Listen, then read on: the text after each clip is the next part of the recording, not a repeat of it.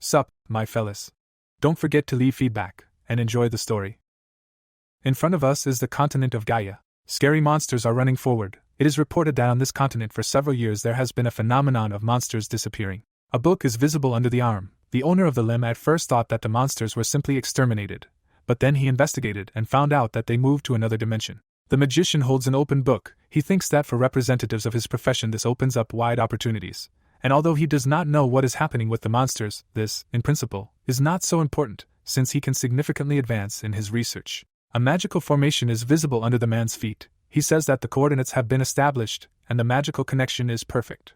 The book hovers above the magician's head, standing on the formation that he has been preparing for a long time. He raises both hands to the ceiling, thinking that the ability to use the dungeon known as the Great Labyrinth is real luck for him, and by receiving mana from this place, he can safely move between dimensions. The magician's eyes glow, and he shouts that it's time to go. The man raises both his hands. He floats above the magic formation. His figure disappears into the distance.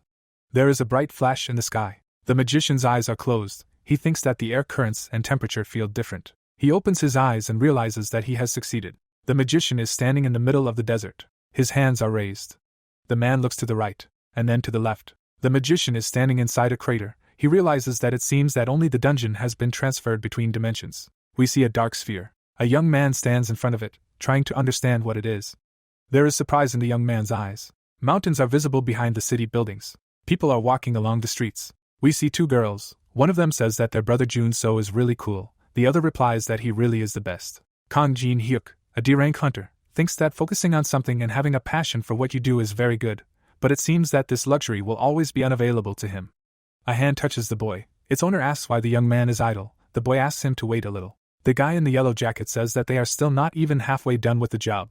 Hyuk climbs into the car. Looking up, he sighs tiredly. His companion says that the boy did a good job and they can rest for a while before driving on. Then he asks if the young man is cold. Hyuk, looking at his companion, says that he is a hunter, and people of this profession are good at enduring heat and cold. The young man asks if this also applies to D-rank hunters. Hyuk raises his hand and states that fortunately, this definitely applies to him, and thanks to this, he saves on heating in the winter. His comrade states that he envies the young man, and then asks why the hunter works part-time at such a company. Looking up tiredly, Hyuk explains that he needs money. His comrade brings a bottle to his lips and states that it would be very nice if the guild stopped monopolizing the market the young man works in.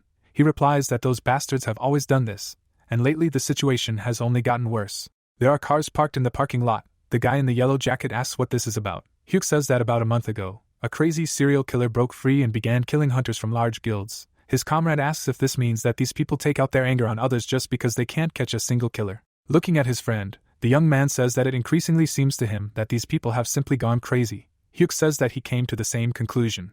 The young people look out the car windows. The hero's friend asks what the sound is and says that the concert has not yet begun. Kang Jin-hyuk says that it sounds like screams.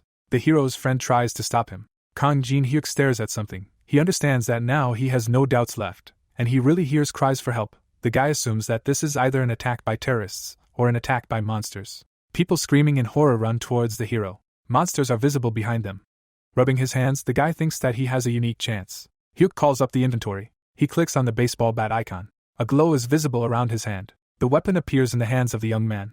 His comrade, showing off his muscles, asks if he should help the guy, saying that he has become very strong from carrying heavy things, so he can be useful. The hero says that the monsters emit special waves around themselves, so normal attacks and weapons are completely ineffective against them. Looking at his friend, he says that only hunters who have stats can break through this defense and cause damage. He asks his comrade not to do unnecessary things and stay away from the monsters. He, looking at the young man with concern, asks him to be careful. People run past the guy. He thinks that he should finish the hunt before the bastards from the big guild show up here. Hyuk rushes forward. Holding a bat in front of his face, he says that if he destroys a few small monsters, he will not have to worry about money for a whole year. The guy is overtaken by a young man. He demands that the newbie get the hell out. He grabs him by the clothes. Hyuk flies back. He falls on his back. Angrily looking at the hunters who appeared, the guy understands that the competitors are already here. Sitting on the ground, Hyuk holds a bat in his hand. He understands that the hunters represent the Titan Guild, which is responsible for this area. And Doyen, the deputy head of the guild, folded his arms over his chest, demanding that the young man not even think about sticking his nose into his business. Hyuk declares that he was the one who got here first. Doyen, behind whom the battle is unfolding, asks what the fact that the hero arrived here first has to do with the matter. Because this is their territory, the hero asks where the guy got this rule from. He replies that, of course, There are no laws on this matter, but the guy should not worry about it. The hero asks what doyen means. He says that the guy himself started making up some incomprehensible rules about whoever was here first getting the right to fight monsters. He asks if the association ever established such a rule. Hyuk declares that the guy is talking utter nonsense. The hero pushes off the ground. He holds the bat behind his back and shouts that he will deal with these bastards now. The young man's weapon flies past Doyen's head. Fear appears in the boy's eyes. He receives a powerful slap. Hyuk flies back and falls on his back. And Doyen, looking at him angrily, asks who this fool thinks he is. He warns that if the boy tries to do something again, he will simply kill him. Hyuk holds his cheek. He understands that his opponent is superior to him in everything, including strength and speed. He squeezes his bat tightly. The boy grinds his teeth in anger, thinking that the difference between a D-rank hunter and one who represents a large guild is very big. The hero incredibly wants to become stronger. It's night over the city. The hero was very angry at the completely impudent representatives of the large guilds. But he had no choice but to do physical labor again. Walking home from this job, he went through many thoughts in his head, and he even wanted the serial killer to destroy as many members of the Titan Guild as possible. In front of us is the hero's apartment. The guy turns on the light. Taking off his shoes, he goes inside. Hyuk sits down on the couch. He feels incredible disappointment from his own weakness and a deep sense of defeat. The guy lifts his head. He touches his cheek, realizing that it still hurts. The hero hears some sound to the right of him. He sees a dark sphere in front of him. The young man is standing right in front of it. The hero is amazed. He tries to understand what it is. Hyuk looks closely, realizing that there is someone inside. He sees a monster grinning. The hero sits down on the floor in horror. He looks around, thinking that there was a goblin in front of him, and that he should take a weapon right now. Hyuk looks at what is happening in front of him in surprise. The guy's face is amazed. He realizes that the monsters do not see him. The hero extends his hand to the portal. It goes through it. The guy pushes his chin forward. He takes his hand out of the portal. Hyuk looks at it in surprise, thinking that he did not feel any resistance or strange sensations on the other side. A smile appears on the young man's face. He realizes that a dungeon has appeared in his attic. The hero opens a tin can. He drinks from it. The guy puts the can on the table. Sitting on the couch, he thinks that if his assumptions are correct, then the dungeon he discovered existed only as a concept. The guy thoughtfully looks somewhere into the void. Hyuk raises his head. He thinks that the problem is that this dungeon appeared in his attic. The boy is trying to decide whether he should report this to the association, or leave it as is. Taking another sip from the can, he thinks about how the possibility of dungeons has always been discussed, but none of them have ever been discovered, and if he reports this to the association, the workers will definitely kick him out of this house under the pretext of conducting an investigation. Hyuk wipes his chin with his hand. He decides to keep this gold mine for himself and definitely not report it to any bastards.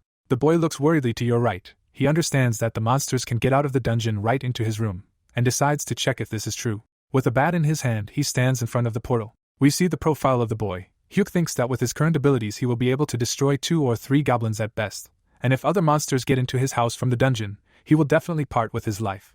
The boy's elbow disappears into the portal. The hero passes through the gate. The system reports that he has entered the first floor of the goblin dungeon. Hyuk still does not believe that this is a real object. The boy looks to his left. A goblin is rushing towards him. The monster strikes. The hero flies back into the portal. The goblin shakes his head in bewilderment. The boy mentally begs that it does not notice him. Not seeing anyone next to him, the green creature begins to strike. A smile appears on the boy's face. He says that these monsters seem to not see him, and cannot pass through the portal. He pushes off the floor. The boy raises the bat to strike. He says that now he has no reason to be afraid of anything. His weapon approaches the goblin. It crashes into the monster's head. The green creature falls on its back. Hyuk flies up to the screaming monster with the bat. The boy lowers it onto the monster's chest. He looks at his bloody weapon. The goblin looks at the hero with pleading eyes. He, raising the bat above his head, demands that the monster not look at him like that. The guy says that the monster should understand him, because he is also in a desperate situation. The guy brings his weapon down on the goblin's head. The monster's corpse lies at the young man's feet. Hyuk thinks that this is the first time he hunts on his own after becoming a hunter, and now he does not need to share experience points with anyone else. He realizes that his level, which had stood still for 3 whole years, immediately rose after the destruction of a single goblin, and now he understands how impudently the large guilds that control all the hunting grounds behave. The guy angrily says that these bastards have completely lost their conscience. Looking at the defeated monster, the young man says that goblin corpses, as far as he knows, can be sold very profitably. In front of him is a flattened head of a monster. The guy thinks that he can get around 3 million won for this specimen. Hyuk, smiling, asks the killed enemy how much money he will bring him. Clouds float above the city. The hero approaches the Hunter Exchange building. In front of him is a board with the number 42. Employees of the institution are sitting in open booths. The hero approaches one of them, who asks what the young man wants to sell. The guy answers that he brought a goblin. The young man clicks on the icon with the image of this monster. The corpse is lowered onto the table. Putting on gloves, the employee of the establishment says that he will now examine the monster. The young man pays attention to the split head of the goblin. He tells the hero that he does not seem to have much experience in hunting. Hyuk asks how the official found out about this. The guy lifts the corpse by the arm and says that if you kill monsters in such a barbaric way, they will lose a lot of value. He advises the hero to aim for vital organs next time. The goblin corpse falls back onto the table. The young man says that he cannot give more than 3.2 million won for it. Raising his left arm, the hero states that this price is quite acceptable. The employee of the establishment says that Hyuk must say where he killed this monster, after which an inspection will be carried out, and the money will be transferred to the young man's account. The guy asks if he really has to report where exactly he killed this monster. The employee states that, according to the law, this clause cannot be ignored. Hyuk looks at the interlocutor thoughtfully, trying to figure out what to do. He thinks that he can say that this goblin ran out of the territory that belongs to the Titan Guild. The official asks why the guy hesitates and states that he will not get a better price anywhere than here. The hero turns around, hearing someone asking where the bastard is. The people in the room look at the guys who entered in surprise. Someone recognizes the members of the Black Dragon Guild. The second visitor says that these scoundrels have become completely insolent and are already walking in entire brigades. The third says that they really do resemble a pack of hyenas. One of the guys, looking at his commander, says that they seem to have found the one they need. The hero asks the official standing behind him what happened.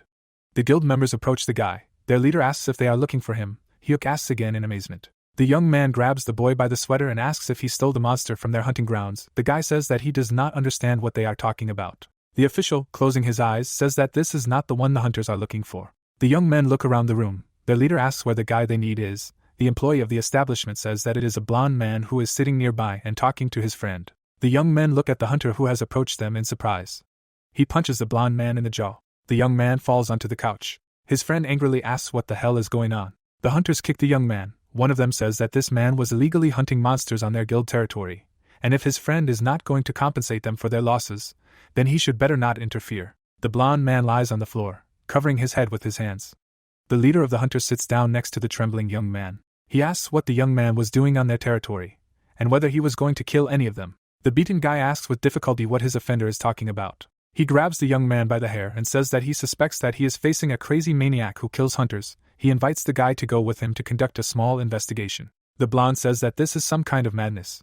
The hero looks at what is happening, thinking that if he wants to avoid trouble with such scumbags, he must become stronger. We see the young man's eye. Hyuk mentally asks the bastards to wait until he becomes stronger with the help of the dungeon that he discovered. Clouds are floating above the city. Windows are glowing in the houses. The hero, as if returning back, decided to go into the dungeon to become stronger, and naturally, made the necessary preparations. A small ball hangs in the air in front of him. Hyuk says that it looks like he will need everything he has, and he should take this object too. It is reported that this is a return stone that costs 1 million won, the function of which is to return to a favorite place at any time and regardless of the circumstances. The large stone is placed at the return point, and the small stone is carried around, and after activation, the user is transported to where the large stone is. The hero thinks that now is the time to use this object. Putting the bat on his shoulder, the boy looks at the search radar. He thinks that this object, which he bought by buying into the advertisement, should track the location of monsters. The young man holds an object similar to a stopwatch in his hands. He thinks that in the end it turned out that this device detects within a radius of only 50 meters and, by and large, is useless. But now he goes to the dungeon alone, and this thing can really save his life. On the radar screen, multicolored spots are visible. Looking at it, Hyuk says that the device is working as it should, and an enemy is approaching him, most likely a goblin. Raising his hand, the young man says that it is time to increase his levels. A young man holds a bat in his hands. He hits a goblin on the head and declares that one monster is finished. The system reports that he has increased his level to 5. Hyuk hits another opponent. His level increases to 6. The beating continues. The hero's level increases to 8. Bright spheres are visible above the guy. Hyuk gains the 9th level. He thinks that this dungeon is called the Goblin Labyrinth, and here he has met only creatures of this kind so far. The fights here are monotonous, but now for him this is an ideal platform for development.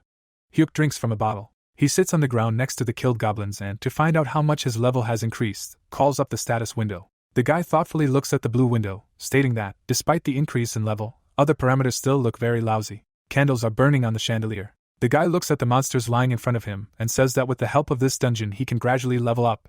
The young man is going to take the killed enemies and continue hunting.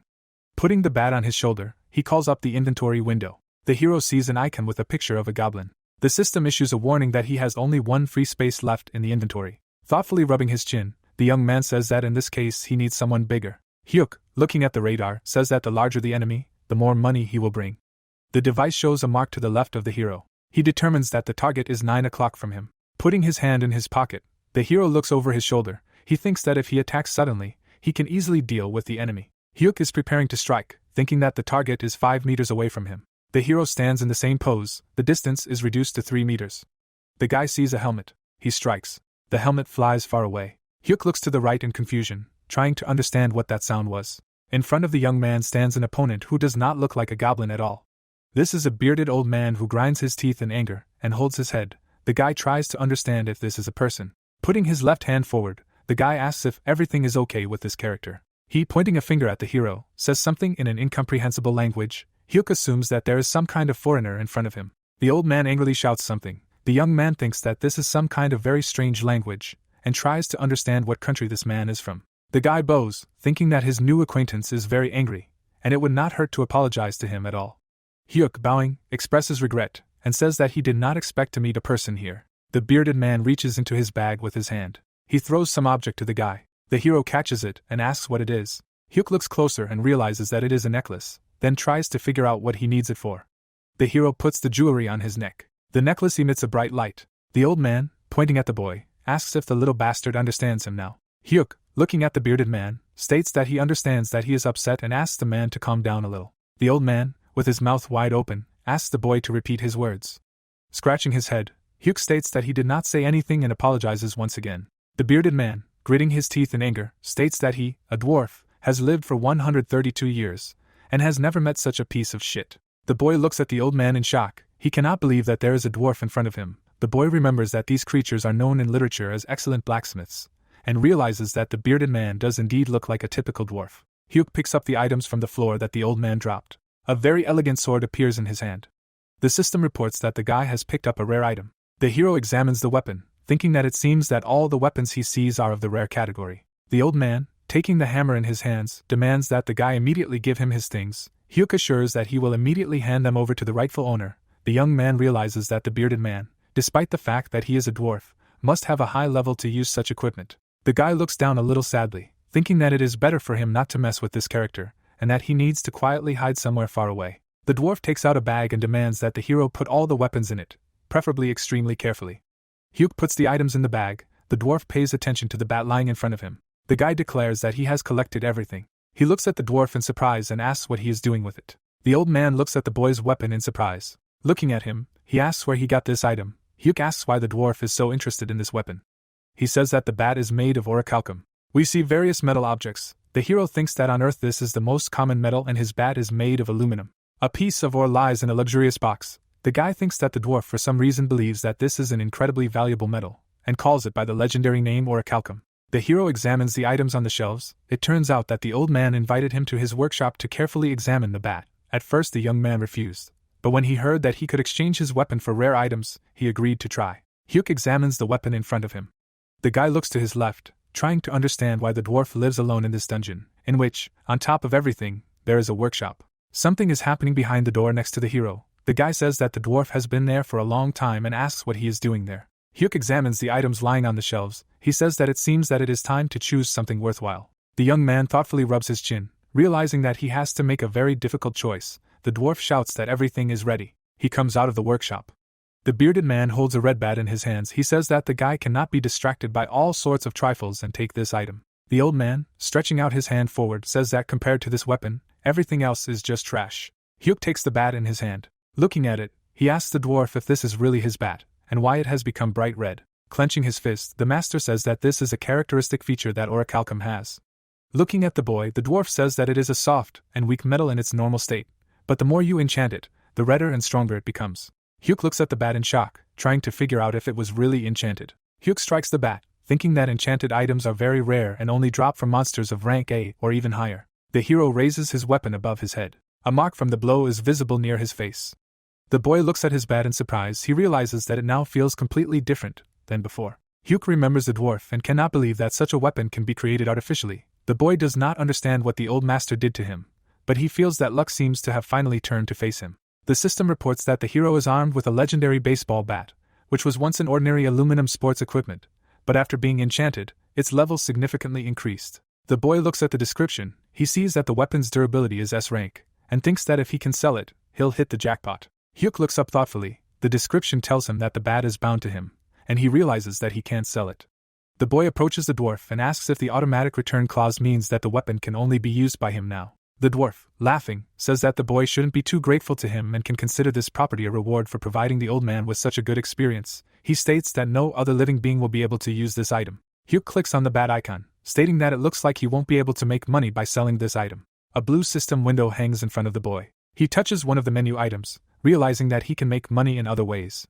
The hero pays attention to the icon with the image of a goblin. The system reports that he has 20 corpses of these creatures. Hyuk decides to sell them to finally get some money. The young man rubs his chin, thinking that selling the goblins will be difficult, since the association will not take them from him unless he indicates the territory where he obtained these trophies. An idea comes to the guy's mind. He remembers the existence of a black market, where no one ever asks questions about where the corpses were obtained, and whose representatives are quite easy to contact. We see city buildings. The guy thinks that the black market representatives hand out business cards to low-level hunters who need money. Hyuk passes by a dilapidated building. Looking around, he realizes that he seems to have come to the right place. The hero looks at the business card, realizing that it looks highly suspicious. Someone calls the guy by name. A young man looks at the hero from above. Hyuk asks if this is Cho Hyung-il, as it says on the business card. The young man points behind him and invites them to go there. He says that the boss is already waiting for the young man. The young man stands in front of the two young men, thinking that he is very lucky to have found this place. The guy with blonde hair asks if they can first look at the goblin corpses. It is reported that this is Lee Jun-chul, a real shark of the black market. Officially, he is a real estate agent, but he is also engaged in buying monster corpses. Hyuk calls up the inventory window. He is a little confused by the fact that the young people did not even greet him, and immediately asks to show the goods. The guy clicks on the icon. 2 rows of corpses lie on the floor. Hyung-il, squatting, says that the goblin corpses are in pretty good condition. Jun-chul does not understand how this is even possible, because, judging by the look, an absolute beginner is in front of him. The young man realizes that the goblin corpses are in much better condition than he imagined, and states that he confirms receipt of the goods. Hyuk says that there are exactly 20 of them. Jun-chul, looking at the hero, asks how much he wants to get for these monsters. The guy says that he will take 5 million for each, including magic stones. Jun-chul says that the goblins' heads are badly damaged, so he will give 3 million each. Hyung-il, raising his left hand, tells his boss not to be greedy, because goblin heads are of no use to anyone, and no one will hang them on the wall as decoration. Jun-chul mentally calls his subordinate a stupid bastard.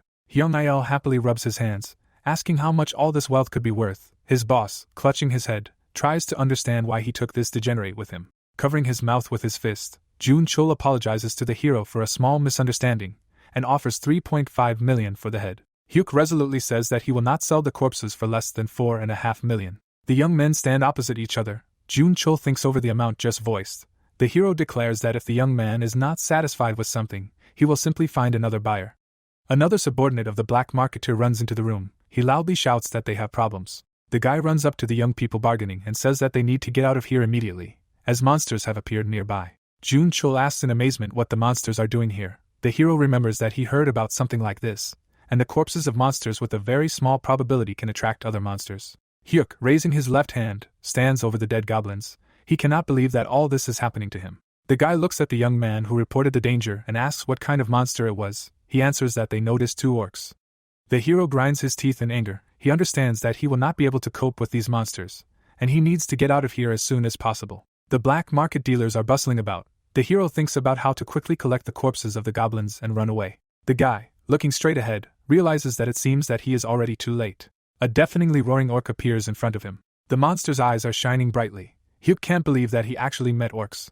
Jun-chul, spreading his arms out to the sides, reminds Hyuk that he is a hunter and demands that he do something. The monster quickly approaches the young man. It strikes. Hyuk, looking at his opponent, curses, realizing that at this distance he will not be able to dodge. The orc's axe flies straight at the hero, who realizes that this will be a very stupid death. The guy sees a red bat in front of him. Appearing out of nowhere, it blocks the orc's attack. The monster breaks with its feet. It looks like the bat simply threw the huge monster back. Jun-chul asks Hyung-il what's going on. He replies that he doesn't understand anything either. Hyuk looks at his weapon. He realizes that it seems to have summoned itself and protected him from the attack, and perhaps that presence detection effect he saw in the weapon's description was involved. A look of surprise appears on the boy's face. He realizes that if this is indeed the case, he has a good chance of winning. The orc rushes into another attack. The hero takes the bat with both hands and shouts that he is ready to fight. He hits the monster's knee. It breaks in half. Hyuk realizes that he is damaging the enemy. The next blow hits the orc's head. The monster is thrown back a little. The hero is now completely sure that he can kill it. The monster falls on its back to the floor. Hyuk thinks that his bat is something incredible. The young man smiles, realizing that he actually just destroyed the orc. His level increases to 36. Hyuk looks at the blue system window in amazement, stating that he has gained 12 levels at once. Jun-chul points behind the boy, warning him that there is another enemy there. The menacing monster, growling, strikes, but the hero manages to dodge. Hyuk says that this creature scared him. Menacingly looking at the enemy, he asks how he dares to attack from behind. Calling the orc a worthless coward, the hero hits him with a bat in the right side. He raises his weapon above his head, preparing to deliver the decisive blow. The guy hits the monster on the top of the head, declaring that he will now join his comrade. The bat lies on the monster's head. The orc falls face down. The young men stand over two huge corpses. The hero's level rises to 48. He still cannot believe that he just destroyed two orcs. Hyuk looks at the bat in shock, realizing that the enchanted weapon has incredible power. Hyomael puts his hand to his mouth and asks Jun-chul what they should do. Jun-chul replies that they should keep quiet about everything that happened here for now. Hyuk, smiling, asks if they should resume negotiations considering that he just killed two orcs. In front of us is the hero's home. Hyuk looks at the phone screen, where a huge amount of money is visible, and says that he could not even imagine that he would receive 15% more than the market price. He still cannot believe that this is happening. The young man lies on the bed, thinking that he received the money, and now he needs to focus on hunting. The guy has a smile on his face. He remembers that he saved Jun-chul from the orc, and perhaps that is why Jun-chul decided to continue working with him. The young man lies with his hands behind his head. It seems to him that Jun-chul, most likely, realized that in front of him is not just a low-level thief who sells stolen corpses, but a truly skilled hunter, capable of destroying orcs with his own hands. Hyuk is deep in thought. He is thinking about how his current equipment is not quite suitable for hunting high-level monsters, and he is trying to figure out what to do now. The guy jumps up. His exclamations make it clear that he seems to have found a way out of this situation. Hyuk is thoughtfully looking somewhere into the distance. He thinks that if he does everything right, he can get several items completely free. In the box there are tin cans and bottles. A question is heard whether this is a bribe. The dwarf examines the can and cannot believe that it is made of orichalcum. Hyuk, smiling, says that there is alcohol inside. The dwarf, standing in front of the guy, asks if someone really thought of making cups from orichalcum. He assumes, given the value of the material, that there should be holy water inside. The hero says that there is only beer in there, and offers to try it. The dwarf spits the drink on the floor. Wiping his mouth with his hand, he states that it tastes more like urine than beer. The hero takes out the bottle, thinking that he should offer the old man something stronger, but he complains that the boy gave him some disgusting swill. Hyuk hands the dwarf the bottle, saying that it contains soju, and that it tastes different from beer. The old master, looking at the boy, agrees to try this drink and give the boy another chance. A smile appears on his face. He states that this is real alcohol. Holding the bottle up to the light, the dwarf states that this alcohol still lacks taste, and this can be fixed by adding something to it. The boy asks what exactly he is talking about. The dwarf says that the boy will have to get the necessary ingredient in the mine. Hyuk asks again in shock. The old man states that he is talking about mithril. The hero, descending the steps, complains that all this is driving him crazy. The guy has his trusty bat on his shoulder. Hyuk says that he tried to get free gear, and now he has to do some nonsense. The guy scratches his head thoughtfully. He knows that mithril is a mineral, and he cannot understand how it can relate to improving the taste of soju. The young man, going down the stairs, thinks that nothing can be done about it, and therefore he will just try to find what he was told. We see green plants. The hero walks under the trees, thinking that he is inside a labyrinth, but it feels like a real forest. The system informs that the hero has arrived at the second level, which is called the Labyrinth of Dogs and Skeletons. The young man is offered to save this location as a transfer point. The guy looks at the blue window hanging in front of him in surprise, trying to understand what all this means. He clicks on the yes option. The guy learns that the second level has been set as a transfer point.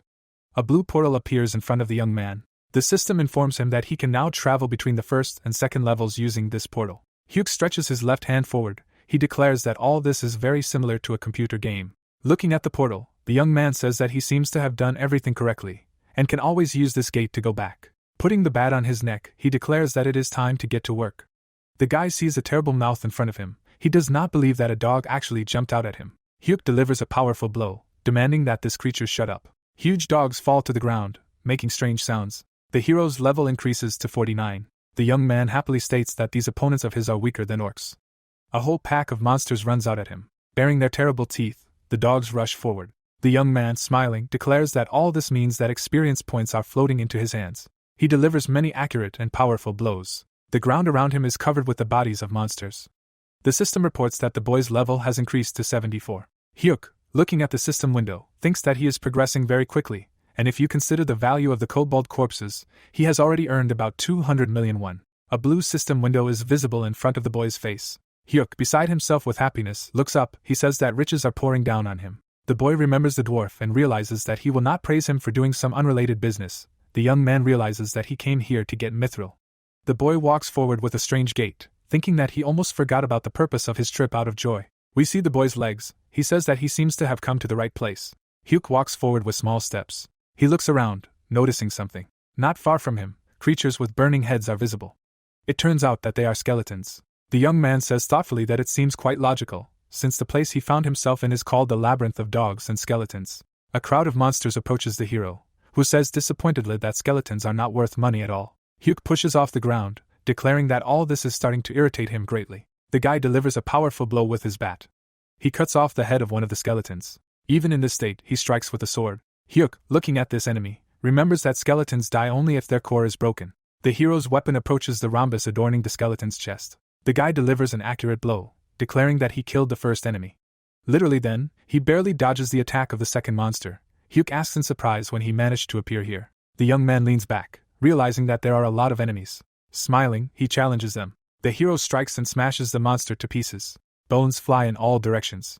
Shards fly in the air. In the end, there is nothing left of the skeleton. The hero, towering over the destroyed enemies, looks around, trying to figure out if there are any more living enemies. The guy assumes that alcohol was just an excuse, and the dwarf simply sent him here to get mithril, since the old man himself is either afraid to do this, or simply does not want to. The system informs that the hero has reached level 100, and can now change his class. The second window informs that the class will be automatically determined based on the hero's recent actions. The young man carefully looks at the blue window, surprised that he reached the required level so quickly. He wants to choose the warrior class, if possible. Amazement appears on the guy's face. The system informs him that Hyuk destroyed a large number of undead, so he is assigned the cleric class. This news causes bewilderment in the young man. The hero puts the bag down and states that he has brought the mithril that the dwarf demanded. The old man folds his arms and thinks that the boy actually came back alive. He tells the boy that he stands before him as if nothing happened, although he could have died there. Hyuk irritably says that he is quite tired. Looking into the bag, the dwarf states that the boy should stop whining, since he does not look tired at all. He asks if this is all the mithril that the boy was able to find. Rubbing the back of his head, the hero thinks that the material looked very expensive, so he took a little more than he should have. The old man says that the labyrinth has become completely useless, and that anything can be done in it now. The dwarf, picking up his tools, says that he will begin work and asks the boy what equipment he wants to get. Hyuk, thoughtfully looking up, states that he has a weapon, so he probably needs armor, and it would be great if it was inconspicuous. The dwarf, smiling, says that it will be quite easy to fulfill such an order. The clock shows 8:30. Hyuk is lying on the bed. He turns off the alarm. Sweetly stretching, the guy says that he slept for 6 hours, and now feels much better. He rubs his eyes, thinking that it was very hot in the forge, so he came here to sleep. The young man thinks that it is very good that he set the alarm, and the dwarf, who most likely has already finished his work, will not wait for him long. The old man puts the hammer on the table. Raising his left hand, he says that the result completely satisfies him. The old man looks around in surprise. He looks at the young man who came up to him and asks where he was, because in the dungeon there seems to be nothing except his forge. Hyuk, laughing, says that he was just wandering around the neighborhood. There is armor on the table in front of the young man. The old man says that it is his armor. The hero asks skeptically what it is. The dwarf replies that he specially made armor that can be worn unnoticed under clothes. He offers the guy to put it on himself. The young man looks at the item made for him with doubt, and decides to put it on himself. The system reports that the guy has received a unique level mithril chain armor. The old man asks if the young man has finished changing. The next second, he strikes the young man right in the chest with a hammer.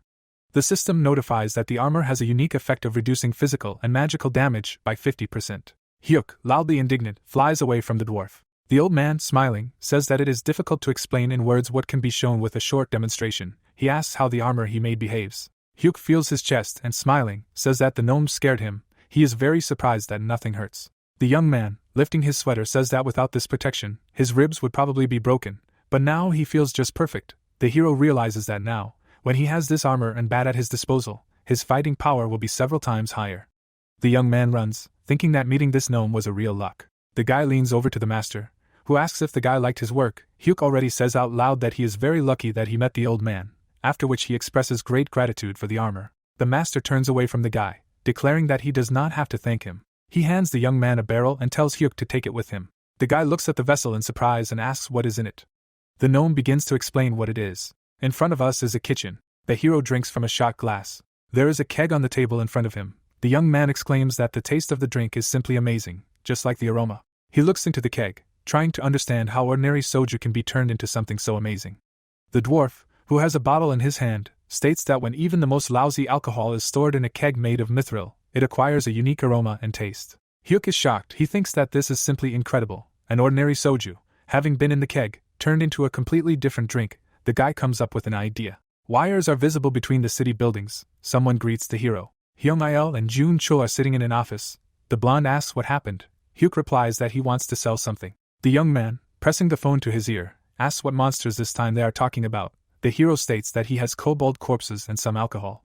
Jun Chul asks again in surprise. Green hills are visible behind the houses. It is reported that this is a new training area for the Titan Guild hunters. Someone says that the selection of new guild members is complete, and the participants can collect the corpses of monsters.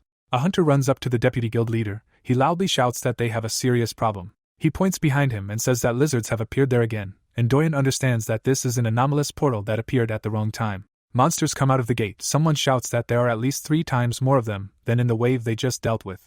One of the hunters, raising his right hand, asks Doyen what to do, because they cannot cope with the monsters on their own. He suggests asking other hunters for help. And Doyen frowned, thinking that this proposal is simply absurd, and their guild can't ask anyone for assistance. The guy understands that the reputation of both the guild itself and himself requires that they deal with this issue on their own. Raising his weapon above his head, he orders his comrades to stop whining, and convinces them that they can handle the lizards themselves. Holding his sword in front of him, he states that if the hunters maintain concentration, they will be able to hold off this attack, after which he orders his subordinates to prepare for battle. In front of us is the entrance to an office building. The hero receives congratulations on his promotion. The girl holds an ID card in her hands. She asks the guy if he is really a cleric and is able to heal others. She says that this is a very rare class, and once again congratulates the hero. Hyuk, looking at his photo, thanks the girl. He walks through a spacious office, thinking that he finally got a promotion. The guy is upset that he was registered as a cleric, but he understands that his profession is in short supply, and now any guild will gladly accept him into their ranks. The hero looks at the young man who appeared in front of him in bewilderment. All the guy's clothes are splashed with blood. He asks if there is any cleric here.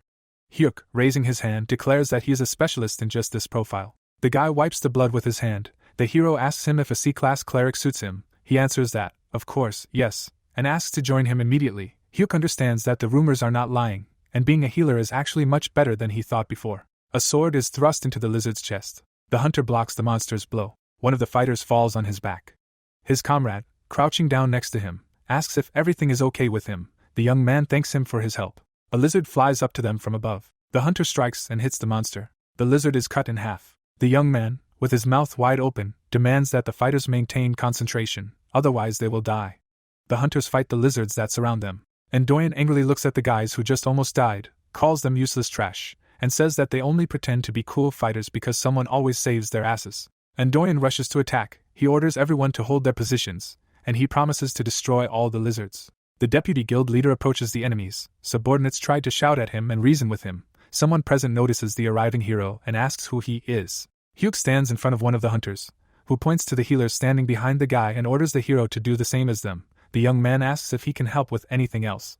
The young brunette asks Hyuk to focus on healing and says that this will be enough. He states that the guy should not worry about the reward, since when everything is over, he will definitely not be hurt. The hero thinks that all this looks very dangerous, but if he is paid, he is ready to participate in this battle. Hyuk begins to generate a healing spell. One of the hunters crosses swords with a lizard. He grits his teeth from the strain. The guy manages to pierce the monster.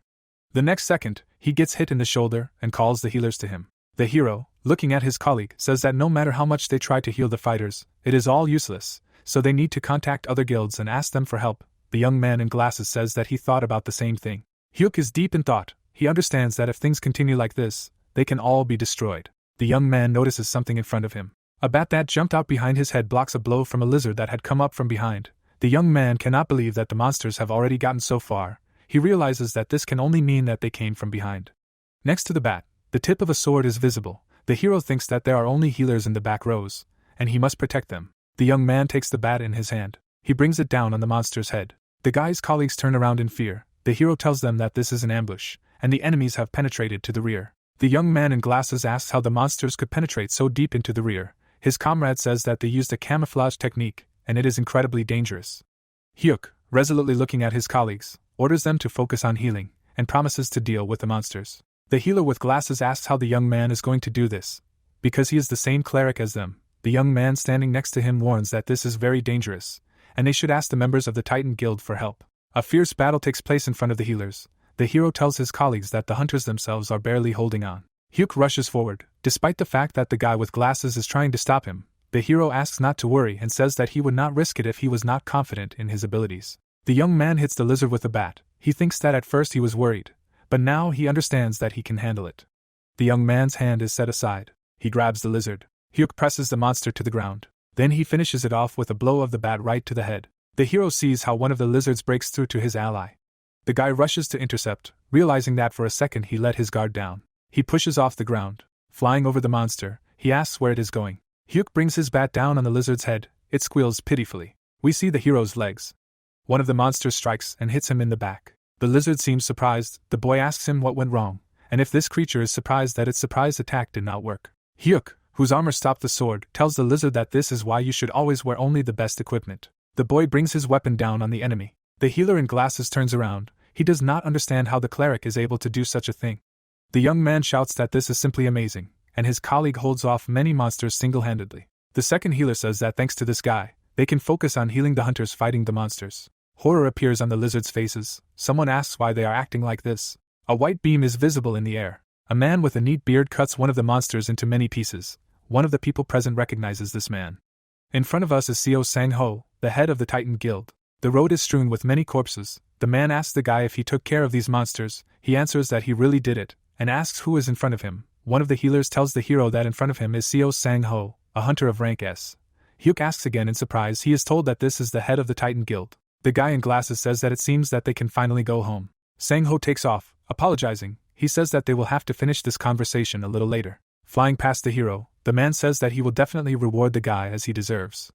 Hyuk looks after the determined young man in surprise. He can hardly believe that this is really Seo Sang-ho. The hero looks at the guild master with concentration. He knew that S-rank hunters were very strong, but now he realizes that this man surpasses even them. Sang-ho hangs in the air with an axe in his hand. He lands behind the other guild members. The man praises everyone for a job well done.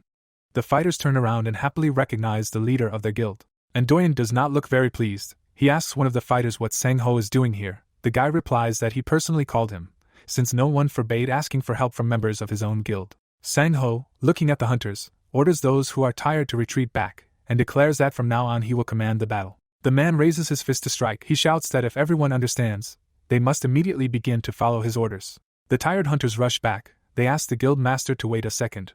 Sang-ho opens his mouth wide. He rushes towards the young man surrounded by lizards. The hunters look in shock at what their commander is doing. One of them says that it is simply incredible, and the man destroyed many lizards with one blow. His comrade says that it is not surprising at all, since their commander has rank S. Hyuk looks at what the guild leader is doing. He understands that the blow of this man only damaged the monsters, and the allies were not harmed. The guy thought that he himself had become stronger lately, but when he saw what the man was doing, he realized that he had room to develop. A dead lizard lies on the ground. Another monster dies after a precise blow. Sang-ho, standing among the corpses, declares that the battle is over. He orders to count the losses and collect all the loot. The fighters make it clear that they understood the order. The man calls out to Indoyen. He turns around displeased. The guild master calls the young man a fucking bastard and asks what he was thinking when he refused to call for help. Looking at his subordinate's face, he asks if he really wanted to kill all the guild members. Doyen states that asking for help in such a situation would have damaged the reputation of the organization. Looking at him sternly, Sang-ho states that it is not the reputation of the guild that would have suffered, but the pride of the degenerate standing before him.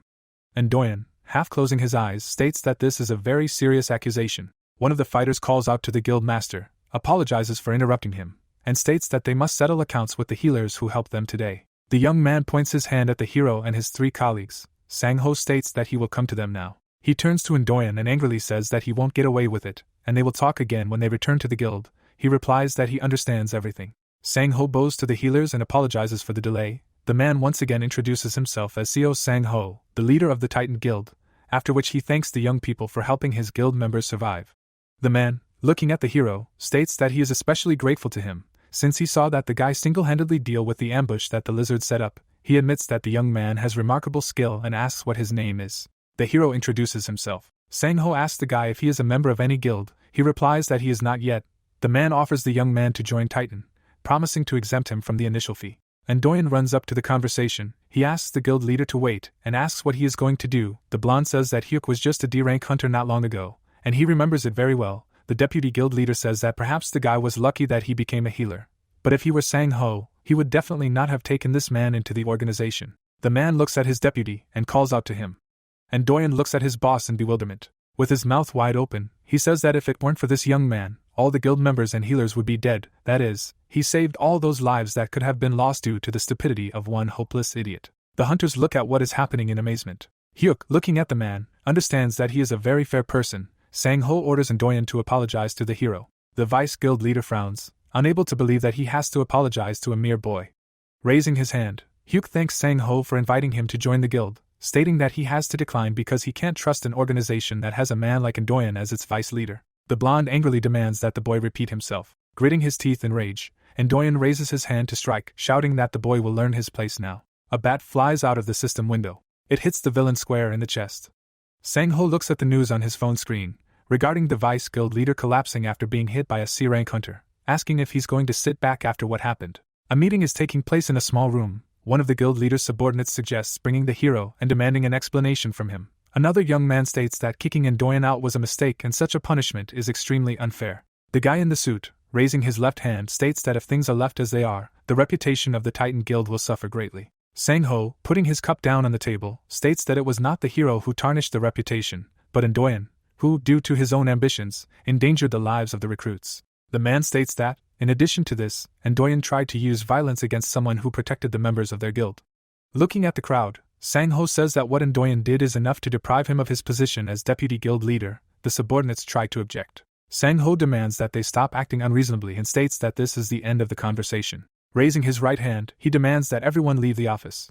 Sang-ho remembers the hero fighting. He thinks that he is an unusual C-rank hunter, and before he becomes much stronger, the guild needs to get the guy into their ranks. Hyuk, sitting by the couch, looks at the screen of his phone. He thinks that he spent too much money because he had it. The guy realizes that his expenses have increased significantly. The boy throws the phone on the table, stating that if he knew this would happen, he would have accepted the offer of additional payment. Taking a sip from a tin, he thinks that, in principle, everything is not so bad, and he will get out of this situation. Raising his right hand, the guy declares that now he has other ways to make money. The boy enters the portal. Putting his trusty bat on his shoulder, he thinks that hunting the same monsters is no longer enough. Hyuk looks to his right, thinking that now that he has become stronger, he needs to find bigger prey. We see the hero's leg. He walks along a torchlit corridor, thinking that he has already climbed quite far. There is a monster in front of us. The hero looks around, trying to understand what sounds are reaching him. The monster flies up to the guy from above, raising its weapon to strike. The young man understands that there is an orc in front of him. The opponents look at each other. Hyuk realizes that this creature was waiting for him in ambush and attacked from behind. Bending down a little, the guy strikes, which hits the orc right in the chest. The monster, growling loudly, falls on its back. A black mark from the blow is visible on its chest. The young man praises himself for the perfect hit.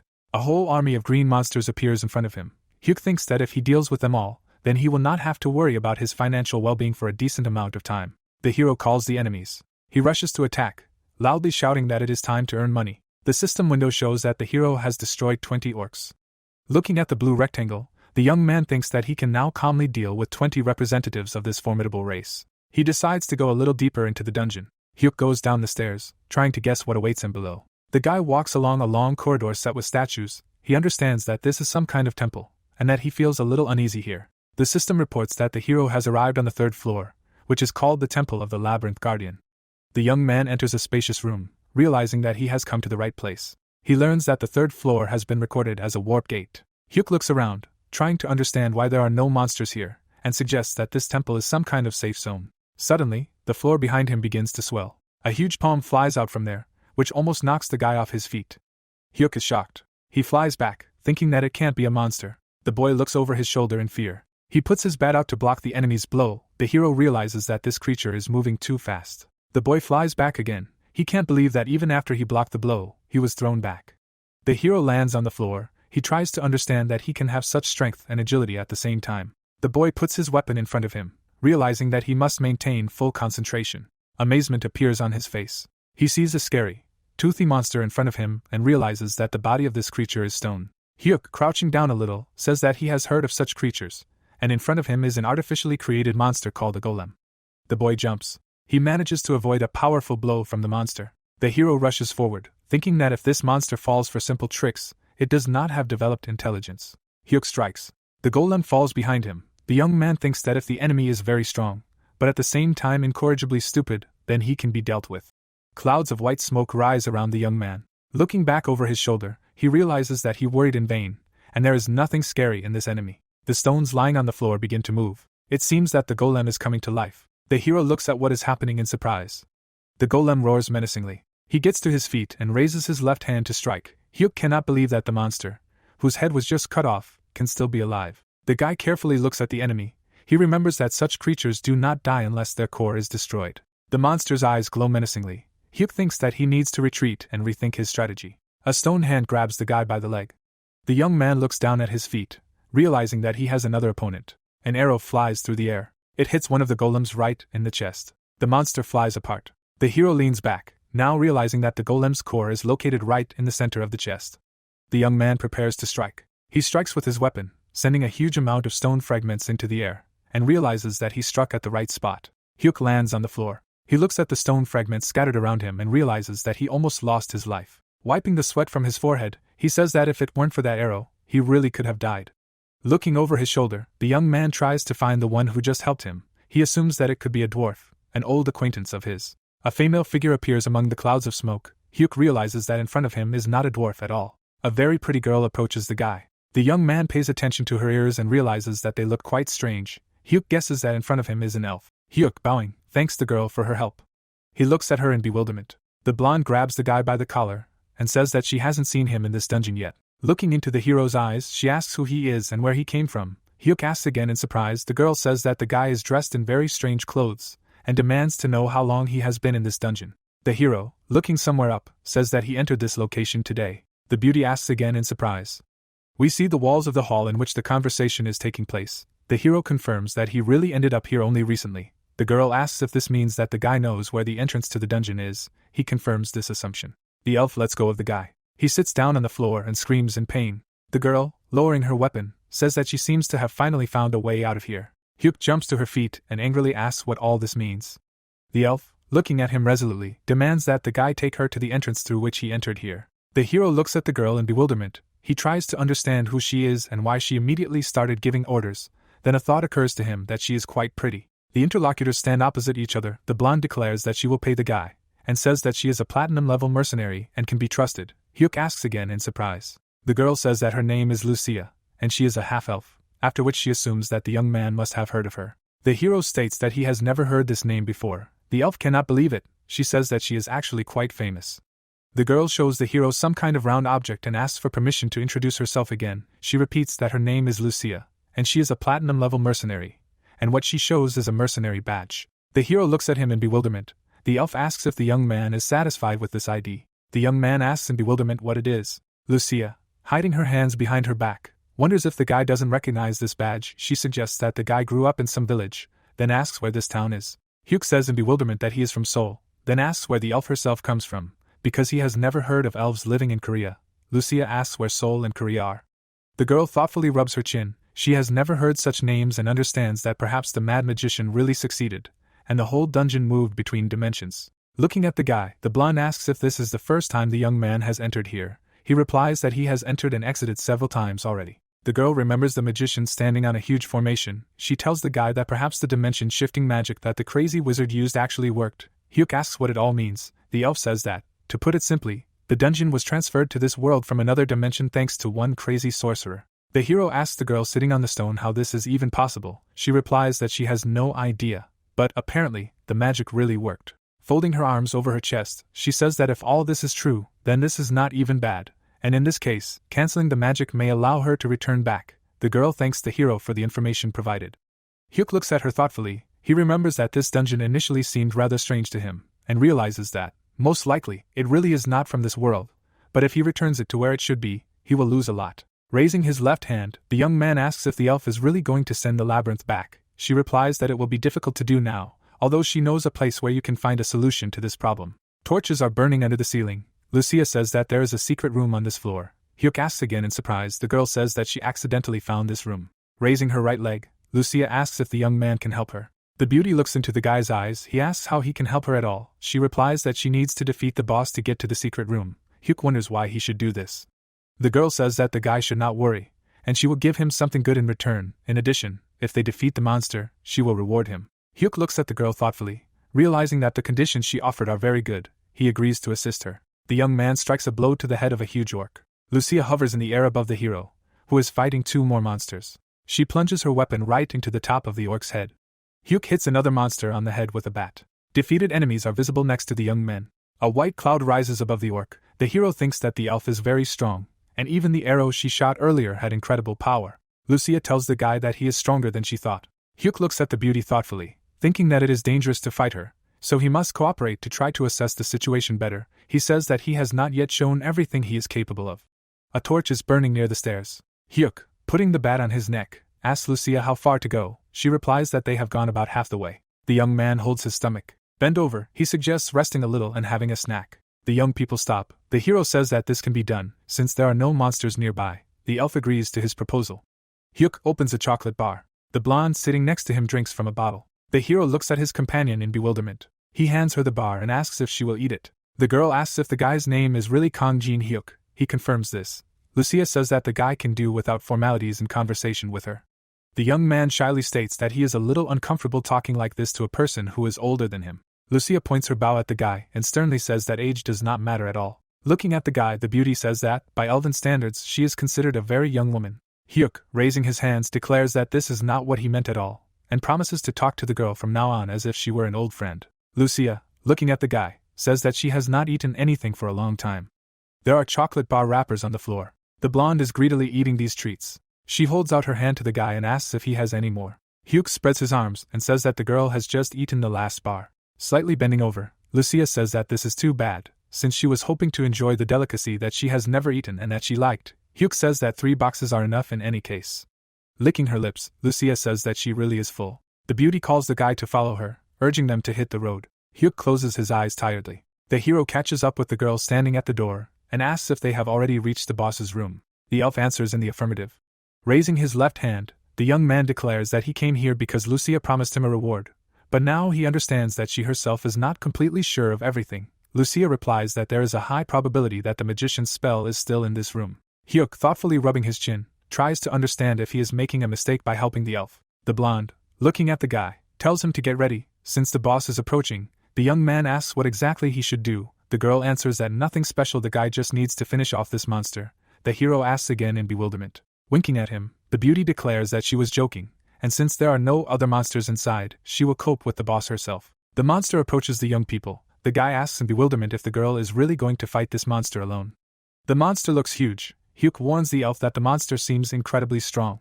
A white trace is visible under the girl's feet. She says that she can handle it herself, especially since a little earlier she promised to show the guy something very good. Pulling the bowstring, Lucia tells Hyuk to watch very carefully, because now he will see what is called an aura. The young man is amazed. He cannot believe his eyes. Arrows are visible in the air. They fly straight at the monster. Lucia smiles. We see 3 bright flashes. The hero looks at the huge monster in surprise. He cannot believe that it was hit with just 1 shot. The guy asks the girl if she will really teach him this technique. Lucia asks the guy to confirm that it is truly amazing. A huge hole is visible in the monster's armor. The girl says that this is exactly how an aura works. The hero, looking at the elf, asks if she is going to teach him this art. The girl answers that a promise is a promise. Lucia, smiling, looks at the young man and asks if he wants to learn. The guy decisively answers that he really wants to. He thinks that this technique has great power, and getting it for free would be very nice. Raising her left hand, Lucia says that first the young man must finish off the boss. He willingly agrees to do so. Hyuk is ready to rush at the enemy, but the girl asks him if he knows where the core is. The guy answers in the affirmative. The young man raises his weapon to strike. He delivers a powerful blow, declaring that he remembers perfectly well what he managed to learn. The red bat makes a hole. The young man is surprised. He understands that 1 blow, it seems, is not enough. Hyuk looks at the monster in amazement. To protect himself from the enemy's blow, he has to use Holy Shield. Lucia looks at the guy in surprise. It seems to her that he just used aura. Hyuk jumps up and appears next to the monster's head. He delivers a powerful blow, stating that if 1 blow is not enough, he will hit until he kills the enemy. His red bat is visible in the air. The hero continues to deliver blows. With a deafening scream, Hyuk brings his weapon down on the monster again. A very bright flash occurs under the sports equipment. It looks like the hero is destroying the monster's armor. Large debris lies around him. The system reports that his level has increased to 185. The young man steps away from the defeated monster and apologizes to the girl for taking him some time. He asks if she will teach him the art of aura now. The elf, looking at the young man in surprise, asks what he is talking about, because he just used aura. Hyuk asks in bewilderment.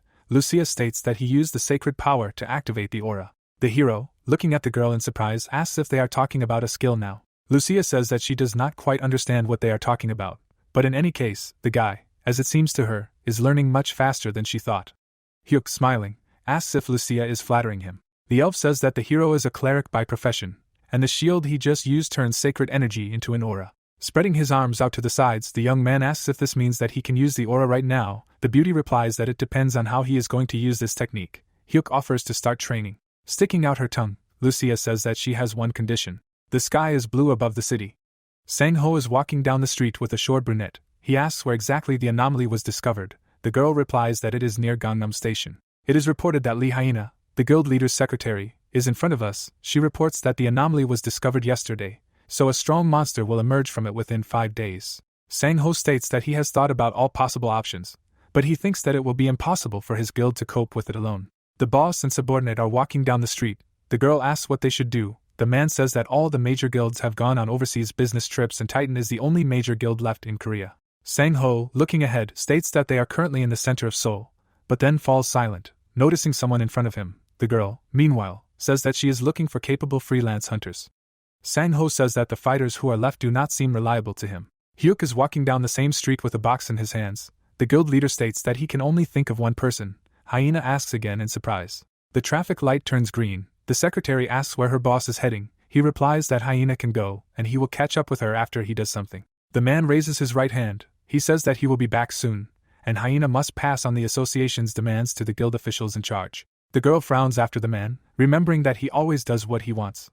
Hyuk looks into the box, thinking that this should be enough. The young man is called out by Sang-ho. The guy turns around in surprise and recognizes the head of the guild. He, raising his hand, asks why the young man bought so many sweets. The hero replies that sometimes he himself does not understand what he is doing. Hyuk and Sang-ho are walking down the street together. A man asks if the guy has thought about his offer. He replies that if he means joining a guild, then his opinion on this matter has not changed. Sang-ho asks if the hero would like to join this organization as a mercenary. Hyuk asks again in surprise. Sang-ho, looking at the young man, promises that he will make sure that he receives a decent reward for his services.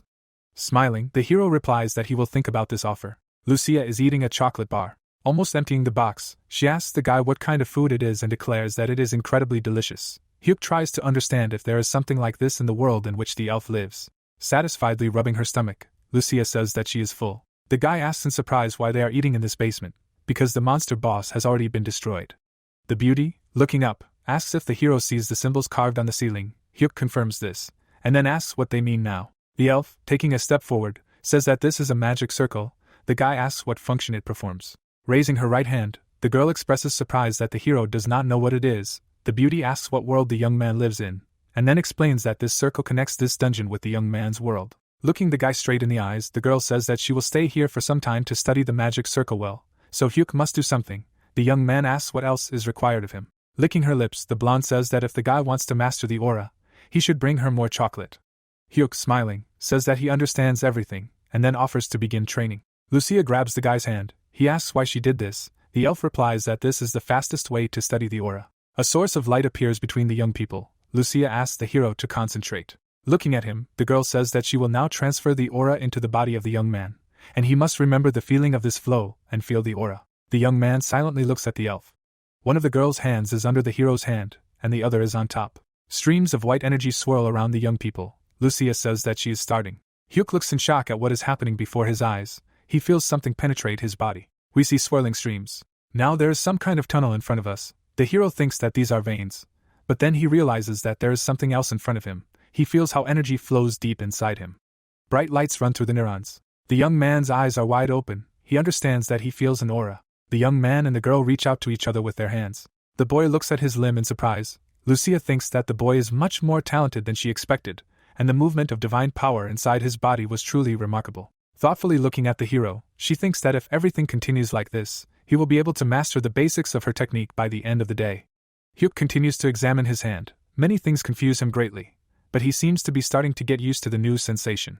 Lucia lifts her left leg. She approaches the boy closely and states that he feels talented. The girl asks if the hero remembers the flow that passed through him. The hero, clenching his fist, replies that, of course, he remembers. A magical formation is visible above. The hero asks where the girl is going to go, because she wanted to explore the magic circle. Lucia replies that it will take some time to study this object. She thoughtfully tells the hero standing behind her that she will most likely be able to study this circle even faster if the guy completely masters the aura. Hyuk asks in bewilderment how this can be done. The elf, smiling mysteriously, says that practical experience will help them. Hyuk, with a bat in his hand, rushes forward. He strikes the monsters many times. The guy stands on his toes.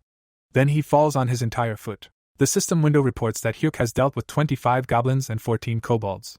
Blue circles are visible around the hero. Raising his left hand, the young man angrily says that Lucia promised to teach him how to use the aura, but forced him to hunt monsters, and alone. The girl sits with her legs crossed. She says that she filled the guy with mana to help him acquire the necessary sensation, and he should feel the rest himself. Lucia says that he needs to get used to activating the aura with divine energy, and there is nothing more reliable than real battles to imprint the necessary sensation into his body.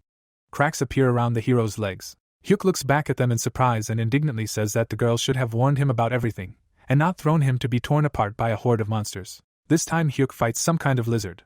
A giant monster crawls out from under the floor and raises its fists. An elf sitting in the distance says that people concentrate better and reveal their potential in times of crisis. The young man says that it is still somehow wrong. The hero looks up. Lucia, sitting above him, advises him to focus and feel the divine energy. She reminds him that the shield that the boy recently used also uses aura, and once he gets used to it a little, he will be able to quickly pull it out. Hyuk thinks that all this is much easier to describe than to put into practice.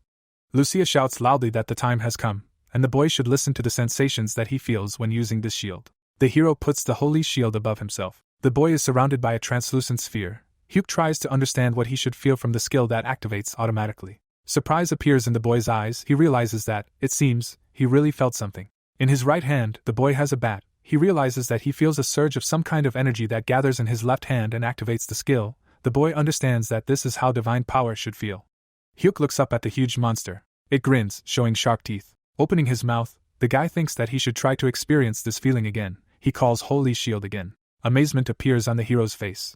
The space around the young man is distorted. He understands that the sensations have changed a little, as well as the outlines of the Holy Shield. Hyuk realizes that perhaps he now felt mana. The monster breaks the shield that the guy was covering himself with. The hero hits his back against the wall and, cursing everything in the world, screams that they do not give him a minute of peace. Lucia, watching the fight from afar, screams that she told the guy to get used to the sensations, and not to make idiotic mistakes. Hyuk, standing on half-bent legs, declares that he did only what he was told, and now they are also rude to him. The young man looks at the system window in amazement, which informs that he has acquired the holy power application skill of the first level. The hero cannot understand what this is at all. The system tells him that he can use this skill at will and receive sacred energy, while the attack and defense power increases proportionally to the consumed divine power. Hyuk understands that he just learned a way to acquire skills without changing his profession. Lucia pulls back the bowstring. She says that fighting a golem while learning aura is too difficult, and she will get rid of the monster. The young man, leaning forward, asks the elf not to interfere, and promises to deal with the monster himself. The hero jumps. He sees the clenched fist of the monster in front of him. Hyuk finds himself above the enemy. He mentally urges himself to concentrate, and remember the feeling he felt a little earlier. The hero somersaults in the air. He hits the monster's head with the bat, thinking that he must focus the mana he feels on his weapon. The giant monster falls on its back. The young man lands on it, urging himself to concentrate once more. The guy opens his mouth wide and lets out a loud scream. He brings his weapon down on the enemy's chest. A system window with a description of the holy aura skill is visible above his head. Lucia looks at the boy in shock and cannot believe that he is already using the aura at full capacity. The guy's weapon breaks through the monster's chest. The monster begins to tear apart. Large pieces of the body fly in all directions. The hero, around whom clouds of white smoke are visible, thinks that all this really works. The system tells him that the holy power application skill has increased to level 3, and in addition, the precision strike and unyielding skills have been obtained. The hero realizes that divine power, among other things, allows him to create new skills. Hyuk, holding a bat in his hand, says that it was very difficult for him. Lucia approaches the guy. She says that he did great. Raising his left hand, the boy says that he is starting to get used to the technique that the elf is teaching him, and then asks what she thinks about it.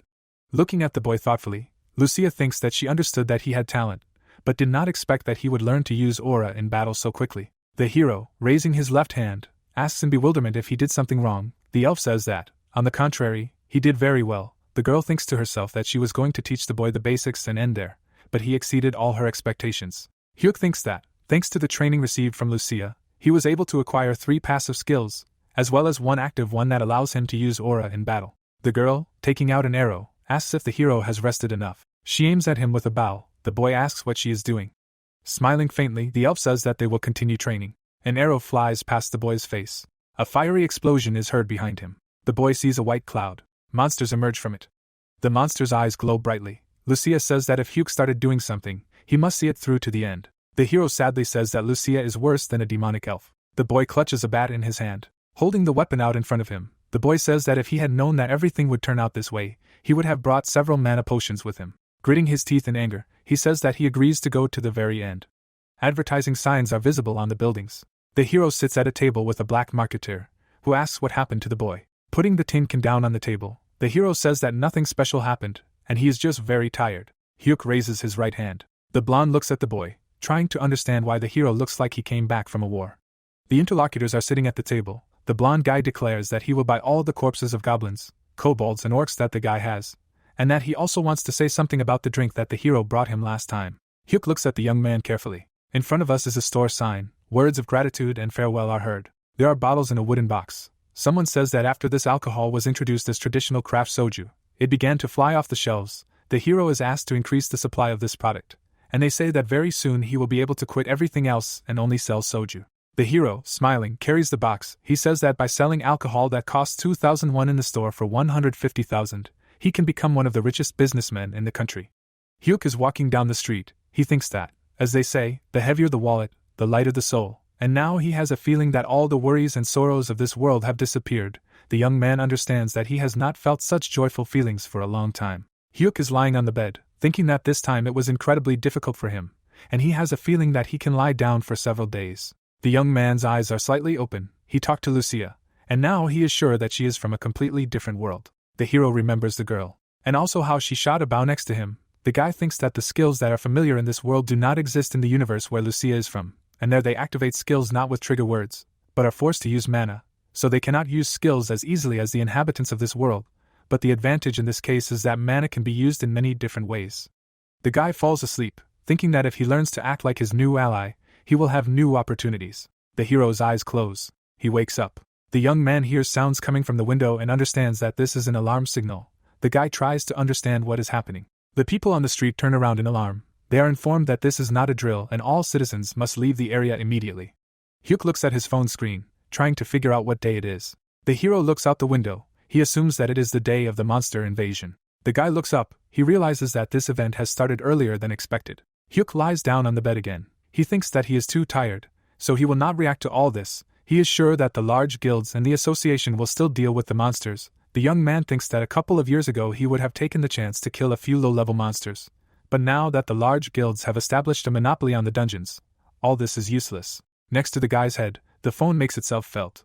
Hyuk sees a message from the association, stating that due to the danger of the current invasion, the rewards for killing monsters will be tripled, and hunters who wish to receive this reward must bring proof of their victories to the association after the invasion is over. Hyuk jumps up on his bed. He says that for triple the price, it is probably worth the trouble. A translucent sphere is visible around the boy's hand. He walks down the street armed with a bat. Smiling, the hero calls on the monsters to attack him. Winged monsters are visible above the maddened people. The boy thinks that monster invasions usually happen randomly. However, there are also events of this type that happen as if on schedule. Law enforcement officers show people where to run. One of them shouts that there is an underground shelter in that direction. Winged monsters fly over the city. Hyuk thinks that large-scale invasions like the one that just began happen around the end of every month. Hunters hold back the onslaught of monsters with shields. One of them shouts that if the monsters break through this barrier, the situation will no longer be under control. An order is heard to focus on defense. We see a clenched fist. It belongs to the head of the Titan Guild. Sang-ho hits the ground with his hand. Someone shouts that while ordinary hunters hold the defense, the head of the guild and high-level hunters will kill all the monsters. The man looks ahead with anxiety. He understands that the monsters do not think to end, no matter how many of them are killed. And Doyen, oddly enough, also takes part in the battle. He understands that these monsters are much stronger than those he had to fight during ordinary invasions. Another hunter deals a powerful blow. This young man misses other guilds, which in ordinary life he used to hate. The monster moves forward. It raises its weapon over one of the hunters. The monster strikes. The guy looks up. Someone shouts at him that he needs to duck. Sang-ho punches a huge hole in the monster's body. The giant creature falls on its back. one of the subordinates warns the guild leader to be careful, as no one knows where the next monster will come from. The man looks thoughtfully ahead. He understands that the members of his organization are at their limit, and they have almost no strength left. The fighters exchange joyful glances. One of them asks his comrade if he saw how the guild leader destroyed the giant ogre with one blow. He replies that this is why Sang-ho is an S-rank hunter. The man continues to fight the monsters. Haina, who is watching what is happening, realizes that even Sang-ho has a limit to his strength, and all this is becoming too dangerous. She thinks that she should call another hunter who can truly help her boss. The girl, judging by the look, understands who she can attract to cooperate. Hyuk hits the small monster on the head with his weapon. He flies far away. The hero, meanwhile, understands that he is being called. He answers the call, and asks who it is. Hyuk is standing on the street next to the corpses of small monsters and works with the system window. The guy hears that Lee Haina, the personal secretary of the head of the Titan Guild, is calling him. The young man asks what this respected organization needs, and whether the call is connected with the invasion that has begun. The corpses of the goblins are transferred to the inventory. Haina asks how the young man understood what she wants to tell him. He states that he is nearby, so he could guess what they will talk about. The girl says that the situation is very unpleasant, and says that Sang-ho values her highly, but the other members of the guild do not treat her very well. Haina, pressing the phone to her ear, says that the guy may not have the best feelings for the Titan Guild, but now is not the situation to remember old grievances, so she decided to contact him anyway. The girl hears the hero tell her that he wants to hear her proposal. She replies that she is ready to offer the best rates in the monster hunting industry, be it an hourly rate or a reward for the entire operation. She says that she agrees to any conditions. A goblin flies up to the hero. Hyuk replies to his interlocutor that everything suits him. Holding his bat up, the hero repels the monster's attack. Smiling, he states that he will agree to a reward for the entire operation. However, the guild will have to pay 5 times the usual rates for the monsters. The hero promises that with his help, Titan will survive this battle. Haina goes forward. She says that if the guy is nearby, they can meet and discuss the details, especially since she wants to give the boy something else. The girl says that she will wait in front of the mobile phone store near the Jeonying building. In front of us is the sign of the store. A boy and a girl are seen outside the window of a shopping establishment. Haina says that she is ready to pay 4 times the amount for each monster. Hyuk says that during the call he was talking about a 5-fold reward. The girl with a serious look states that Kang Jin Hyuk is a C-rank hunter and belongs to the cleric support class. She asks to understand her situation and understand that even a 4-fold payment for the head of a monster will cause her a lot of questions. Hyuk, narrowing his eyes, agrees. He says that he will make a discount for such a pretty girl. Haina hands him some object. Hyuk asks what it is. The young man examines the round device. The secretary of the guild leader explains that it is a tool that measures the magical power of monsters and converts it into points. That is, in other words, it is a counter of destroyed monsters. Goblins appear above the heads of the interlocutors. Hyuk orders the girl to bend down and strikes. The monsters fly away from the young man. The hero looks at the counter and states that he got 2 points for the 2 goblins. Haina raises her left hand and states that points are awarded based on the level of the monsters destroyed. The girl looks at her phone and states that the average score of the hunters on the front lines is currently 82 points. Adjusting her glasses, Haina says that if the guy wants to get a good reward, he should earn more than this amount. Hyuk, without looking at the interlocutor, asks if she knows what a good cure is. The girl suggests that perhaps it is about resurrecting the dead. Hyuk, smiling, states that a good cure is the destruction of the source of the danger itself. The guy bends his knees. He rushes forward, declaring that now he will show the girl what he means. Haina looks at the hero who rushes to attack. She thinks that Kang Jin Hyuk was able to defeat Doyen due to luck, but how strong he really is still very unclear. The girl thinks she really hopes that this guy will be able to live up to the expectations of the guild leader. The hero strikes with a bat. He easily breaks the weapon in the ogre's hand. The monster looks in amazement at the fragment left in his hand. The guy jumps into the air and raises his weapon to strike. He thinks that training with Lucia clearly benefited him. The system reports the activation of the 3rd level of the Holy Power application skill. The hero hits the monster on the head. The hunters look at the guy in shock. One of them asks who this is. The second is surprised by the strength of this man, and cannot understand where such a fighter came from. The huge monster falls in front of the young man. He thinks that the technique he learned allows him to easily destroy monsters that are significantly superior to him in level. The hunters look at the defeated monster in shock. One of them asks who the hunter is who won. The second is surprised that the ogre was defeated with just 1 blow. The third suggests that this guy must be at least rank A. The young man, smiling, says that the last speaker is basically right, since he is now even stronger than an A-rank hunter. The hero drinks a mana potion. He thinks that, thanks to the special training he received from Lucia, his level is about 200. The guy clenches his fist. He thinks that in order to defeat the ogre, he really needs special skills. But as long as he has mana inside him, he can easily cope with such a monster. The young man happily realizes that he now has more than 1,500 mana potions at his disposal. Hyuk leans towards the monster attacking him. The monster opens its mouth wide. The guy, smiling, thinks that all of the above means that all these monsters are now nothing more than real money that are just asking to be put in his pocket. The ogre is pierced from behind by a sword. We see a bloody blade. The monster falls, and Doyen is standing behind him. The young man looks around, trying to understand why the number of monsters began to decrease. He listens to his comrades' conversations. One of them says that even A-rank hunters couldn't take down the ogre, but this guy only needed one hit.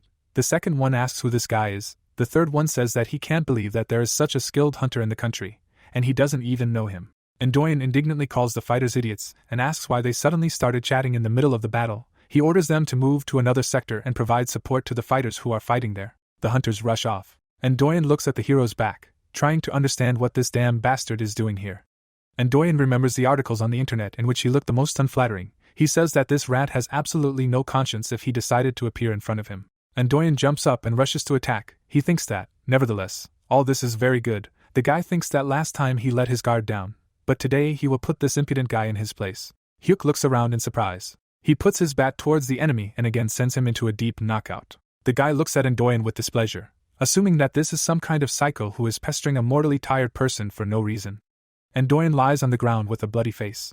In front of us is a monster with a long tongue sticking out of its mouth. Sang-ho looks at the monster, realizing that the situation is simply disgusting. In front of the man stands a huge minotaur. The man thinks that at the most inopportune time he almost ran out of aura. The monster is preparing to strike with a huge mace. Sang-ho thinks that he needs to retreat to replenish his mana reserves.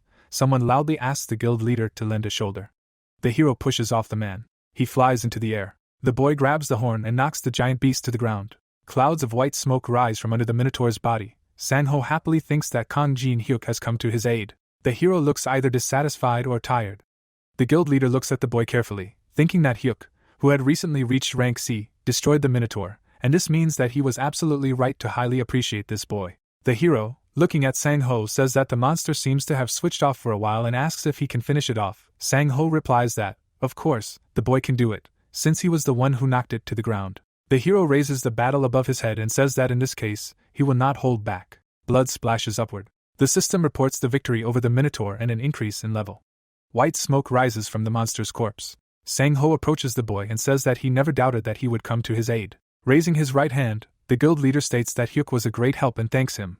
The hero states that his secretary contacted him and told him about an opportunity to make good money, so Sang-ho should not thank him. The man holds out his hand and states that if the boy joins his guild, opportunities like this will come his way regularly. Looking at the boy, Sang-ho says that he will make sure that most of the glory for repelling this invasion goes to the hero, and asks him to consider his offer seriously. Turning away from Sang-ho, Hyuk states that they need to finish off the remaining monsters first, and then talk about such matters. The guild leader states that the boy is not very easy to deal with. Sang-ho touches his earpiece. The secretary says something terrible has happened. The man asks what exactly happened. Haina asks the man to just look at the sky. He looks up and asks again in surprise. Hyuk and Sang-ho look up. The guild leader asks in amazement what is happening with the weather. The young man wonders in bewilderment why storm clouds began to gather in this area at this very moment.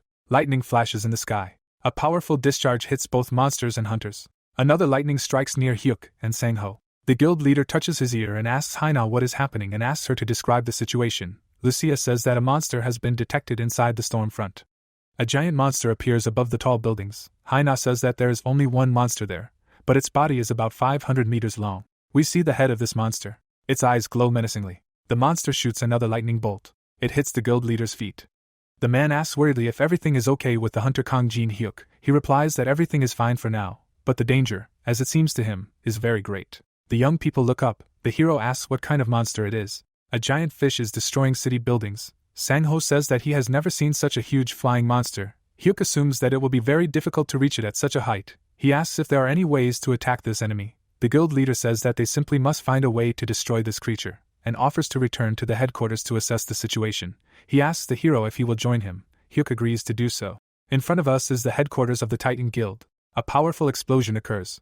Sang-ho and Haina look at the monitors. The girl says that lightning rods are completely ineffective against the lightning that the monster shoots. The guild leader, looking up, asks if they have found a way to get to the monster. The girl replies that they tried to use drones, but they were unable to get close to the monster.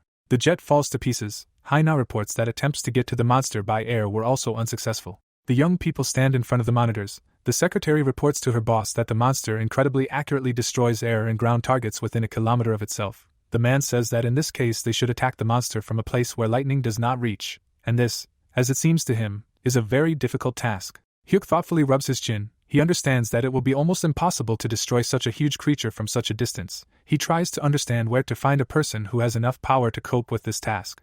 The young man remembers how Lucia shot a bow and realizes that he seems to have found a way out. Hyuk calls out to the guild master and his secretary. Raising his hand, he says that he thinks he knows a way to destroy this creature, and asks if he can test it.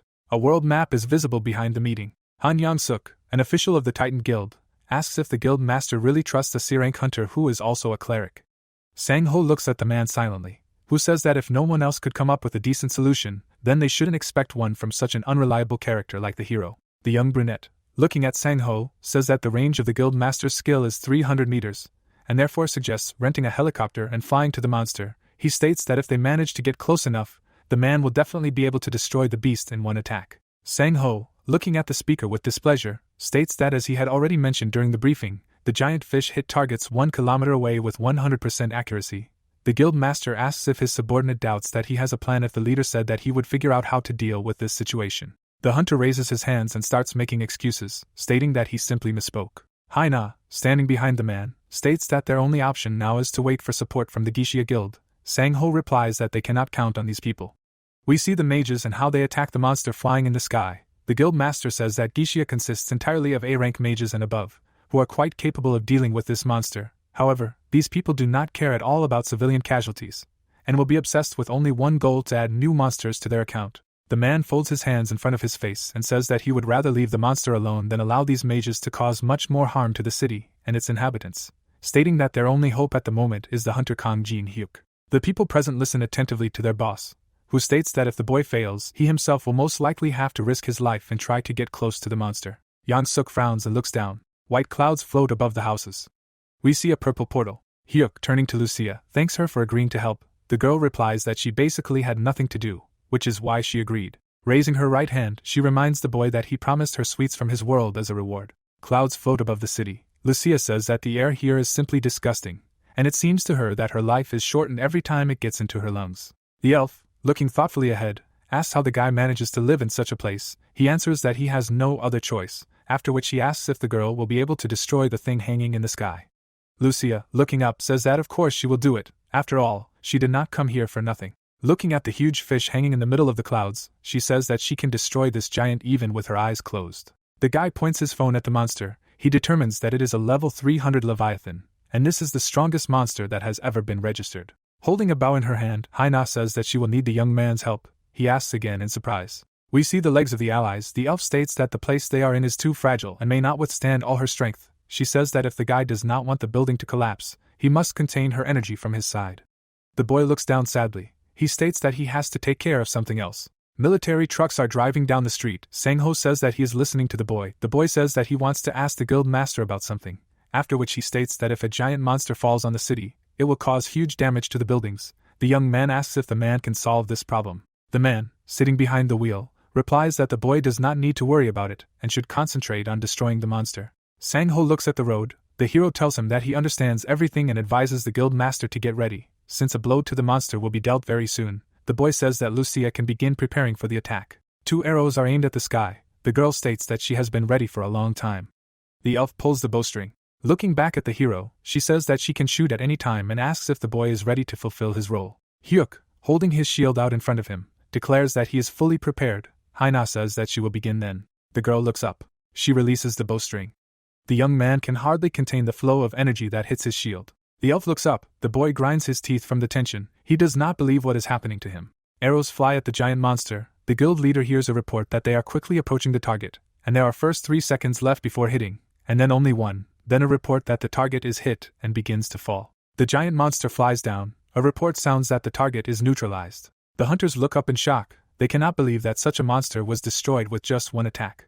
The monster lies torn apart on the city street. Sang-ho declares that the hunter Kang Jin-hyuk does not cease to amaze him. The hero stands, holding his hand out in front of him. The roof of the skyscraper around him is noticeably damaged. The guy says that it is probably too late to complain now, but such things should be warned in advance.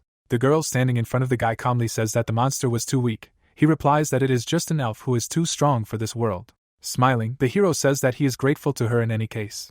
Raising her right hand, the beauty says that there is no need to thank her, since she did not help for free. The young man catches the counter thrown to him by the girl. She reminds that the hero asked her to return this item after she destroys the monster. The elf asks how this thing can serve as evidence of the destruction of the monster. Hyuk, looking at her, says that everything works exactly like this in this world. Looking over her shoulder at the guy, Lucia advises him to be careful and not to trust people too much.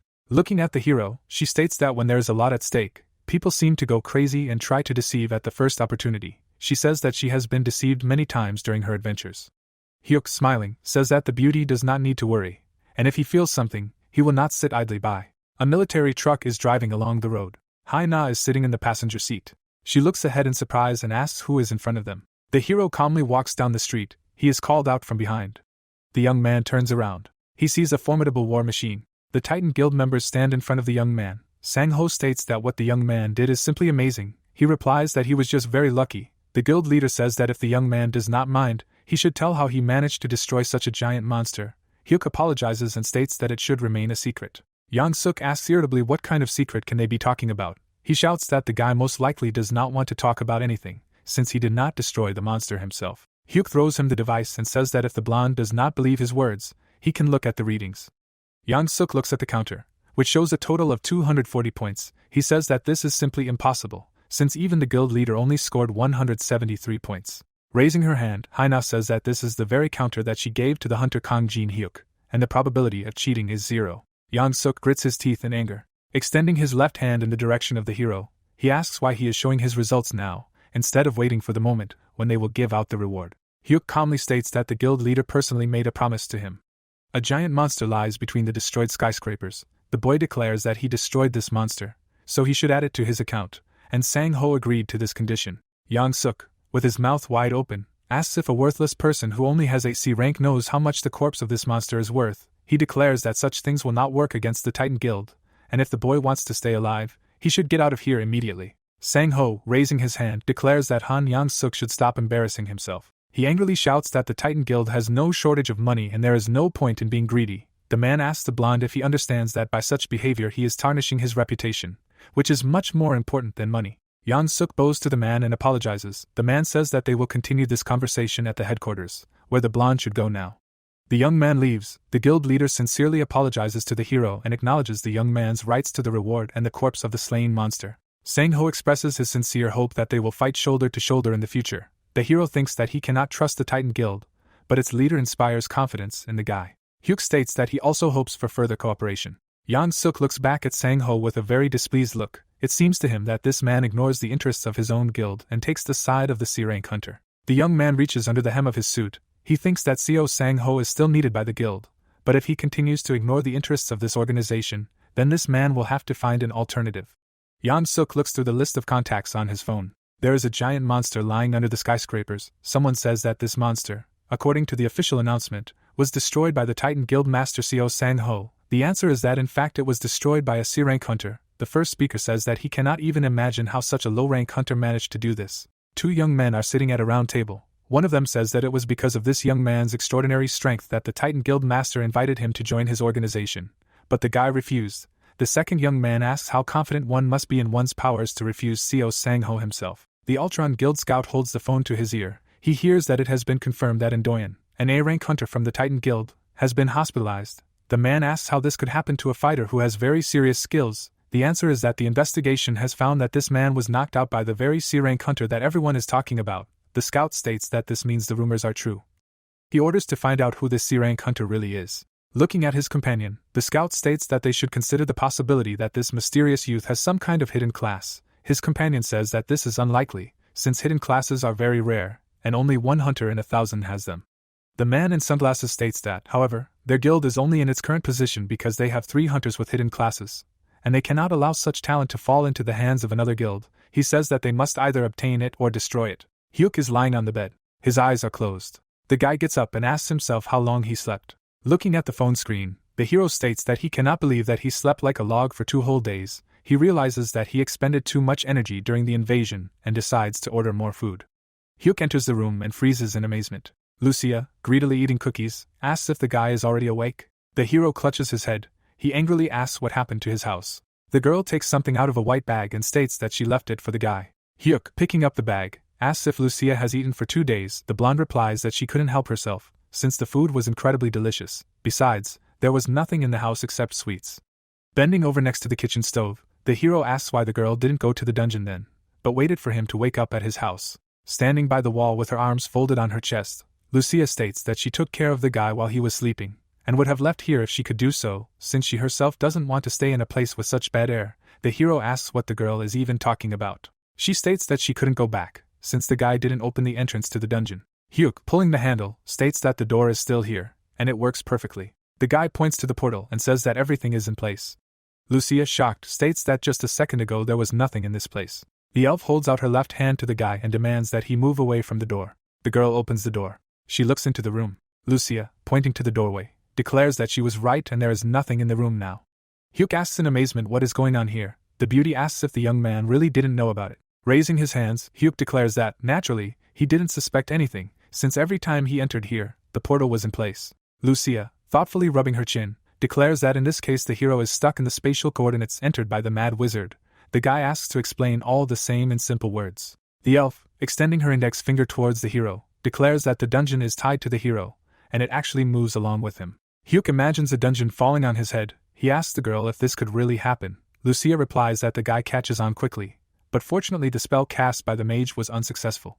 Rubbing his earlobe, the young man says that he seems to have been incredibly lucky. He holds his growling stomach and says that what is more important now is that the food he ordered has not arrived yet. The courier hands the young man a package with the order and apologizes for being late. He says that he encountered a very strange phenomenon and had to drive around the area to find the customer's address. The hero shows the package to the blonde and says that the food has arrived. The girl expresses hope that it is sweets. Hyuk replies that she is mistaken. However, this food is also very tasty, and the elf should try it. The young people are sitting at the table. Lucia says that she does not understand how the courier found this place at all, since she used recognition suppression skill to make it harder to find. The hero asks again in bewilderment.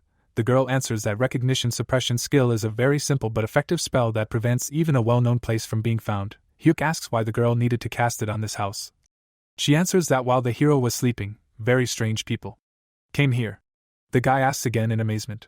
In front of us are 3 hunters in sunglasses. The girl says that they were representatives of the Ultron and Guardian guilds, and they were so intrusive that she tried to make it so that they did not come at all. Hyuk touches the phone. He does not understand why such famous guilds suddenly started looking for him. The guy wants to know what happened while he was sleeping. The hero looks at his phone. He reads the news about a giant monster being defeated by a C-rank hunter named Kang Jin Hyuk, and learns that there is even a video of the event that has leaked online despite all the barriers in place. Lucia, with her mouth full, asks the boy why he is not eating and if something is wrong. She does not understand why the boy does not take his eyes off the rectangular thing. The hero, scratching his head, states that he has a big problem and that it is because he is doing too well. The elf, chewing her food, asks if the boy has lost his mind. He realizes that he has become too greedy. The people in black suits look up. The hero looks out the window. He realizes that he used the power that Lucia has, but did not expect to become so famous. The boy remembers the scene of a low-level hunter being beaten by a guild member, and that this industry is incredibly competitive. Hyuk thinks that if a strong rival appears on the horizon, many people will do everything in their power to stop him. The boy remembers Ndoyan and understands that he acted based on this very principle. Rubbing the back of his head, Hyuk says that he may be in great trouble for writing off the Leviathan's corpse to himself, but now there is no point in regretting what he did. The boy approaches the elf sitting at the table and says that if she has already eaten, she should pack her things, since they are returning to the dungeon. The boy has a bat on his shoulder, thinking that he must become so strong that no other hunter or even the guild can pose a threat to him. Lucia enters the portal after the young man. He thinks that he needs to acquire new levels, and the corpse of the monster that he received will help him create even more powerful items. We see a city street and a figure in a hood. There is a fire burning next to a stone building. Someone says that he has not seen such a huge leviathan for a long time. Next to the house lies the upper part of the monster's body. Questions are heard about why the hero brought only the head, and where the rest of the body is. The guy, spreading his arms out to the sides, explains to the dwarf that he also had the torso, but it was too damaged to be used. Lucia states that the monster was too weak to resist her arrows. The old man says that the young people have no idea how valuable the material was in their hands, and states that this is why he can't stand stupid elves. Lucia indignantly demands that the shorty repeat his words. He screams for the stinking elf to quickly get out of his house. The girl states that she will leave only after the dwarf gives her the arrows that he promised to make for her. Hyuk sadly looks at the dwarf and the elf ready to tear each other apart. The old man screams that the girl has arms and legs, and she can take her arrows herself. She screams that the old man needs to be more polite with his customers. Hyuk, looking into the eyes of the dwarf, asks if he can do anything with this corpse. the blacksmith says that the guy really has no idea what he brought here. The old man moves away from the young people, saying that he will show everything now. Sparks appear near his hand. The young man, pointing his finger at the dwarf, asks the girl what he is doing. The blacksmith says that the monster is still alive. The dwarf pierces the body of the monster.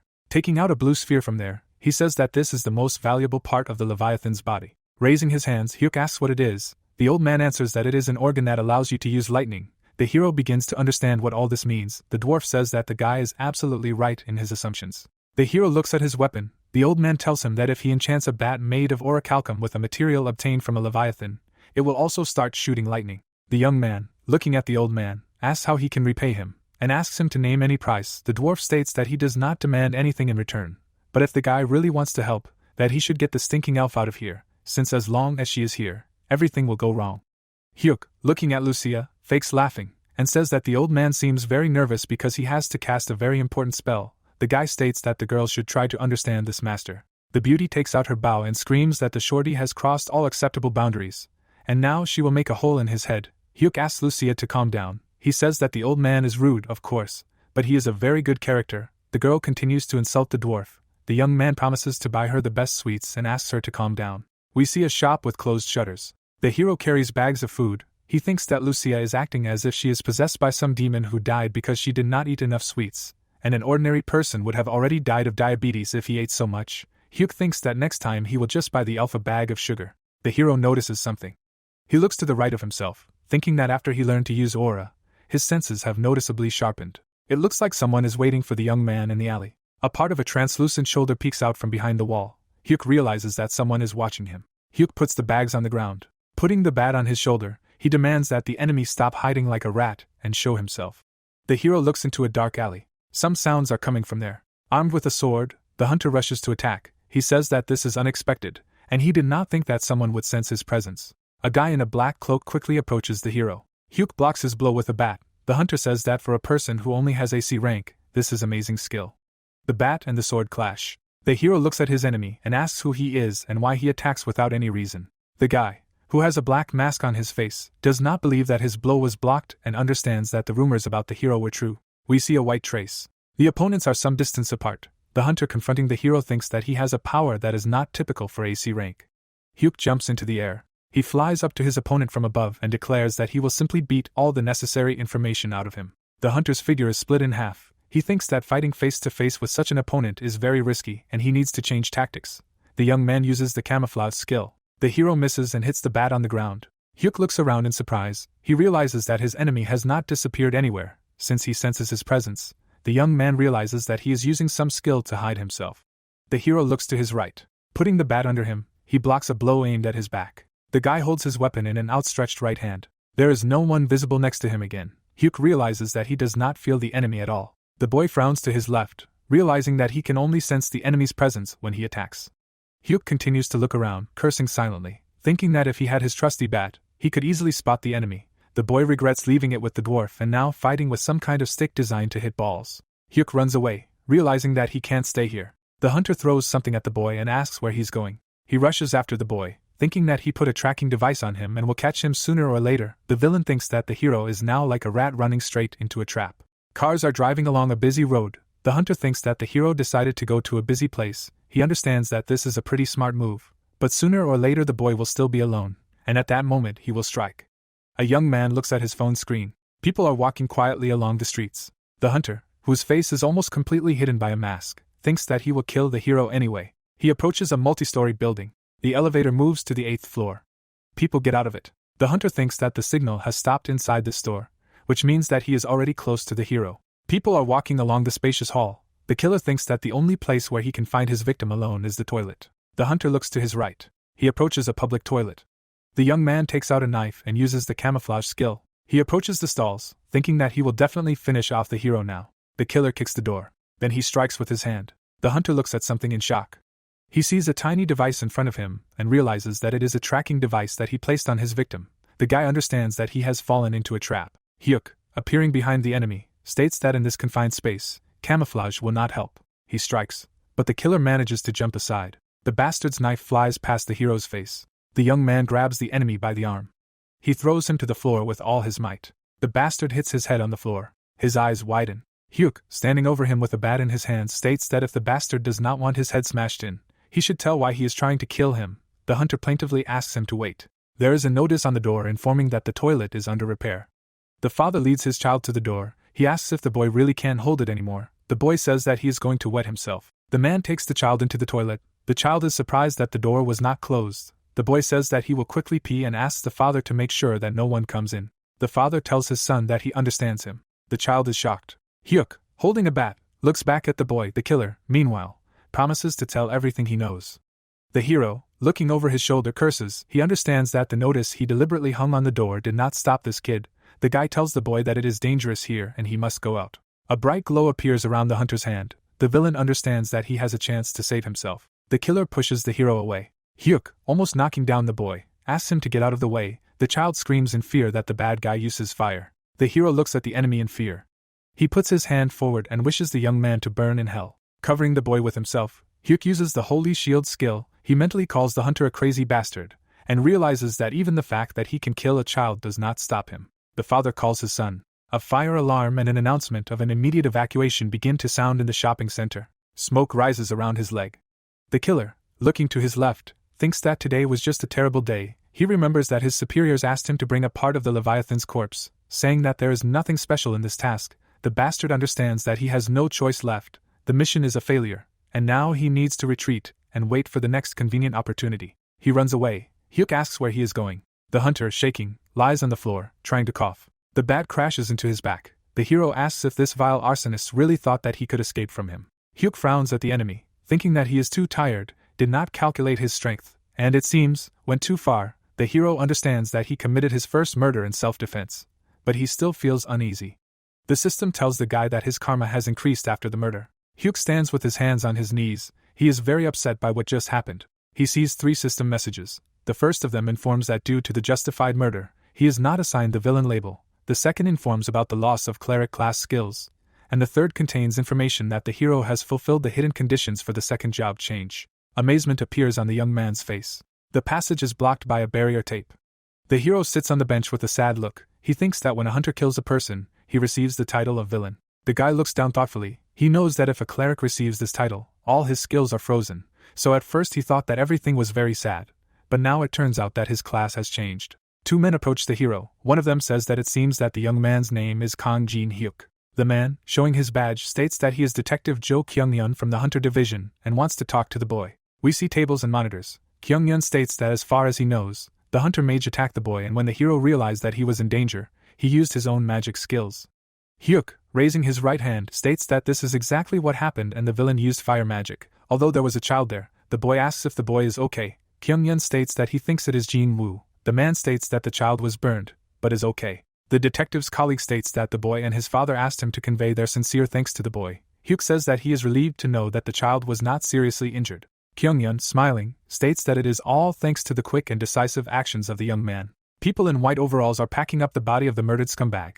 Kyung-yeon states that the hero's actions will most likely be recognized as self-defense, and he can go home, since the investigation is considered over. Hyuk is surprised and asks if everything really ended so quickly and easily for him. Kyung-yeon states that they also take into account the young man's previous actions. In addition, the laws that apply to hunters are slightly different from the generally accepted ones. But the main reason is still that the young man, it seems, did not receive the title of villain. The hero, looking in surprise at the man sitting next to him, asks how he knows this. Kyung-yeon replies that this title is awarded only if someone commits murder intentionally, and this does not happen when the opponent's death occurs as a result of self-defense. There is a no smoking sign on the wall. Hyuk states that now everything is clear to him. Kyung-yeon warns that this information is confidential, and if the guy can keep it to himself, then he will not have to be summoned to court. Raising his hands, the man says that if the hero reveals it, he will put the people talking to him in a very difficult position. Hyuk says that he understands everything and will not tell anyone about what he just learned. Kyung-yeon reaches under the hem of his jacket. He hands the boy an object, and says that trusting Mr. Kang Jin Hyuk's words seems a little risky to him, so he should play it safe. The detective asks the boy to understand him correctly. The hero takes the round object from his hand. Kyung-yeon asks the boy to carry it with him from now on. He says that it is a tracking device, and if the boy says 3 forbidden words, it will send a corresponding signal. The hero examines the device he received. Kyung-yeon tells him that the forbidden words are murder, villain, and self-defense. The man gets up from the bench. He states that if the guy does not talk about what he heard today, then there will be no problems. the detective says that the hero should now give them a chance to finish the job at the murder scene, and suggests that the boy experienced a lot of shock today, so he should go home and have a good rest. The hero thanks his interlocutor. He leaves with a sad look. One of the law enforcement officers asks if this is the hunter who is believed to have destroyed the giant monster. The assistant, looking at the detective, states that the guy does not look like a C-rank hunter at all. The detective replies that this boy managed to block Flame Storm without receiving damage, and saved a small child in the process, after which he killed a high-level mage hunter without any problems. Looking after the leaving hero, Kyung-yeon states that at this point in time he can conclude that the rumors about him are most likely true, and Kang Jin-hyuk is much stronger than the C-rank that is attributed to him. The hero is standing by the elevator. Kyung-yeon tells his friend that this is a truly special person, after which he expresses hope that the guy will not do anything stupid and will become someone they can trust. The system reports that the hero has been assigned the Inquisitor class.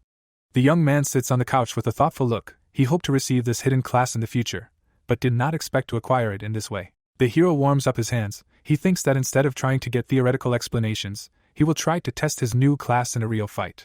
Hyuk fights a goblin. He thinks that the hard skin skill has replaced heal and cure. Green liquid flows down the goblin's weapon. The guy realizes that hard skin reduces damage caused by enemy attacks. Streams of smoke are visible near the young man's face. He thinks that the status resistance skill has also been received, which increases resistance to poison, sleep, and paralysis. The young man raises his hand to strike. Now he understands why the term transformation is used when changing classes. Hyuk grabs the goblin by the neck. He thinks that the existing effects of the skill remain, but they become more focused on the user himself. The hero realizes that he can no longer use the divine aura, but now he has received the fighting spirit skill, which shows fighting intent just like the aura. The green creature flies towards his comrades. The hero rushes to attack, thinking that the holy shield has been replaced by the defense charge skill, which provides attack intensity and defense like a tank. Hyuk throws the goblins aside. His foot falls to the ground. The young man looks at his fists. He realizes that he has received a defensive skill, an attack that increases defense and resistance to status effects, and all this gives him a set of characteristics that allows him to become a real tank. That is, changing the profession was even beneficial for him. Hyuk works with the system window. He thinks that he has learned about combat skills, and now he still has to figure out a few new skills, in particular, discernment, a skill that expresses karma in a numerical value. The system reports that discernment allows you to view the numerical value of the enemy's karma. The hero presses his finger on the screen of his smartphone. The number 64 appears above his head. The young man thinks that, having received this skill, he began to see numbers above people's heads, and now he is interested in how useful this information is. He pays attention to his own indicator and tries to understand what exactly it indicates. The young man thoughtfully looks at the blue rectangle. He understands that another skill is associated with the value of karma, and it is called judgment.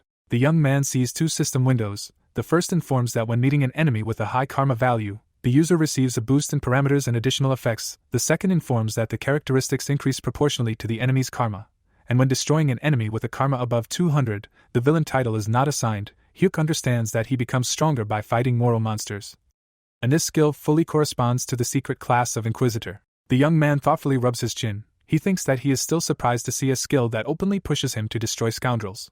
In front of us is a dwarf's forge. The bat emits electrical discharges around itself. The blacksmith says that the guy can now use lightning as a weapon.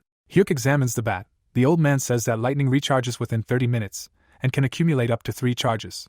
The hero joyfully exclaims that all this is simply amazing. Standing in front of the dwarf with a bat in his hand, he asks how he can use lightning. The old man replies that there is a kobold in his backyard that was caught trying to rob a workshop.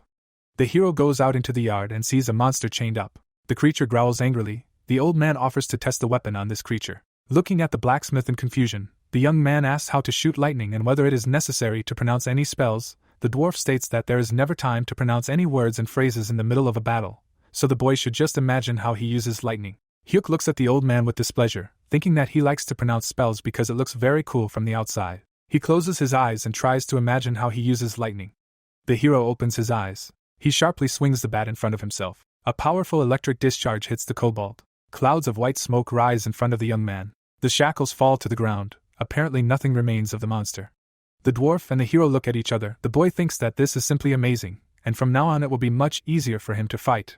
Lucia says that if the boy is done with his experiments, she wants to talk to him. The girl punches the boy in the chest. Looking the hero straight in the eyes, she asks what he was doing outside. The boy looks at the elf in shock. She asks if he really thought that she would not notice anything, and explains that she no longer feels the divine energy that emanated from the hero. Taking the item that Hyuk received from Kyung-yeon, Lucia asks what the suspicious thing is and if the boy plans to do something nasty to her and the old man.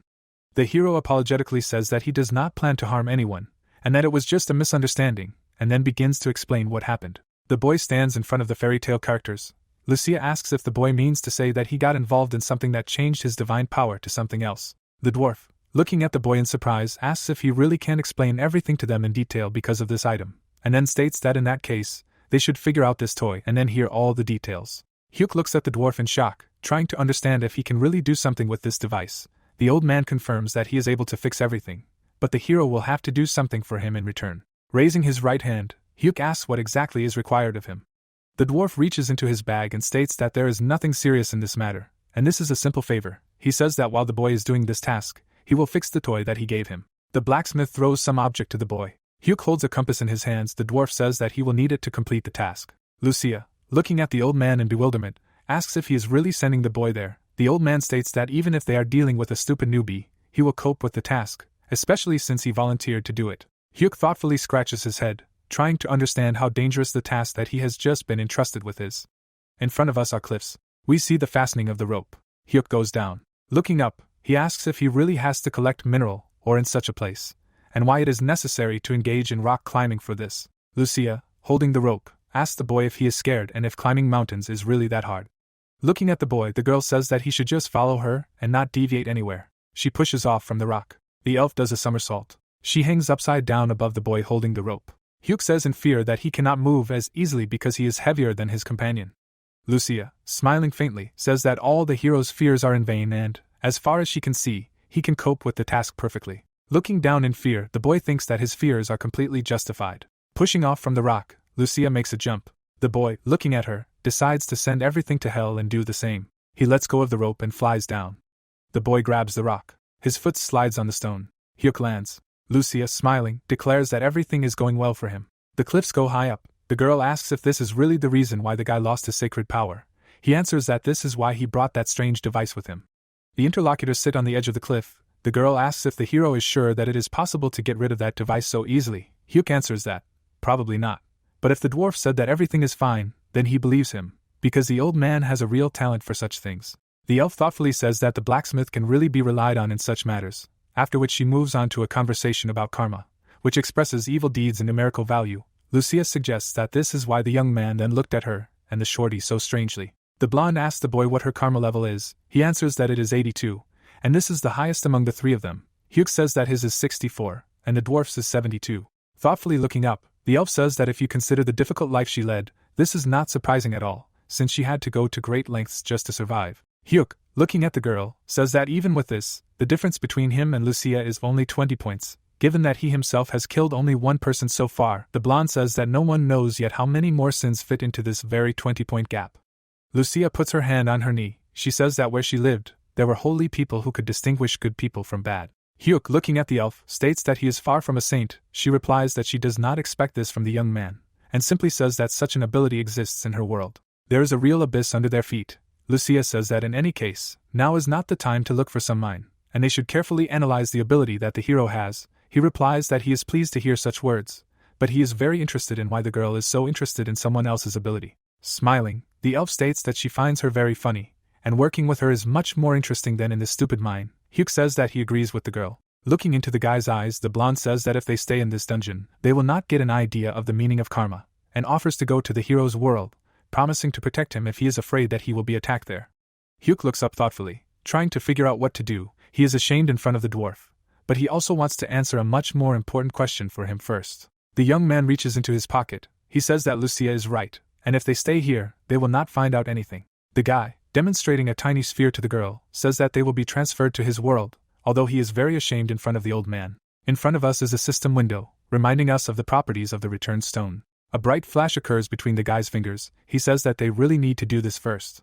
Bright white rings appear around Hyuk and Lucia. The elf looks at the guy in shock. The young people disappear. Not even a trace of them remains on the rocks. The system reports that the value of the young man's karma has increased. People are walking along the streets. Lucia drinks a drink through a straw. The hero asks the girl if she is sure that she is using her camouflage magic correctly. The beauty sits with her legs crossed. She states that the guy should stop worrying, as her magic does everything correctly. The surrounding people look at the elf in shock. The hero states that for some reason she attracts increased attention from everyone around her. Winking at her companion, Lucia says that she cannot hide her beauty, which, apparently, everyone pays attention to, the hero assumes that this is not the reason. Looking down, he admits that beauty still probably plays a significant role. Raising her index finger, Lucia asks to stop useless talk and offers to summarize what they have already learned about the meaning of karma. Hyuk says that it seems that this value increases when a person does something that is considered bad. The young man, who has a 65 karma above his head, sadly says that the karma increased by 1 after he broke his promise to the dwarf, meaning that it increases not only when you physically harm someone, but also when you simply do shameful things. We see city buildings. The young man says that, on the other hand, if these are bad deeds that society has become accustomed to, the karma value does not increase. He states that he is not sure what values are considered high and low, but he does know that if the karma value exceeds 200, then its owner is considered a scoundrel by everyone around him. Lucia asks why the guy thinks so. He answers that if you kill a person whose karma value is over 200, your own karma does not suffer at all. The guy remembers the bastard he killed recently. He says that killing someone whose karma exceeds 200 points is considered self-defense. That is, the system no longer perceives him as a normal person. Lucia says that, therefore, 200 is a certain threshold. Young people look down from the balcony of the restaurant. The blonde says that even she and the shorty have not reached even 100 points, and it seems to her that it is very difficult to find someone with more than 200. Hyuk agrees with her. People are walking below. The hero says that he watched the passers-by and did not see anyone with a score of more than 50 points. The guy, looking at the girl, asks her to get up. He says that they are going to another place, namely where the really bad people gather. Night falls on the city. The street is illuminated by many lights. Lucia is surprised that in this world it is as bright at night as it is during the day. She asks if the locals are afraid that they will attract monsters. The hero answers that monsters are not found in the environment here. Hyuk and Lucia, looking at each other, walk down the street. The girl says that the air here is, of course, disgusting, but this world has its advantages. The hero agrees with her. The unpleasant young man, rubbing his hands, calls the alpha stunning beauty. He points to your left, and says that their bar is in that direction, where pretty girls get up to 5 free cocktails. The blonde pushes the impudent guy aside and asks him to get out of the way. Hyuk puts his hand on her shoulder and asks her to wait a minute. Winking at his companion, the young man says that he wouldn't mind a free drink. The guy who stopped the hero and his companion shows the way, promising that his dear guests will get only the best impressions. The hero, smiling, thinks that he has found the right one. The value of 300 points is indicated above the back of the guy's head.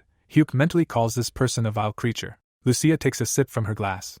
The young people are sitting at the bar. The elf says that she likes the sweet taste of the alcohol that was served to them here. The scoundrel, looking at Hyuk and Lucia, thinks that they drank a poisoned drink that paralyzes after the first drop. The villain calls his accomplices. One of them, raising his right hand, says that first they need to deal with the guy. Hyuk says that the bastards can try to do that. The young man opens his eyes. The system reports that the status effect resistance skill has been activated. The hero delivers a powerful blow to the bastard's jaw. The system reports that the status effect resistance skill has neutralized the poison. Hyuk smiles. He swings his arm to deliver a powerful blow. His fist crashes into the enemy.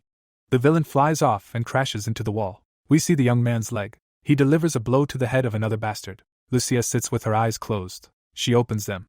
The girl, sitting at the bar, says that she fell asleep for a while. Looking around in surprise, she asks who all these people are. Hyuk, smiling, tells her that they are bad guys. A big guy comes forward. He takes off his jacket. The bastard who brought the young people to the establishment demands that he do something. The big guy flexes his fists. He says that it seems like someone is having fun here, but is going too far. The big guy raises his hand to strike the hero standing in front of him. The guy looks at him silently. Lucia, drinking from a glass, asks if the hero needs help. He thanks the girl and replies that he can handle it himself. The big guy with a displeased expression calls the guy a little bastard and asks why he dares to ignore him. Hyuk stops the scoundrel's hand in flight. He feels that he cannot move further and tries to understand what is happening at all. He realizes that his blows do not harm the enemy. Looking intently at the hero, the big guy says that in front of him seems to be a hunter. Hyuk states that he is probably in the same profession. The young man asks why he is not catching monsters and pretends to be some kind of gangster. The hero continues to clench the thug's fist. The latter is no longer happy to be here and is trying to figure out how to get away. Hyuk tightly clenches the enemy's fist. The latter, raising his head, screams deafeningly.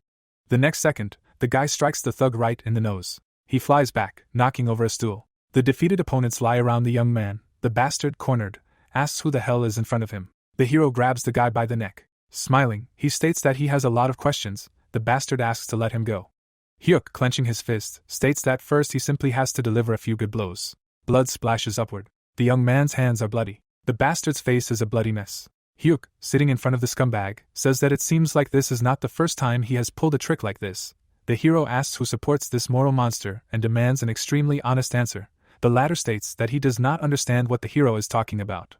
Looking intently into the eyes of his opponent, Hyuk declares that he will not believe that the useless scum in front of him can repeat his crimes over and over again, and remain unpunished. Blood flows from the hunter's mouth. The same thing happens to his comrade. The hero demands to know how the scumbag managed to hire these gangsters. He states that this is impossible to do unless he is supported by some organization. Menacingly looking at the scumbag, Hyuk declares that he is giving him one last chance to tell everything as it is. Wiping the blood from his split lip, the young man declares that he is telling the truth.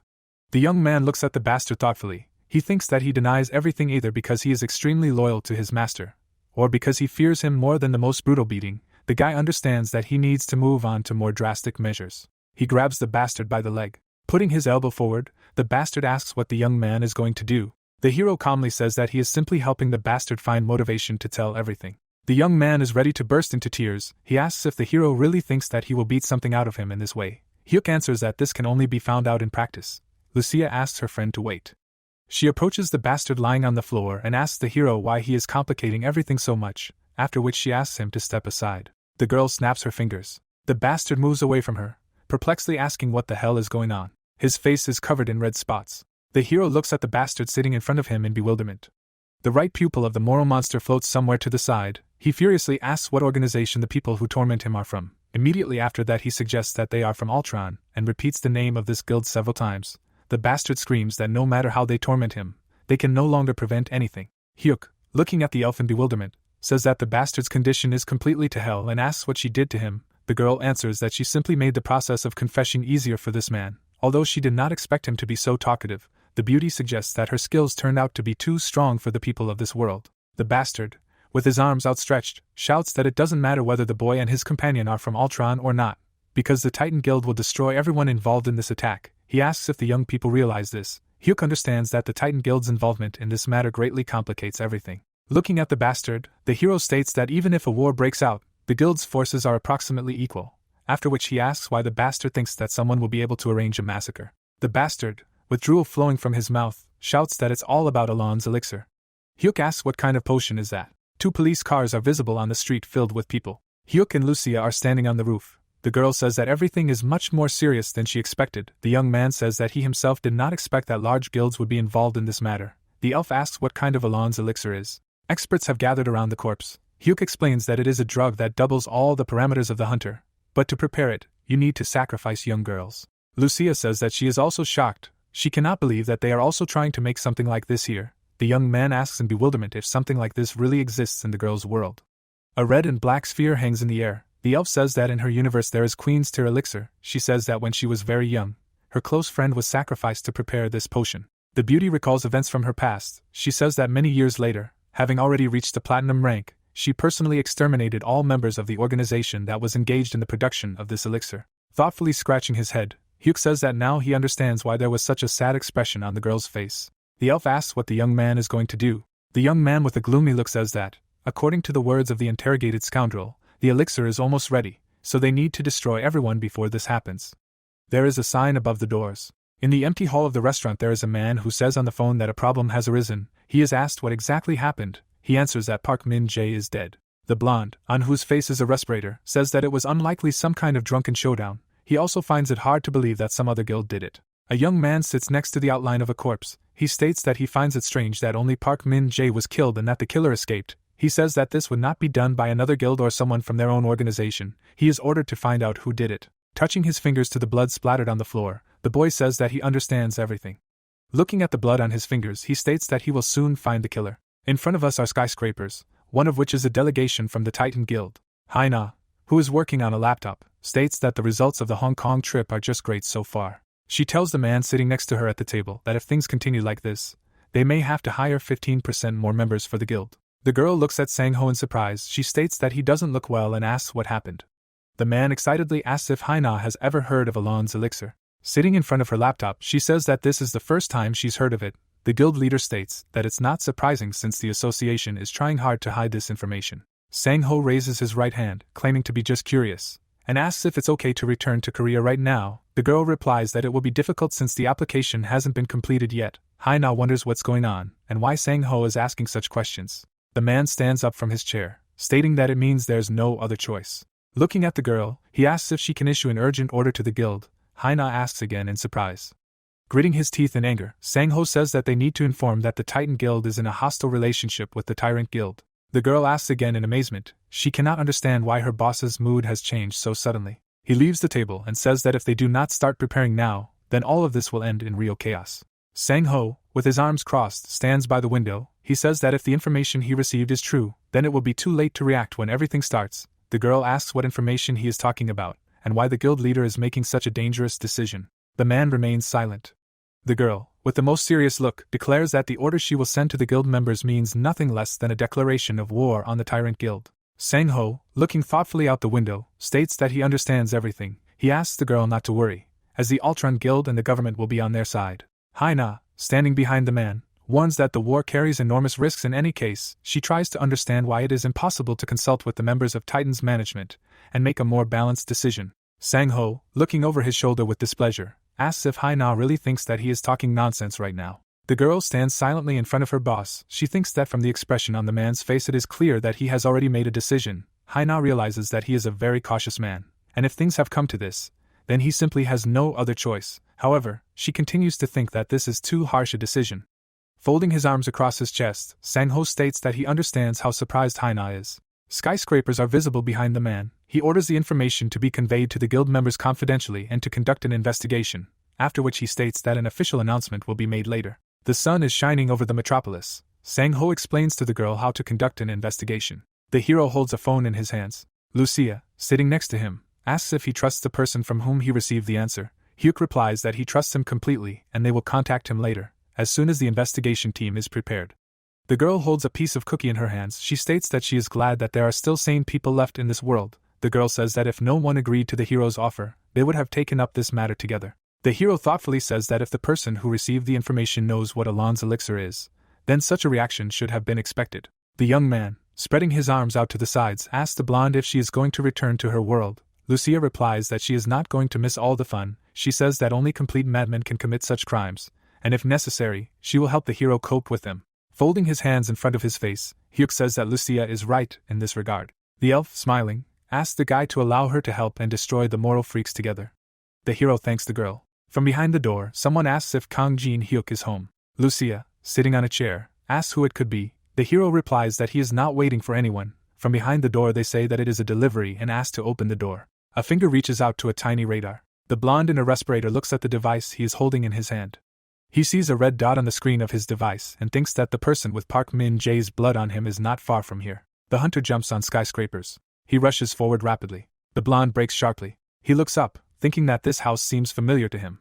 The hunter looks through dark glasses. He realizes that this is the house of the guy who destroyed the giant monster. The young man raises his right hand. He thinks that it does not matter to him who the target is. A syringe appears in the hunter's hand. He thinks that he will immobilize the guy and then interrogate him. The hero, standing at the door, asks who is there. The answer sounds that it is a courier who was delayed due to unforeseen circumstances. Hyuk thinks that delivery at such a late hour should not work, and in addition, recognition suppression skill continues to operate around his home. The guy opens the door, thinking that the one who overcame all these obstacles and is now pretending to be a courier clearly has the most unfriendly intentions. The blonde stands, holding out a syringe. Hyuk grabs his hand and says that he guessed about something like this. He says that he did not know that couriers now walk around with poisoned syringes. The hunter, looking at the guy through his dark glasses, can't believe that his attack was stopped. Lucia, releasing an arrow, asks the hero to move a little. The projectile hits the villain in the chest. The hunter flies down. He falls to the ground. Lucia takes out another arrow. She asks the hero to step aside and let her finish off the bastard. Hyuk, standing by the door, says that he can handle it himself, since this hunter was looking for him because of what happened in the bar. The guy understands that this man represents the Tyrant Guild. The elf asks Hyuk to be careful. She says that if this scumbag is still moving after receiving her arrow, this is clearly not an ordinary person. The blonde, taking the arrow out of his chest, tries to understand who the hell that woman was. He can't believe that he was damaged so much by just one projectile she fired. The villain pulls the arrow out of himself. He understands that now he needs to retreat. Hyuk looks after the fleeing hunter. It seems strange to him that he is trying to hide. Lucia, standing behind the hero, asks what they will do, and whether it is necessary to chase this man. Hyuk answers that there is no need to catch up with him, since he will most likely return later himself. The hero, looking after the fleeing scoundrel, tells the girl that this man's karma exceeds 900, and this means that he has a huge number of victims, after which he says that everything is going as well as possible, and if before he did not know how to cover his tracks, now, most likely, he will be able to use this bastard. The blonde, holding his wound, looks out from around the corner. Mountains are visible behind the green forest. A car stops. Hyuk and Lucia are sitting in the back seat. The hero understands that they have arrived. A white building is seen on the cliff. Someone says that this is the place where the investigation is taking place. The girl, standing behind the car, tells the boy that although the guild leader allowed her to come with him, there are many people in the Titan Guild who do not like him, so he must be very careful. The young people see hunters in front of them. Two men come out to them, who seem to be very hostile. Hyuk thinks that at least half of those he sees are hunters of rank A and above, that is, they are some kind of elite squad. The hero recognizes the blonde man standing in front of him. In front of him is Han Young-suk. The hero remembers that it was this man who started yelling at him after defeating the giant monster, and now, it seems, he is leading the operation in which they must participate together. Hyuk, looking ahead, sighs heavily. He is tormented by a bad feeling. Clouds drift over a high mountain. Han Young-suk introduces himself, and declares himself in charge of this operation. The blonde man, raising his left hand, stands before the hero. He reminds him that they met during the giant monster's appearance, and expresses doubt that the young man remembers him. Han Young-suk replies that he remembers the young man perfectly well. Looking at him, he notes that he seems kinder today than last time. Clearing his throat into his fist, Han Young-suk apologizes for his words last time, explaining that he was too worried about the well-being of his guild. The young man bows and apologizes again, then declares that he very much hopes this operation will be a success. Pointing to Lucia standing next to the hero, he asks who the woman is. Hyuk replies that she's his colleague, assuring him that the girl is very skilled and won't be a hindrance. Young-suk declares that there was no agreement about her presence here. The blonde turns around, seeing two more hunters running up to his soldiers, and someone shouting loudly that the scouts have returned. Young-suk turns to the hero and asks to excuse him for a moment. Looking grimly ahead, the blonde is struck by how confident the ordinary C-rank hunter is, even when he talks about the experience of the girl he brought with him. An unpleasant smile appears on Young-suk's face, and he considers turning a blind eye for now, as he doesn't really care as long as he can accomplish his goal. Lucia, arms folded, says that Young-suk seems to be up to no good. Hyuk reassures her that things won't turn out as the blonde man hopes. Someone watches the young people from behind a tree. Lucia says that this person has been stalking them for a while. She asks the hero if he noticed the surveillance, and why he's not doing anything about it. Hyuk asks her to ignore this character, and he tells her he plans to use it later. The young man hands his companion a blue crystal. She asks what it is, and Hyuk replies that it's a communication device. Lucia examines the item, and the hero tells her that it allows communication over a distance of up to 10 kilometers. The guy says they'll need it later, so she should keep it handy. We see someone's legs. Young-suk approaches the hero and informs him that Mr. Kang Jin-hyuk's report was accurate, and the scouts have discovered that the Tyrant Guild is indeed involved in the kidnapping. The hero asks what the blonde man intends to do now. We see the two men's faces. Young-suk says he has something to ask the hero. The hero asks what exactly, and the blonde man explains that the scouts have discovered a strong barrier around the building. The structure is surrounded by a translucent sphere. Young-suk explains that only one person can enter undetected. Looking at the hero, he identifies that person as Mr. Kang Jin-hyuk, then asks for his assistance. Raising his left hand, the hero declares that the blonde man can speak frankly and that he wants his unexpected ally to go straight to his death. Young-suk replies that the boy has misunderstood, and they only need reconnaissance, which the hero is well versed in. The young man looks at his companion, who reminds him that it was Hyuk who destroyed the giant monster. Raising his hand, the blonde man says that, among other things, it will be much easier for the boy to work alone than with guild members he's never seen before and whose abilities he doesn't know. Hyuk looks down a little sadly, realizing that Young-suk simply doesn't want to risk the lives of his subordinates, so he's essentially pushing him to the slaughter. He also thinks the blonde man is unaware of something, that the hero is more than happy with this situation. The hunters run forward, and the young man rushes after them. The man in black turns to the hero and asks him to listen carefully. He explains that the plan is simple. The two of them will create a gap in the barrier, and Hyuk must pass through it. The hero looks down, and is asked if he understands his role. 3 black figures fly up to the building. The hero and his companion stand with their legs bent. One of the hunters informs them that the gap in the barrier will only last a few seconds, so the boy will need to run through it as quickly as possible. A Titan Guild member holds his hands out in front of him. A small opening appears in the translucent barrier, and the hunter shouts for Hyuk to run inside. The hero leans forward, curious to see what lies behind this barrier. The young man runs through the gap, thinking that he is about to find out everything. The boy stops abruptly. He looks up in surprise. It turns out that the building hidden beneath the barrier is completely different from the one visible from the outside. Hyuk realizes that this barrier distorts the building's appearance. The boy slowly walks forward, trying to find the entrance to the building. He notices a guard in front of him and thinks that the security system here is not as strong as he assumed. The guard, as if nothing had happened, stands in place. The hero prepares to strike with the bat, thinking that if someone is standing here, the entrance must be somewhere nearby. Hyuk jumps. He flies over the guard. The hero's weapon hits the ground. A small hole is visible in the concrete. Hyuk realizes he's encountered an illusion, and this could indicate difficulties ahead. The hero stands in front of the door.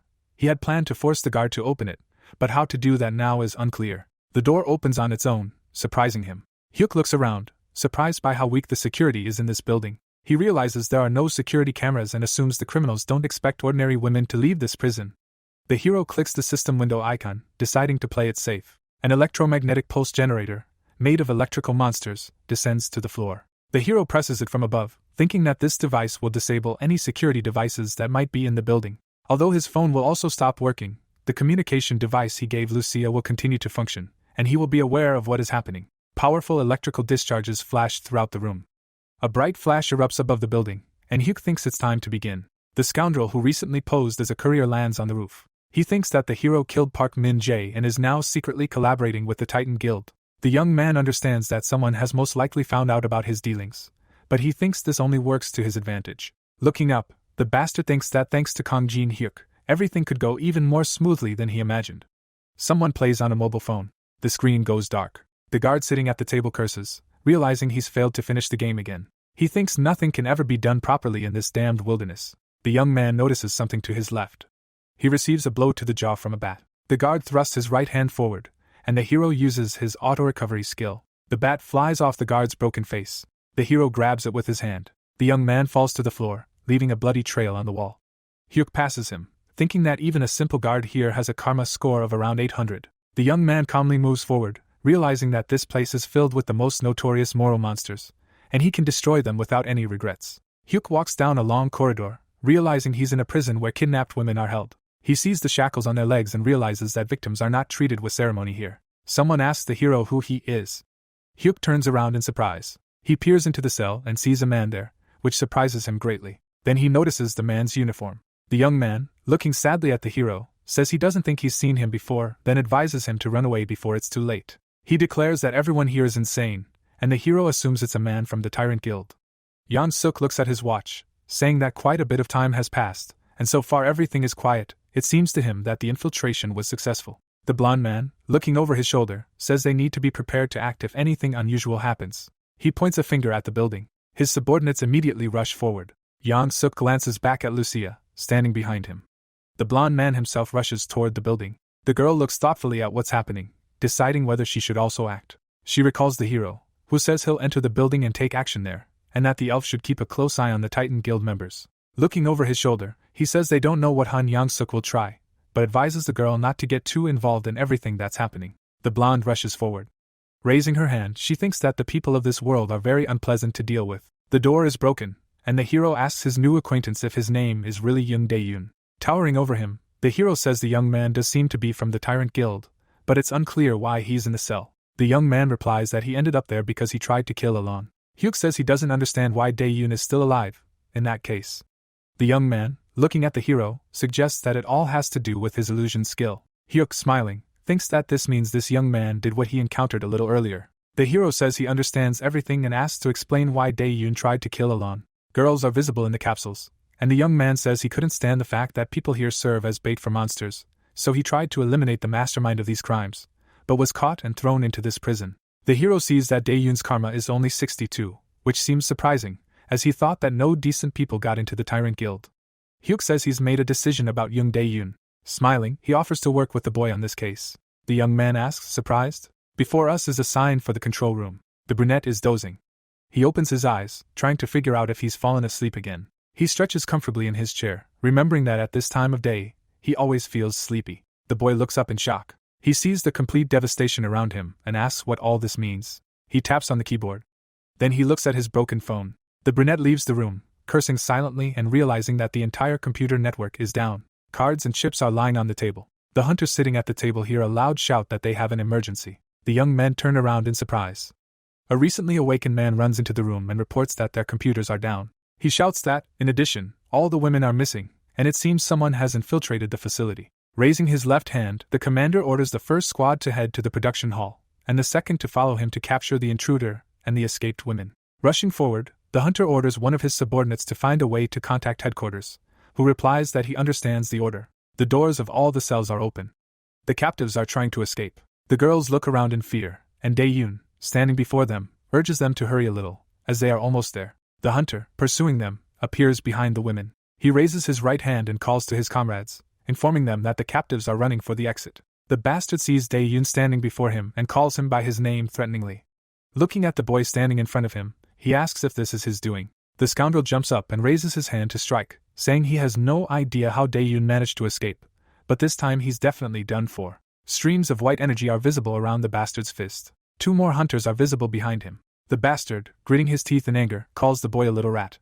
A red bat hits the bastard's nose. Hyuk dodges a knife that was flying straight at his head. The hero ducks. He strikes and hits one of the hunters in the head. The bastard is sent flying far back. The hero calmly walks past the fallen enemies, thinking that the hunters were desperately defending this location, so it can be assumed that Alon himself is here. Hyuk sees a powerful gate in front of him. It opens. The young man continues on. A huge device is attached to the wall, and the young man realizes that the Tyrant Guild has set up an entire underground production facility. He approaches a capsule containing a girl. He tries to figure out if everyone he sees here has been kidnapped by criminals. What's happening seems like disgusting madness to him. Hyuk stands before a huge capsule containing a very strange creature. He realizes it's Alon. He grips his weapon with both hands, thinking Alon is asleep, as it doesn't react. The weapon emits bright electrical discharges, and Hyuk realizes he has a chance to end the source of his problems once and for all. Red tentacles emerge from the capsule's walls. The heroes stare in shock at what's happening. White marks are visible near his head. The young man manages to avoid the incredibly long tentacles, and he begins to understand what he's dealing with. Hyuk crouches slightly, realizing the monster's attacks are incredibly powerful and could very well be fatal. The hero looks at the cracked capsule, deciding to wait for the right opportunity to strike. Hyuk watches his enemy closely and mentally tells himself to remain calm, trying to figure out how to deal with the tentacles. The strange creature opens its mouth wide and sticks out its tongue. The capsule shatters. The hero, shielding his face with his bat, thinks he's in big trouble. Hyuk, hit by flying fragments, uses his hard-skin skill. The monster's tentacles pierce the wall behind him. The hero jumps. He carefully looks ahead, realizing he can dodge these very specific projectiles and move forward. Alon is visible right in front of the boy, and Hyuk knows he must finish this monster here and now. He strikes with his bat. The boy arches back sharply. The blow hits him in the right side. The hero is thrown back, his weapon falling to the ground. The hero clutches his right side, thinking that the blow he took was very painful. Chain mail is visible under his torn shirt. Hyuk thinks that he almost died, despite using the hard-skin spell and wearing magnificent armor. The hero holds the bat in front of him, realizing that he is, nevertheless, very difficult to kill, and he will still have to wait and see who wins this fight. A white line is visible in the air. The blow hits the young man's feet, forcing him to jump. A red tentacle is visible under the hero's foot. The young man stares at the enemy. He parries another attack with the bat. The hero falls backward. He somersaults in the air, then lands on his feet. Hyuk, smiling, jumps. Alon is in front of him again. Fear appears in the monster's eyes. The red bat quickly approaches him. The weapon plunges into the monster's body. The hero pierces Alon's chest. Hyuk stands on the monster with both feet, and it lets out a deafening scream. The young man, his mouth wide open, screams for this man-devouring creature to disappear immediately. Electric charges spark around the bat embedded in the monster's chest. Alon looks at his opponent in shock. Electric charges are visible around the young man's head. The monster explodes. We see a stream of flame. It mixes with the electricity. Slowly, the riot of energy subsides. Eventually, nothing remains. A red-black mineral lies on the floor. The hero says he feels like he almost died. Hyuk examines the object lying at his feet, assuming it is a magic stone that belonged to Alon. A new item appears in the inventory window. The young man, examining the artifact, doesn't understand why the system can't identify it. He himself understands that, judging by its size and shape, it is a magic stone. The boy taps the icon. The stone disappears from his hand. Hyuk says he'll ask the dwarf to look at it when he meets the old man. He takes a communication device from his bag, deciding he needs to check what's going on outside. Holding a blue crystal, Hyuk asks Lucia if she can hear him. The blonde, with mountains visible behind her, asks how the boy is doing and whether the captives managed to escape safely. She says a young man with some girls is descending the mountain, and they are being pursued by people in identical uniforms. Hyuk brings the crystal to his lips and says the captives are being led by a former Tyrant Guild member who betrayed his organization. The boy declares this man can be trusted, and they have decided to work together. Dae-yoon carries one of the girls on her shoulder. The hero tells her ally that she needn't worry about this young man, and he will help them. Hyuk continues talking to the elf. She asks if he's taken care of Alon. The young man says he destroyed the creature and retrieved the magic stone. He asks what the Titan Guild members are doing now. Lucia, with clouds floating above, reports that they've engaged in battle with people in white robes. We see a telecommunications tower, and Lucia comments that something looks very strange, that these people ate something and transformed literally in an instant. The blonde man we see looks completely insane, and the elf reports that the Titan hunters are currently retreating under pressure from these people. The black-clad hunter parries the blow with his sword. The Tyrant Guild member hits his opponent in the arm. We see 2 more fighters. The hero asks if these bastards actually ate something. He suggests it was probably Alon's elixir, which he learned about a little earlier, and that this potion increases physical capabilities, like a magic stone. A hunter from the Tyrant Guild, his mouth gaping in utter madness, the hero reports that those who drink this elixir lose their minds and enter a state of battle frenzy. The maddened hunter bites the Titan Guild member's arm. The whites of his eyes turn black. A fierce battle ensues. Before us is a fighter in black protective clothing. Hyuk tells his ally that it would be very unpleasant if the Titan Guild were to suffer a defeat now. He asks if the girl can help these people. He declares that these guys are certainly no gift, but now they simply must stop the bastards from Tyrant. Lucia thoughtfully says she understands and asks if this means she should only target people in white robes. A bow appears in her hand. She knocks 3 arrows and tells her ally he can rely on her. The elf knocks the bowstring. Smiling, she says that in exchange, the hero will have to buy her a huge amount of sweets. Hyuk realizes that things are also looking up on the second front of this battle. The hero advances. He stops and asks why his opponent is still hiding. Shouldering his bat, the hero demands the courier show his face. A narrow passage is visible in front of the young man. A man in a respirator peers out from behind the wall, saying he never expected Hyuk to notice his presence. This character's face is hidden by an attachment. The hero, standing before the enemy, asks who is the target, him, or the magical Alon stone. The blonde rushes forward, declaring that his goal is the same as the hero's, but the means to achieve it have suddenly changed. Hyuk, glaring at his opponent, declares that he will regret this choice. The villain holds a knife in his hand. He strikes, but the hero manages to dodge. Hyuk throws an elbow, but also finds himself blocked. The blonde, however, jumps away from him. The hunter stares at the boy in amazement, realizing that such reaction speed is unthinkable for an average C-rank hunter. It becomes clear to him that the young man intercepting his hand with the syringe was no accident. The scoundrel stands with his legs spread wide, thinking that, nevertheless, this is still a C-rank hunter. We see the screws on the bastard's glasses. He does a backflip. The hero slams the bat into the wall. Hyuk stands with his arm outstretched. He pushes off the ground and flies over his opponent. Preparing to catch the bat, he uses the auto-recovery skill. His weapon flies out of the wall. It flies back to its wielder. Hyuk, grabbing the bat, looms over the enemy. He strikes.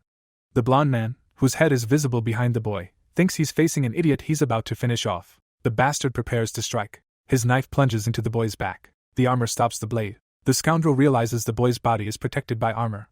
The blonde man raises his weapon again to strike. His knife buries itself in the boy's neck. We see the hero's leg. Hyuk hits the enemy with his shoulder, asking what he's going to do. The hero prepares to strike again. His bat emits electrical discharges, and the boy screams that this time the bastard won't escape. The boy opens his mouth wide. A translucent energy sphere is visible in front of the hunter. The bastard, protecting his head with his hand, uses the shield skill. He puts his hands out in front of him. The blonde tries to stop with his legs, but is thrown against the wall. He hits his back against the barrier. Clouds of smoke rise in front of the bastard, and he realizes he barely blocked his opponent's attack. The bastard realizes he can't see the boy. The boy's head appears in the clouds of smoke. The hunter realizes things are bad.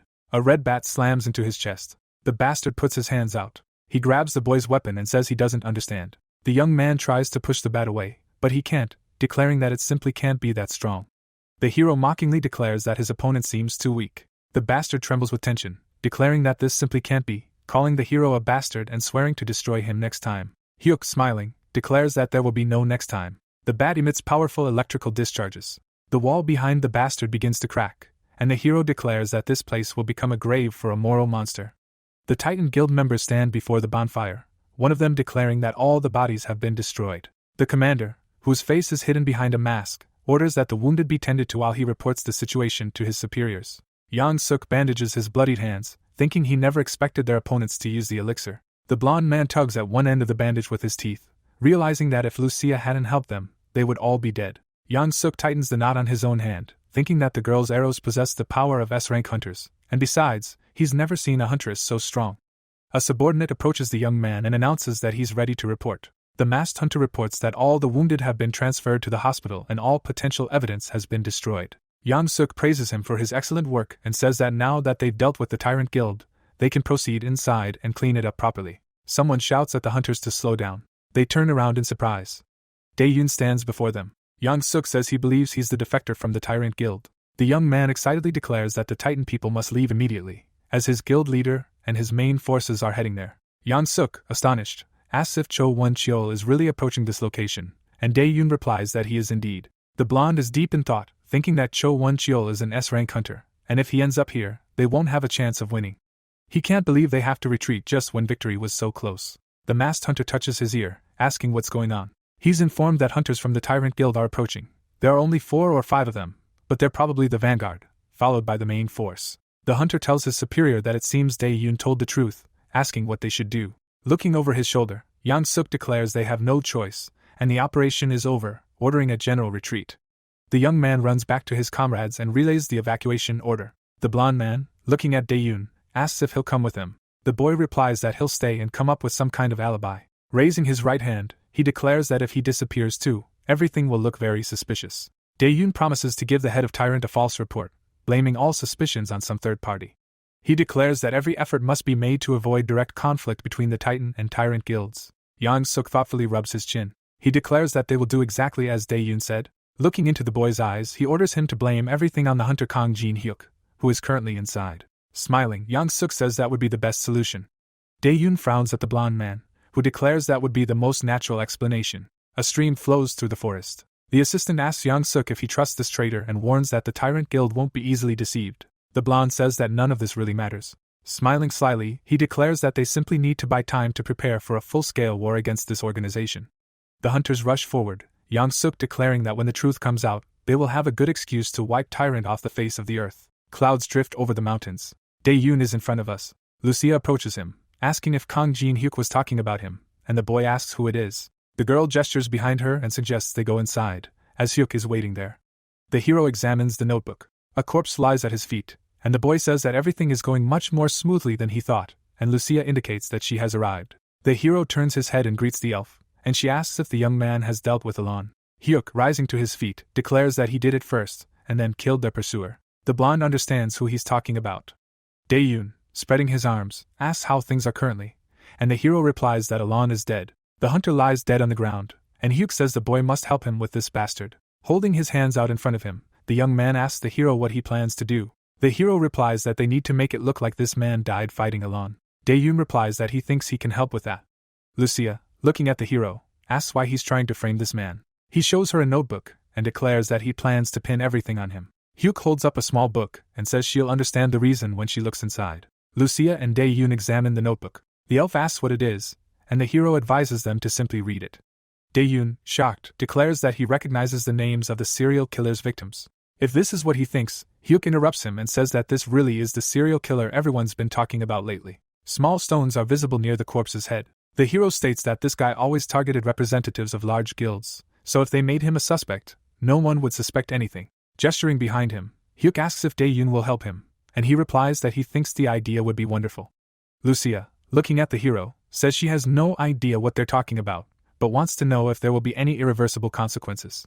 Hyuk assures her that everything will be fine, and says they need to get out of here. Raising his left hand, Dae-yoon declares that he will do everything necessary, and the young people must leave immediately, as the main forces of the Tyrant Guild will soon arrive here. Lucia, surprised, says that she was sure this information was intended to send the Titan Guild members back. Dae-yoon explains that the main forces are indeed moving here, but will arrive in 2 hours at best.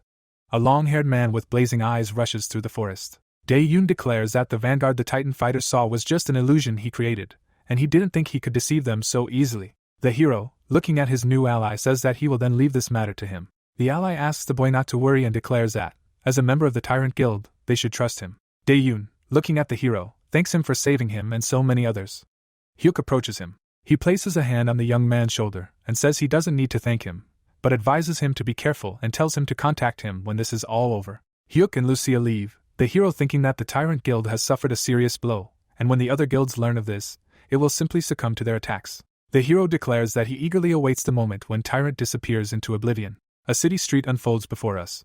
Sang-ho, sitting in front of his laptop, tells his secretary that things have turned out much worse than he expected, but that it's no longer Titan's problem. He presses the space bar and says he'll share this information anonymously. Raising his left hand, he asks his secretary to send the data to the Hunters Association, the police, the government, and all the media outlets she knows.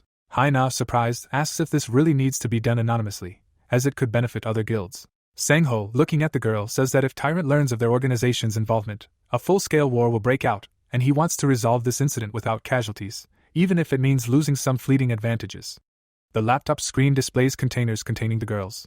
Sang-ho declares that he can't afford to lose any more fighters, and Haina agrees that her boss's plan is quite reasonable. News anchors greet viewers and inform them that a major hunters guild has been illegally breeding monsters and feeding them humans. Passers-by on the streets watch a giant screen, which announces that the prosecutor's office has filed charges and launched an investigation, and that other hunters guilds, including Ultron, have agreed to cooperate. Subway passengers are excitedly discussing the news, some saying that using living humans as food is barbaric, others claiming that the tyrant bastards have simply gone mad, others demanding their arrest and execution, and another passenger saying that Ultron is actively involved in the investigation. A furious bearded man is seen on a phone screen, shouting that if the Tyrant Guild refuses to participate in the investigation, then war should be declared against them. He says that other hunter organizations will not sit idly by. A young man and woman are watching a TV screen, where it's announced that several high-ranking members of the Tyrant Guild have been arrested because the prosecutor believes they could flee the investigation. Yang-suk grabs the remote control. He angrily throws it down, calling Sang-ho a damn idiot. Grinding his teeth in rage, the blonde declares that he handed everything to his boss on a silver platter, and he just went and ruined it all. Yang-suk looks at the computer screen, and Sang-ho greets him. The guild leader is visible on the monitor, asking why Yang-suk is calling him. With his arms outstretched, the blonde irritably asks if Sang-ho really has no idea what's going on, asking why the man sent the information anonymously, and if he's crazy. The blonde angrily shouts that he and his group did all the work, but now everyone somehow considers the bastards from the Ultron Guild to be the heroes, not them. Sang-ho declares that if he had done everything openly, the Tyrant Guild would have crushed their organization, while the other guilds were still waiting to unite. Yang-suk, slamming his hands on the table, asks in amazement. He angrily shouts that if his plan to recruit S-class hunters had been carried out, Tyrant wouldn't have stood a chance. A man with a sword stands in the middle of the ruins. Sang-ho declares that if they had hired the people Yang-suk suggested and started a war, there would be no guarantee of victory against the Tyrant Guild master, reminding them that a guild war would have caused enormous damage to the city and civilians.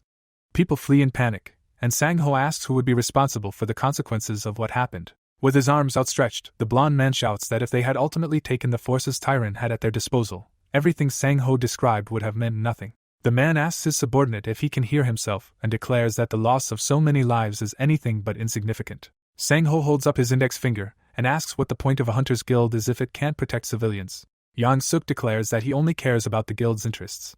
Sang-ho demands that the blonde man stop misrepresenting his own ambitions as loyalty to the guild. He says that Yang-suk is talking nonsense, even though he said he was calling on urgent matter. The guild leader announces that he is disconnecting. Yang-suk, holding out his hand, asks his superior to wait. He grits his teeth in rage. The blonde man, cursing everything under the sun, smashes his laptop, unable to understand why the guild leader always behaves this way. With his hands on the table, Yang-suk declares that as long as this simple-minded degenerate leads the organization, Titan will never succeed, and he himself simply won't tolerate all this idiocy. The blonde opens his phone's contact list, declaring that CO Sang-ho was the first to cross the line. Yang-suk calls someone, and they tell him that if this is a job application, they are only interested in the guild leader position. A strange smile crosses the blonde's face, and he declares he is ready to offer the position. The other person asks in surprise, and Yang-suk declares he will make him the guild leader. Clouds float above the buildings. Hyuk looks around, saying that this seems to be the very place he was told about. There are quite a few people around the boy. He doesn't understand why the person he is supposed to meet chose this place, even though he seemed to have said the meeting should be secret. The young man walks through the door, and someone calls out to him. We see a raised hand. Dae-yoon is sitting in a chair, and the hero tells him that the boy's face looks much happier than last time. He asks how the young man is doing. He replies that everything went much better than he thought. Hyuk sits down in front of him and asks if the cover story they concocted worked. Dae-yoon replies that everything went perfectly, and he feels much calmer within the guild now. Rubbing his chin, he declares that it's still too early to relax. A glass of drink sits on the table in front of the hero, and Dae-yoon informs him that his guild has formed a team to search for Mr. Kang Jin-hyuk. Sipping from a straw, the hero asks in surprise. The establishment is quite crowded. The hero asks if the guild, which is on the verge of extinction, has such resources. Dae-yoon replies that Tyrant's business is indeed not going well, but some of the guild's leaders still suspect something. Looking down slightly, the young man says that these people believe the killer's body was deliberately planted, and that word of their actions spread too quickly. Behind the hero's shadowy figure, a dead maniac is visible. Dae-yoon says that the people he speaks of are still determined to find the true culprit of their troubles. Spreading his arms, Hyuk asks if these characters have any evidence. Dae-yoon replies that there isn't any, so the hero needn't worry about his identity being revealed. Lanterns hang from the ceiling, and Dae-yoon warns the hero to be careful. He promises that if Hyuk doesn't make himself known, he'll see the Tyrant Guild collapse very soon. The young man hands the hero a phone, saying it contains all the information on those investigating. Hyuk looks at the screen, and Dae-yoon asks if the young man really wants to know everything right now. He replies that it wouldn't hurt to do so. The establishment is crowded, and Hyuk asks if this is all an illusion. Dae-yoon, looking at the young man in surprise, asks how he figured it all out. The hero, smiling, says he figured it all out from the start, and since no one is watching, Dae-yoon should tell him who exactly is pursuing him. A glass of ice sits on the table, and Dae-yoon reveals that the young man is being hunted by a marksman and a mage, both masters of disguise and stealth magic. Hyuk looks at his phone screen and hears that these people can approach him under the guise of people he knows. The hero, pointing to the mobile device, declares he understands and asks if there is any other important information. Dae-yoon reaches into his pocket and declares he only has one more thing to tell. He pulls out a tiny disc and asks if the hero has ever heard of a monster counter. The hero remembers the device he was given at the Titan Guild and realizes that this is what they are talking about. They sit across from each other, and Hyuk remarks that it seems to look completely different now. Dae-yoon explains that it is an improved version of the monster counter, created by the Association to monitor hunters after the Elan incident. The hero examines the device. Dae-yoon informs him that from now on, all hunters will be required to wear similar devices, and this especially applies to members of the Tyrant Guild, as the Association plans to closely monitor them. Hyuk stares thoughtfully at the tiny disc, thinking that all this is complicating things, and now even dungeon hunting could become a problem. Dae-yoon extends his left hand, saying that for this reason, if the hero plans to take the strengthening pill, he must do so as quickly as possible. The hero asks if this should be done before the tracking system is fully activated. Dae-yoon replies that if the hero becomes stronger after it is activated, they will attract the attention of the Association, and even the Tyrant Guild will become suspicious. Hyuk looks at his companion, who repeats that he must take the pill before the system is activated. Hyuk walks down the street, thinking about how the tracking system is greatly complicating everything for him, and he must become stronger before it is activated. We see the young man's face. He understands that he must head to the dungeon now. Smoke rises from the forge chimney, and a dwarf pounces on the boy with accusations. Pointing at him, the old man shouts that he sent him to fetch some ore, but the boy simply disappeared for a few weeks and now reappears as if nothing had happened. Hyuk, rubbing the back of his head in embarrassment, apologizes, saying he encountered unforeseen circumstances. The dwarf, jabbing his finger in the boy's face, declares he was beginning to think the fool had perished somewhere and promises to finish him off with his own hands. Smiling, Hyuk asks the old man to calm down, remembering that he was supposed to fetch some ore on his orders. The dwarf, examining the red black stone, asks the boy if he knows what it is. The hero replies that the material seemed very valuable to him. The old man explains that it is cursed ore, filled with countless sufferings, and since dwarves are very sensitive to curses, he will not even look at the stone. Hyuk is frightened, mentally turning to Lucia and asking her why she left him alone. The hero recalls how the blonde apologized, saying she had something to do when he asked if she was going to the blacksmith with him. The dwarf holds a red and black stone in his hand, calling the hero an idiot and declaring that he couldn't bring the ore he needed, but instead brought some kind of abomination. The old man demands that the boy throw it away immediately. Raising his hands, the young man begs for forgiveness, declaring that he had no idea what kind of stone it was. The old man says that being stupid is not a crime, after which he promises to take care of everything himself. The hero thinks that simply throwing away the stone would be a shame, but he doesn't understand what he could do with it. Standing behind the dwarf, he declares that if the blacksmith doesn't need this material, it should be thrown away. He says that Lucia was probably right when she said the old man couldn't do anything with this stone. The dwarf looks back at the boy and asks him to repeat the words of what he calls this elven creature. High cliffs lie before us, and Lucia explains that beneath the mountain lies a so-called dragon temple. Two tiny figures are visible in front of the entrance. The elf tells the boy that he can take the key, open the temple, and cleanse the ore's curse, resulting in something far more powerful than the club he's been waving around. A giant gate is visible beneath the dragon statue. The blonde, looking at the boy, asks if he really mentioned her name to the old man. Hyuk replies that she left him alone when she ran off somewhere, so there's no point in being offended. After that, the boy asks if he can really open such a gigantic gate with this key. Lucia sadly says that the key will open this gate without any problem, then asks if the hero even knows where he's heading. Hyuk replies with surprise that he was told it was just a temple. Lucia declares that it's not just a temple, and that it's far more dangerous than any dungeon the young man has ever been to. She declares that if he enters it now, he could die. The blonde, looking at the young man, says that they need to return home. He asks in surprise why they should do that after they've come so far. Lucia, looking up, declares that there's no choice, and that this dungeon is too dangerous, so they should be well prepared for their visit. The girl crouches, and the hero asks if he really needs to do all this. Lucia replies that he better hurry, otherwise she'll eat all the sweets in his house. The girl jumps, and Hyuk crouches too. A trace of a jump is visible on the floor, and the hero angrily shouts that he has a month's supply of food at home, and eating it all would be sheer barbarity. A dragon statue stands before us. The hero thinks he didn't know what would happen to him next. Black clouds float above the houses. Hyuk lies on the floor, arms outstretched, and says that Lucia is incredibly fast. Looking up wearily, the young man tries to figure out what he should actually cook, and nothing but potions and scrolls comes to mind. He thinks perhaps he should ask the elf. Hyuk looks to his right in fear. It turns out that the girl is devouring the sweets in the house, and the hero angrily shouts that he didn't allow her to eat it all and warned her that it was a month's supply. The hero looks at his phone screen and says that Haina's secretary is calling. The boy puts the phone to his ear and announces that Kang Jin Hyuk is listening, and the girl also introduces herself. The hero asks what happened. Haina begs him to help, and the young man asks again, perplexed. Lucia, taking a bite of a cookie, looks at her ally in bewilderment. Haina says that if the hero doesn't help, the guild leader could die. The young man's face turns astonished. He says he'll come immediately, and asks where he should go. A huge city lies before us. An open first aid kit lies on the table. Haina, sitting next to Sang-ho on the couch, begs him to hold on a little longer. Bandaging the guild leader's arm, the girl says that the hunter Kang Jin Hyuk is on his way here and should be here soon. Sang-ho, raising his head, groans in pain. He's coughing up blood. Haina, looking at the man in fear, asks what's wrong. The girl is horrified that he's losing so much blood, but Sang-ho says he's fine. Tears are streaming down the girl's cheeks and she says that he is simply in a terrible state. The man, looking at his secretary, begs her not to cry and assures her that he will survive. Haina, shedding tears, looks at her boss. She realizes he's lying. The girl glances at the door.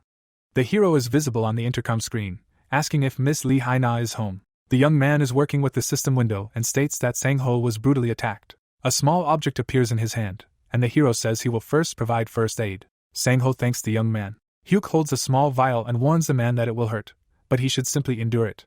The young man says that since the condition is so serious, he will simply pour the potion on the wound. The liquid pours onto the guild leader's hand. Gritting his teeth in pain, Sang-ho looks up. The hero continues pouring the potion on the wound. The man's face is contorted in pain. A table and chairs are set up in front of the house, and the hero says it seems the worst is over. The injured man sits on the couch, and the hero stands before him, asking him to tell them what happened. Sang-ho, with dark spots visible on his face, explains that he fell into a trap set by members of his own guild. A huge hall is filled with people in black suits, and the man explains that everything happened at an event he attended after returning from a mission. The hunters look at someone strangely, and Sang-ho explains that when he arrived, he noticed that only fighters from Yang-suk's squad were present, and by the time he sensed danger, it was too late. Sang-ho and Yang-suk drink from glasses. The guild leader places the glass on the table. The blond man watches his superior cough up blood. A translucent sphere appears in the man's hand. Sang-ho takes up his weapon. He tells the hero that he was given a poisoned drink, and barely conscious, fought everyone who tried to stop him from escaping. Sang-ho stands, knees bent, surrounded by enemies. He looks over his shoulder to the right. Sang-ho's mouth drops open, saying that despite resisting with all his might, he still ended up in this state. Hyuk, raising his right hand, declares this all very strange. He says that even despite the poisoning, ordinary guild members shouldn't have been able to defeat the organization's leader. The boy asks how it was possible for the man to be on the brink of death. Sang-ho tries to respond, but begins coughing up blood. Haina anxiously grabs her superior's arm. She says that the wounds, which seem to have healed under the potion, are reopening. The young man sullenly declares that the man was likely given a very strong poison at that event. He asks if Sang-ho knows what it was and if there's an antidote. Haina, looking at the hero, says she doesn't know, but hunters usually use some kind of medicine like that. Hyuk, spreading his arms, declares that such antidotes won't work and that they urgently need to get Sang-ho to the hunter's hospital. The guild leader says they can't go there. Looking at the young man, the man says his enemies will come for him. Hyuk looks down sadly, realizing that if Sang-ho ends up in the hospital, they will find him there sooner or later. He tries to think of another way to help this man. We see a street in front of a house. The hero declares that he knows Haina has a car and asks her to quickly prepare it for the trip. The girl asks where they're going. Hyuk replies to his house. The secretary, surprised, asks if there's an antidote there. The hero replies that there isn't one, but the girl shouldn't worry, as he thinks he knows another way to deal with the poison. We see a car wheel. A white car almost crashes into a red one. Haina, looking out the window, apologizes to the driver she cut off. The girl turns around and asks if her passengers are okay. Hyuk says there's no need to worry about them, promising to look after Sang-ho and asks the girl to hurry. Haina presses the gas pedal, the car takes off. The girl says she'll try to get there as quickly as possible. Black clouds gather over the high-rise buildings. Ahead of us is a pedestrian traffic light. People are crossing the street, and Haina announces that they're almost there. The hero, looking at Sang-ho, asks him to remain conscious and hold on just a little longer. The secretary, looking in the rearview mirror, says that they seem to have a slight problem. She asks if the guy sees the car behind them. The hero declares that it's the same car they almost collided with at the guild leader's house, and the girl says that it is. Behind the white car is a red one. Hyuk looks very focused. He declares that it seems they are being followed. The traffic light turns green. Hyuk, looking at the girl, says that they can't go to his house when they are being followed. Haina asks what they should do then, and the guy replies that it seems there is no other way. The white car is visible from the one pursuing her. In front of us are iron structures, and the hero says that from now on, Haina should go where he points. A construction site is visible near the road. The hero says he will detain the pursuers there, and while he does so, Haina should drive to his house as quickly as possible. The hero, looking out the back window of the car, says that he has already contacted his colleague, and she will open the door for her. We see the young man's leg. A man in a black jacket stands in front of the boy. He asks what the hell is going on and why, instead of Seo Sang-ho, whom he was hoping to see, some strange guy he has never seen before comes up to him. He asks if the young man will really try to stop him. Hyuk, in turn, cannot believe that they are being pursued by only one person. The hero looks back. He puts the phone to his ear and asks why Haina is not going to his house as they agreed. The girl, frightened, screams at the hero to run away immediately, as he is facing the S-class hunter Kang Jun-tae. The young man in question stares at the hero. Hyuk is shocked, unable to believe he's facing an S-class hunter. A red bat flies out of the system window, signaling the activation of a presence detection skill. Jun-tae charges. The hero's weapon flies far away, and the young man realizes his opponent possesses immense power. Hyuk jumps. He lands some distance from Jun-tae, who remarks that the man is carrying all sorts of junk. Haina asks the hero if he's okay. Hyuk says into the phone that he doubts he can hold off this enemy for much longer and demands that the girl leave, promising to catch up with her later. Haina tries to object, and the hero demands that she do as he says immediately. The girl sadly looks out the window, saying she understands everything, and that the young man simply must meet her later. Jun-tae crouches, and he irritably asks where Haina is going. The man's hand glows, and a weapon appears in it. Jun-tae yells at the girl not to even think about running away. Haina shifts into gear. She presses the gas pedal. The hunter flies over the car. He thrusts his weapon into the vehicle. Jun-tae notices something. The next second, the hero delivers a powerful blow. We see the hunter's leg. It bears the mark of the powerful blow. Jun-tae asks why the hero keeps trying to get in his way. The young man flies back and falls on his back. Jun-tae, standing in front of him, says that because of the boy, he seems to have lost his target. The hero, lying on the asphalt, is visible through the car's rearview window. Haina sees the boy in the mirror and apologizes to him for not being able to help. Shedding streams of tears, the girl begs the hero to return alive. Jun-tae, rubbing his neck, declares that no one told him anyone would interfere. He explains that he is very annoyed that the young man got in his way, but he is currently on a very important mission and is willing to spare the boy if he gets the hell out right now. Hyuk rises to his feet.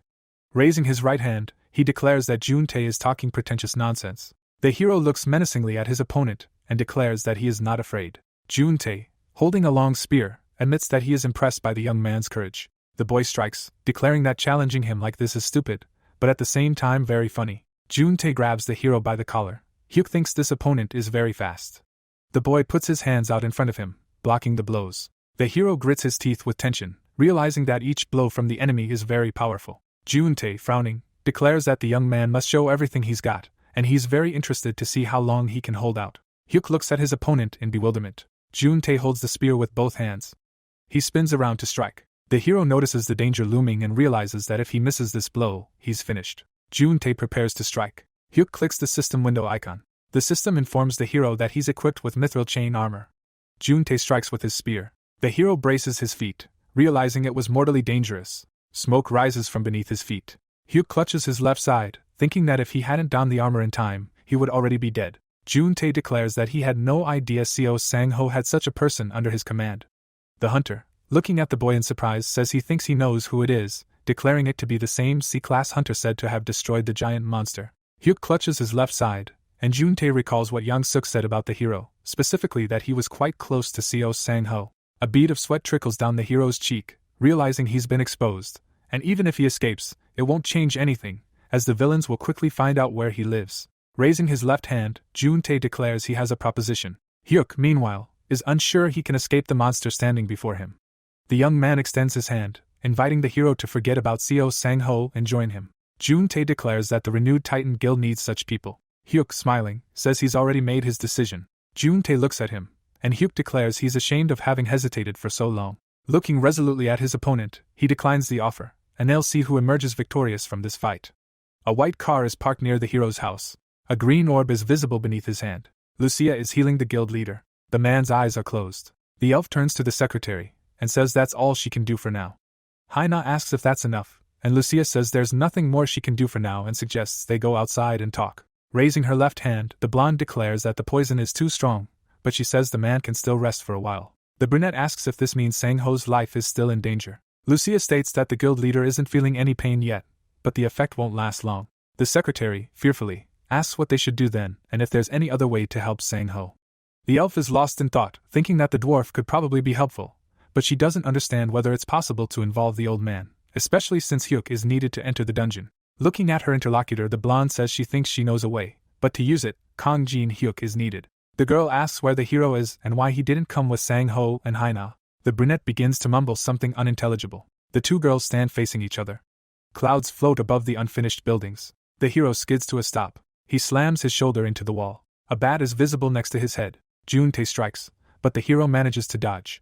The tip of a spear is visible. Juntae asks if the young man intends to dodge all the time. He strikes again, suggesting they fight seriously. The hero's legs fly off the ground, realizing that his opponent's blows are very powerful. Juntae charges again. The hero's eyes widen with fear. The opponent punches the hero in the jaw. The young man flies backward into the wall. The boy can barely stand. He takes another blow, this time to the stomach. Hyuk is breathing heavily. Juntae throws him far to the side again. The hero hits his shoulder on the ground. The enemy approaches him, holding a spear over his shoulder. He calmly looks at the boy and asks where all the energy the boy had before went, after which he declares that he is even sorry that it is all over so quickly. Hyuk lies on the ground. He tries to get to his feet. The hero looks down. Raising his left hand, he thinks that he is almost out of strength and could drink some kind of potion, but the enemy's attacks follow one after another, and there is simply no time for that. Hyuk holds the bat in his hands, thinking that he has only one option left to strike a very strong blow. Juntae, looking at the boy, declares that if he gives up, it will be too boring. He urges the boy to put all his strength into one last blow and fight to the end. Hyuk rushes to attack. A powerful blow marks his face. Juntae jumps, missing the bat beneath him. The hero, cursing under his breath, realizes he can't even land one blow. The hunter throws his spear forward. His weapon misses the young man's chest by centimeters. The young man's foot leaves the ground, and he declares that this is all too boring. Hyuk takes a blow to the head.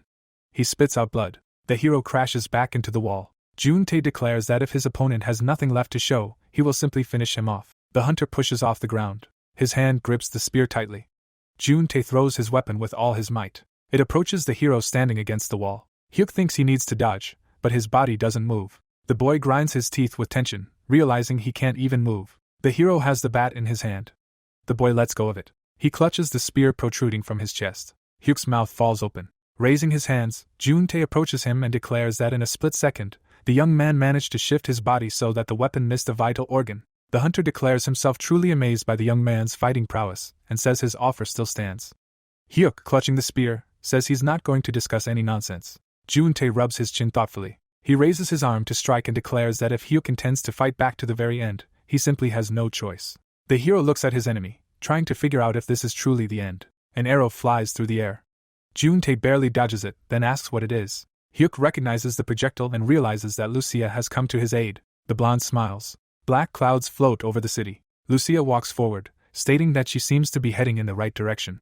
The elf looks at her cell phone screen. She's only heard how to use it before, so she's having some trouble. The navigator suggests turning left in 200 meters. The route is visible on the device's screen, and Lucia realizes that she seems to be almost there. The girl pushes off from the ground, saying that she's already close and asking the hero to wait a little. With the phone in hand, the girl rushes forward, silently begging the hero not to die and to wait for her.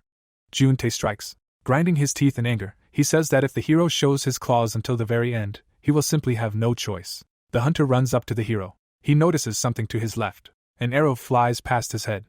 A powerful explosion is heard not far from the young people, and Juntae asks what it is. The young man's expression is one of surprise, thinking no arrow could possess such power. The battered Hyuk smiles, guessing who fired the projectile. Lucia approaches. She calmly watches what's happening, and the hero realizes he seems to have been saved.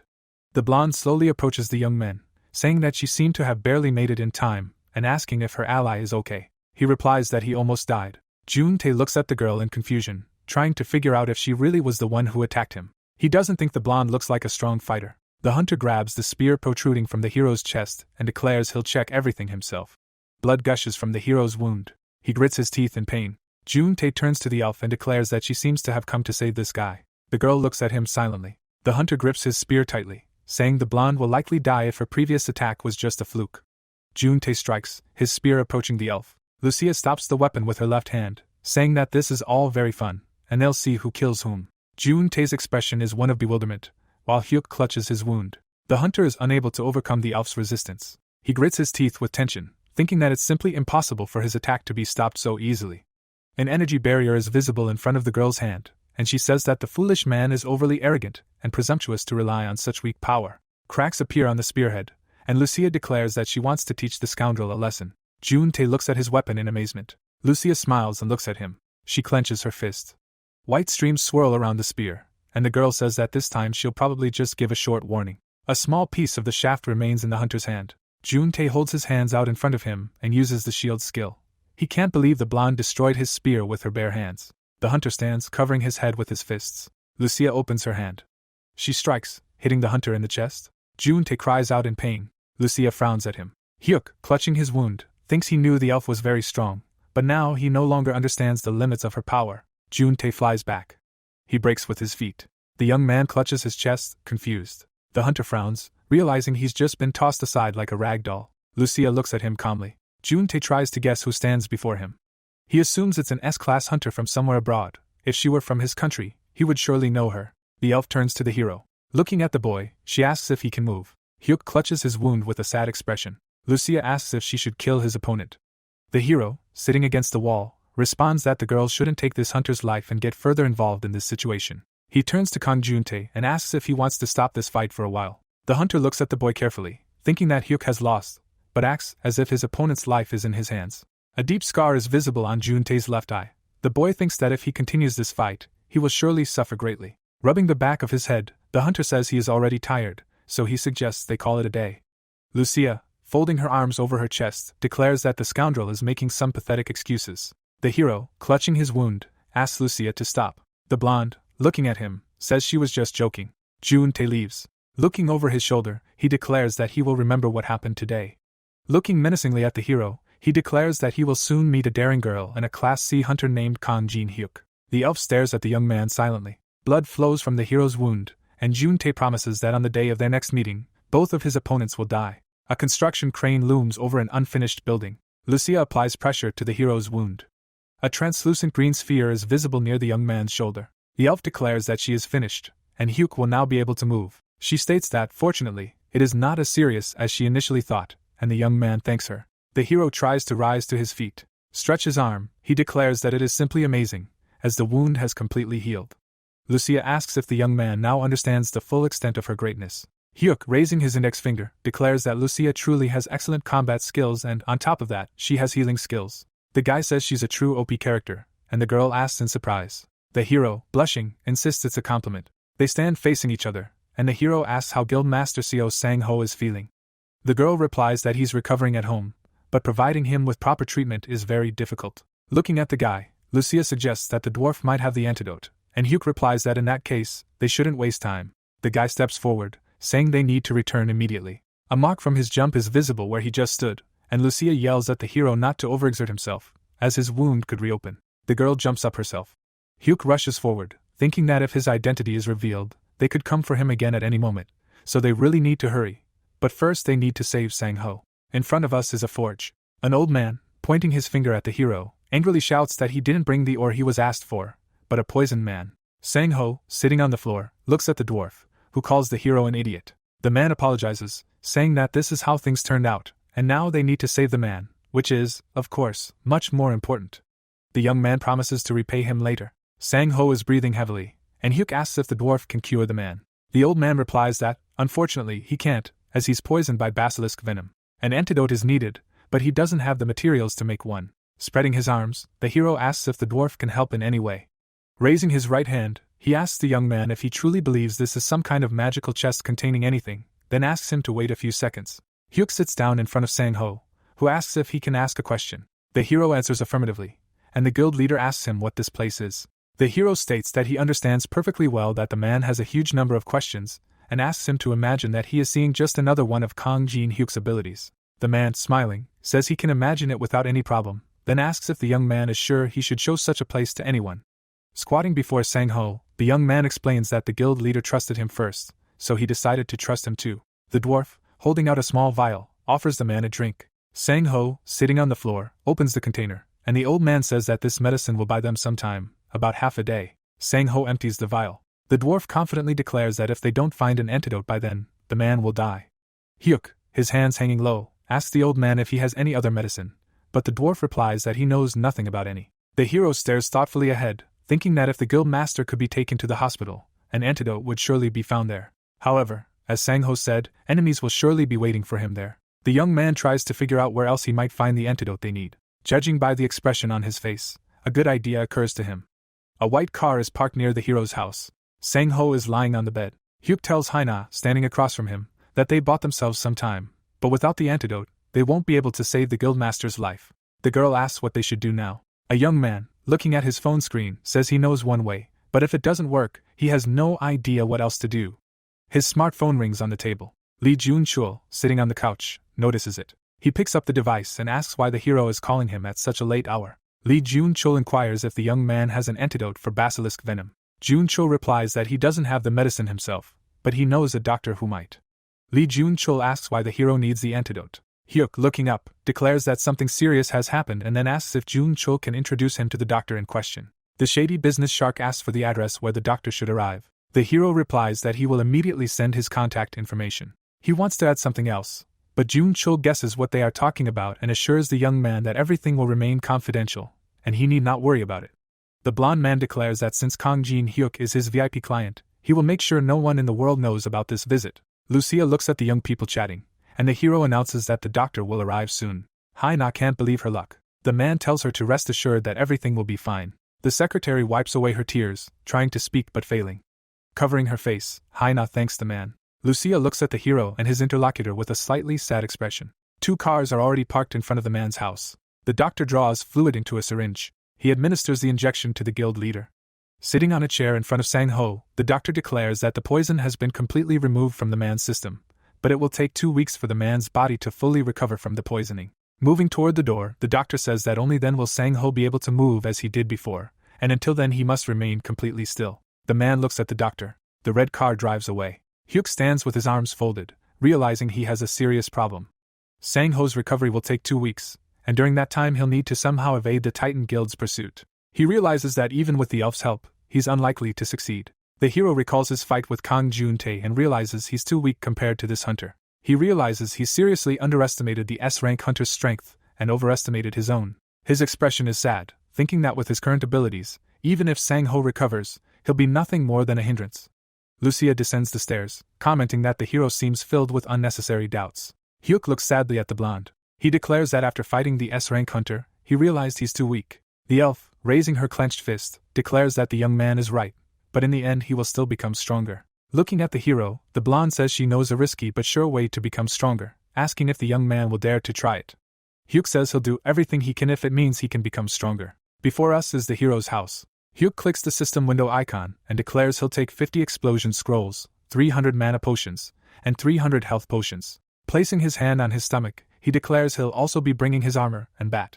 Shouldering his weapon, the young man asks if that's enough. Lucia advises him not to forget the return stone. We see the back of the young man's head. Lucia and Haina approach him, and Hyuk declares that, naturally, he took the stone so he can return if needed.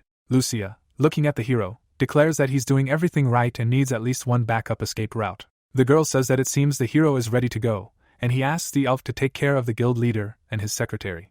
Looking at him, the blonde declares that she understands everything and asks him to remember one thing, that the Dragon Temple is much more dangerous than the hero imagines. The girl says that she perfectly understands the young man's desire to become stronger, but if he shows excessive greed, he will die. She advises him to return as soon as Hyuk feels he has become strong enough. Scratching his head, the hero declares that he understands everything, assuring him that he can always return with the return stone.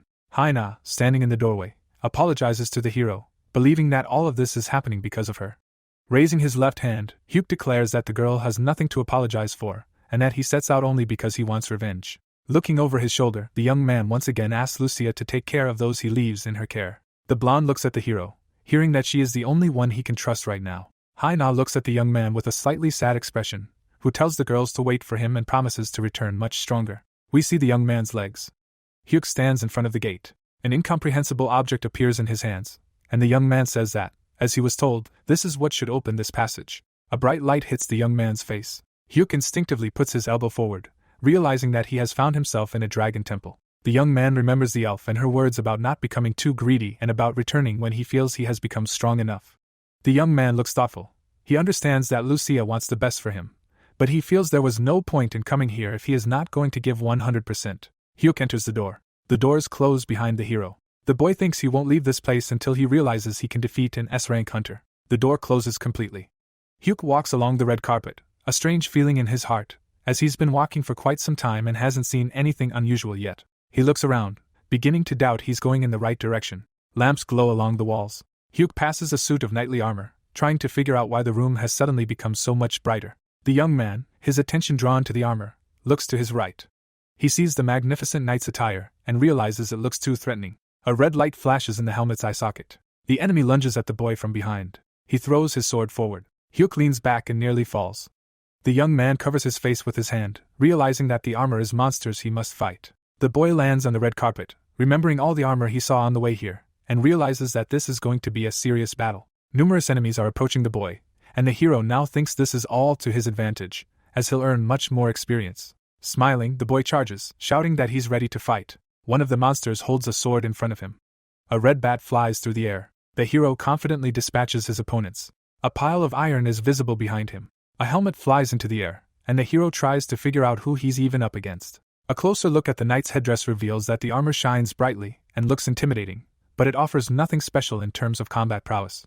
The iron armor behind the hero begins to move. It seems as if the enemies the boy defeated have come to life again. It seems as if the armor is being reassembled, and eventually, the monster ends up holding a spear. The hero is once again confronted by an entire army of enemies.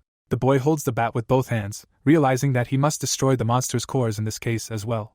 Smiling, the hero says that he would have panicked recently if he saw something like this. But now it's a completely different story. The bat emits electric discharges, and Hyuk says he has a surprise for these metal monsters. The boy jumps, then flies up to the monsters from above. He brings his weapon down on them, realizing that he can destroy the cores of all the enemies in one go. Bright discharges of electricity sparkle around the armor. The monster is electrocuted. It falls to the floor. We see the red tail of its helmet. Eventually that too disappears.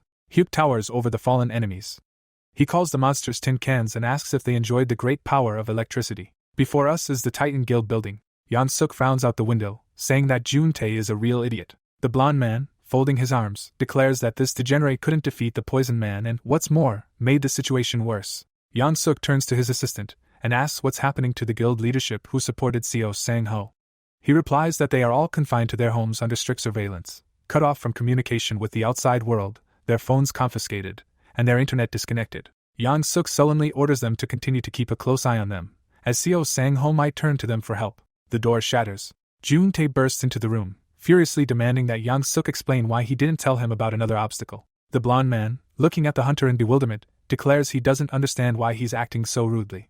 He reminds him that he provided him with all the necessary information about the low-level hunter. Jun-tae shouts that it wasn't him at all, but the archer. The blonde man's assistant steps forward, apologizes, and asks Jun-tae to take a step back. Jun-tae calls the man an unfortunate misunderstanding. The hunter punches him in the jaw. The young man crashes into the wall, and Jun-tae yells at him to shut up. Yang-suk, meanwhile, remembers Lucia and realizes she's talking about the girl he saw next to Kang Jin-hyuk. The blonde man, looking at Jun-tae, says that, as far as he can tell, this archer defeated the hunter. Enraged, Jun-tae raises his hand, asking what Yang-suk means. He says that if his spear hadn't broken, he would have definitely won. The blonde man, lost in thought, realizes that Kang Jun-tae is a very strong fighter, and he never imagined that the woman would be so strong as to defeat him. A young man lies unconscious between the two, shot in the jaw. Yang-suk says they now need to consider another variable and suggests revising the plan to include the archer who suddenly appeared. Looking at the hunter, he says that Seo Sang-ho must be killed as soon as possible, as only then will they be able to take control of the Titan Guild. The man lies on the bed. Yang-suk declares that Sang-ho is poisoned and most likely on the brink of death. Even if he is alive, he won't be able to fight like he did before, so if they find him, everything will end very quickly and successfully. The sun shines through the window. Yang-suk declares that the only ones who can protect Sang-ho are Kang Jin-hyuk and the archer. He promises that the guild will find them very soon and asks if Jun-tae will be able to get rid of them in that case. Raising his right hand, the hunter decisively declares that of course he will, and this time he will definitely kill them both. The two men stand facing each other. Yang-suk says that in this case, he will entrust Jun-tae with this matter. After eliminating the hero and his companion, there will be no more unknown variables, and Jun Tae will be able to become the Titan Guild Master, as promised. Hyuk presses hard on the door. The doors slide open with difficulty. The hero moves forward, thinking that, having defeated the monsters, he has already found himself in the second hall. It seems strange to him that he still sees no one, even though the room seems to be ending. Suddenly, the young man notices a man sitting at a distance from him. The number 0 is written above the man's head, and the young man finds this very suspicious. Hyuk approaches the man, who says he hasn't seen new challengers in a long time. The hero politely asks who it is. The bearded man, looking at the young man with blue eyes, asks who he thinks he is. Hyuk replies that this is undoubtedly a very unusual person. The man, frowning, asks why the hero feels this way, and if it's because the young man doesn't understand the meaning of accumulated karma. Hyuk, astonished, asks how his interlocutor knows this, trying to understand what's wrong with this man and simply incredulous that he could so easily identify his skill. The man, rising from his chair, says that it's far more important to discuss why the young man has come here. Towering over the boy, he asks if this visit is connected to the thing radiating a curse and disgust. Hyuk stares at the man, unable to comprehend what kind of person he is. The hero begins to feel as if he's actually reading his thoughts. The hero raises his right hand. A red black stone appears in it. Hyuk says he brought it to cleanse it. The bearded man declares that this stone has been growing in size, devouring people, and is filled with an incredible amount of malice. The man extends his hand and declares that cleansing this object won't be that difficult. The hero asks, amazed. The stone emits a blue glow. It suddenly changes color. The hero, covering his face with his hand, looks at the man, who says that this should be enough. The young man can't comprehend what just happened. Examining the stone, he notes in amazement that it has changed color, and the ominous energy it emitted seems to have disappeared. Hyuk bows before the owner of this hall and thanks him. From beneath his hood, the man declares that the young man should save his gratitude until he has fulfilled what he came here for. Hyuk asks, amazed. The man raises his hand and declares that the test has already begun. His eyes emit powerful streams of energy. The hero looks at the bearded man in shock. We see the young man's eye. The man advises him not to let his guard down and to try hard. Hyuk raises his hands, hearing that if he fails to perform at his best, he will lose his life. The young man looks ahead, realizing that this is the true test of the Dragon Temple. The hero looks to his right. Then he turns his head to the left, feeling someone approaching him. We see legs in iron armor. A red light glimmers inside the helmet, and Hyuk realizes this is the same armor he saw earlier. Huge circles are visible under the feet of the hero and his potential opponent. The young man asks what this place is and whether he has been transported to some other universe. The hero steps forward. He sees a very strange device with a dial and says that to escape from here, he believes he must defeat the opponent he sees before him. The young man asks for confirmation that there is only one. The light in the knight's helmet glimmers brightly, and Hyuk declares that this opponent is very similar to those he saw a little earlier. Smiling, the young man raises his hands, asking if the knight is only here to warm him up, and the real opponents will appear later. The young man stands before the sword-wielding knight and hears him say he should prepare himself, as the test has already begun.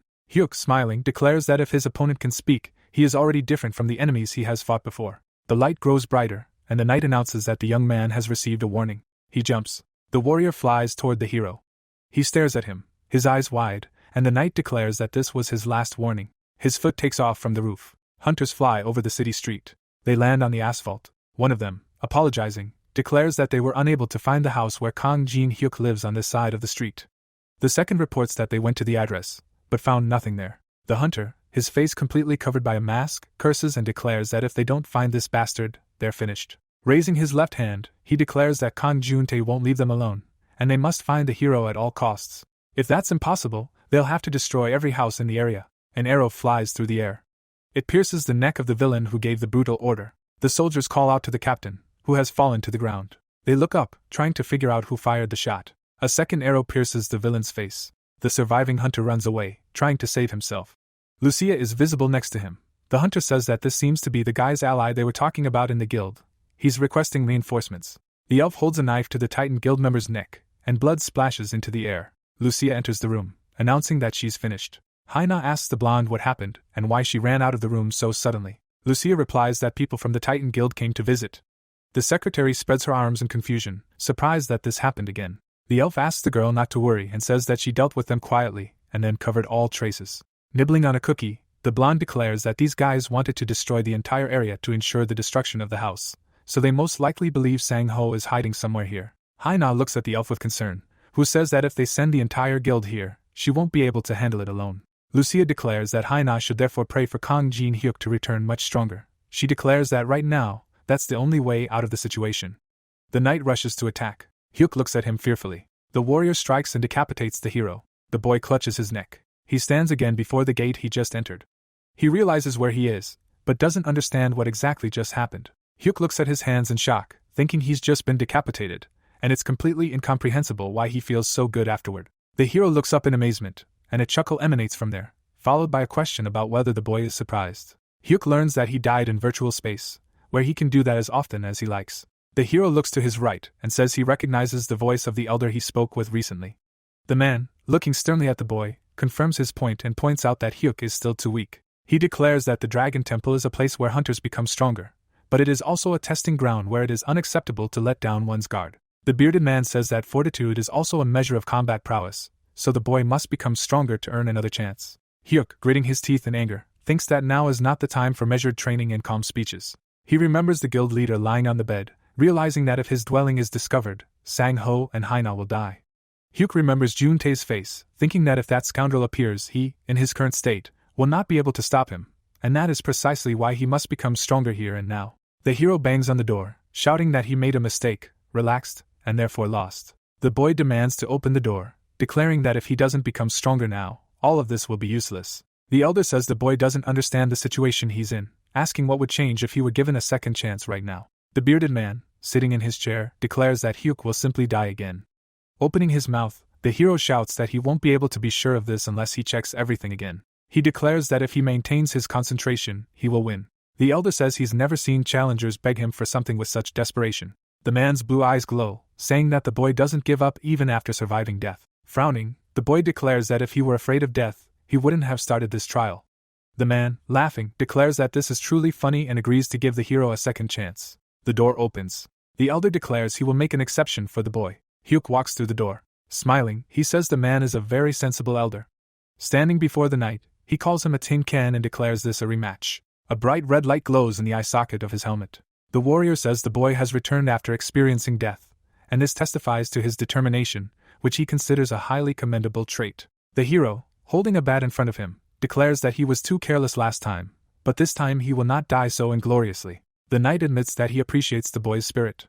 He charges. The warrior in iron armor prepares to strike, shouting that the second round is beginning. Hyuk parries the blow with the bat. The young man, gritting his teeth with tension, tries to hold back the enemy's onslaught. He thinks he has parried the blow this time, but his enemy's strength astonishes him.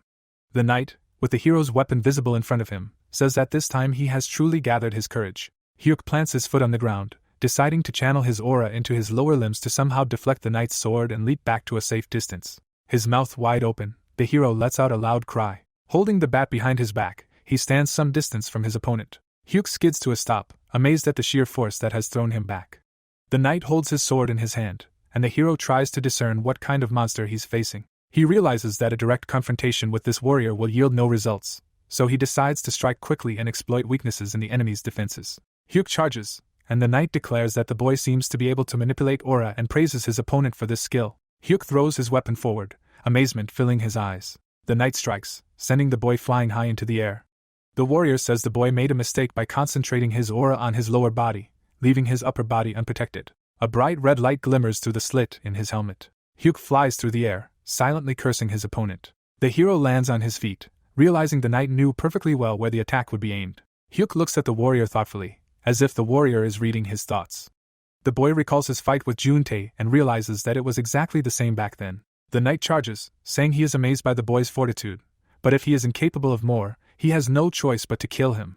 Bat and sword clash. Hyuk deflects the opponent's blow. He strikes back and hits the enemy's armor, and the boy asks if the warrior really thought he would calmly accept death. The opponents fight on a giant clock face. We see the hero's legs. The boy says he's tested his guess and seems to be right. The boy stands with his knees bent, asking if the knight is predicting his actions by tracking his aura. The knight replies that the hero seems to have some talent. The light in the slit of his helmet glows brightly, and the knight says that none of this, however, will change the outcome of the duel. Hyuk frowns at his opponent, realizing he's right, and if he continues to use his aura this way, sooner or later he'll be hit again. The boy realizes he must change his tactics. He opens the system window and taps the mana potion icon. The hero drinks from a tiny bottle, deciding to completely cover his body in aura so the knight can't predict his actions. The knight asks why the boy relaxes during the fight. The hero's eyes widen in surprise. He has to parry another attack from the enemy, which demands his complete focus on the battle. Hyuk restrains the warrior's sword with his bat. The warrior remarks that the boy seems to have completely covered his body in aura. The hero sarcastically asks if the knight has noticed.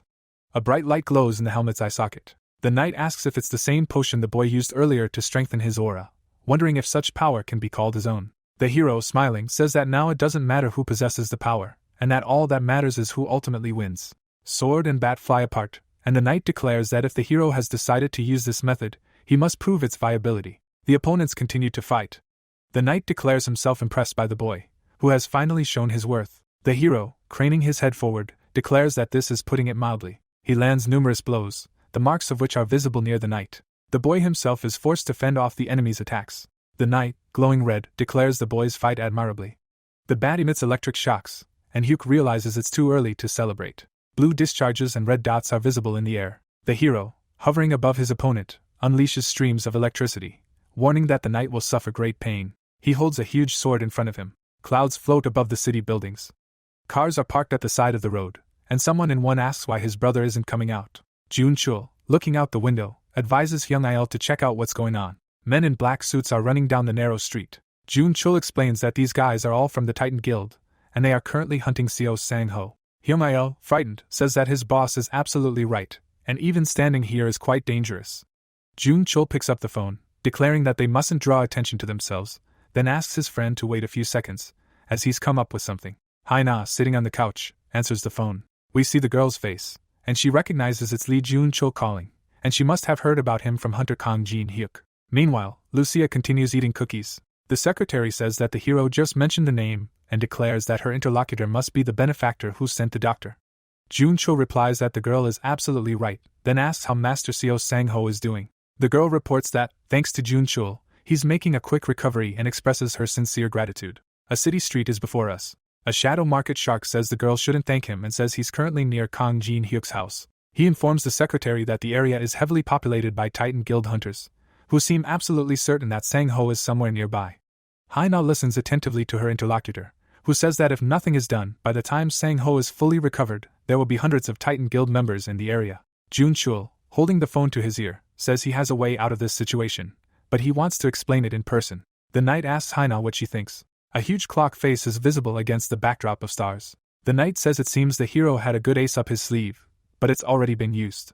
The hero restrains the enemy's sword with his bat, and the enemy asks if the knight can demonstrate anything else. Hyuk grits his teeth with tension, trying to figure out who his opponent is and why this warrior feels so superior after taking such a powerful attack. A red light shines brightly through the slit in his helmet.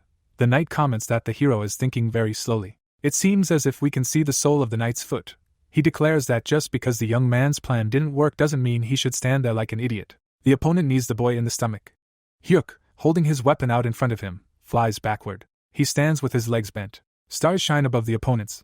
The knight asks if the hero has any other tricks and says that if he does, he must demonstrate them right now, as there will be no other chance. The hero's face is sad. He had really hoped that the lightning would allow him to win, but it turned out to be no such thing. A red bat is visible in front of the knight. Hyuk says he has no trump cards left, so he proposes to put their lives on the line and fight for real. The young man holds the weapon with both hands. The hero's eyes are almost hidden by a black shadow. The knight declares that in this case, he must match his opponent's energy level. The warrior looks at the young man standing in front of him. The knight, bending his knees, warns that his next attack will be quite powerful. Hyuk notices the yellow energy visible around the knight. He recognizes divine power and asks if he is a paladin. The latter replies that the hero had guessed wrong, but was close enough. The red light in the slit of his helmet glows brightly. The warrior asks if his opponent is ready. The latter, smiling, declares that if the knight means preparations, they have long been made, and the warrior must show him what he just promised. The light grows much brighter, and the knight comments that Hyuk exudes confidence. The hero replies that this is only natural, as he is growing stronger with each passing minute. The knight charges, approaching the young man who is preparing to meet him. The hero watches his enemy closely, realizing that no tricks will work anymore, and now he must deliver one decisive blow. A stream of red energy rises from the slit in his helmet. Hyuk, his mouth wide open, lets out a loud scream.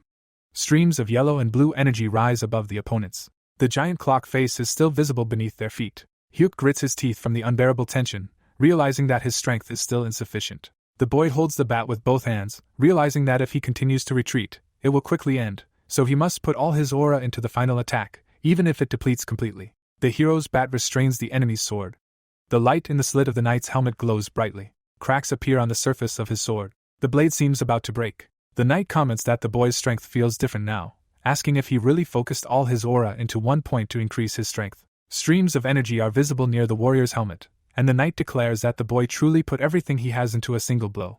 The sword shatters. A bright white flash is seen between the opponents, and the knight declares that, nevertheless, it is over for the boy. Hyuk looks up, realizing that his aura is dissipating. Stars are visible behind the warrior. The knight prepares to strike. The light in the helmet's eye socket glows brightly, and the opponent tells the hero that he does not have enough strength to win.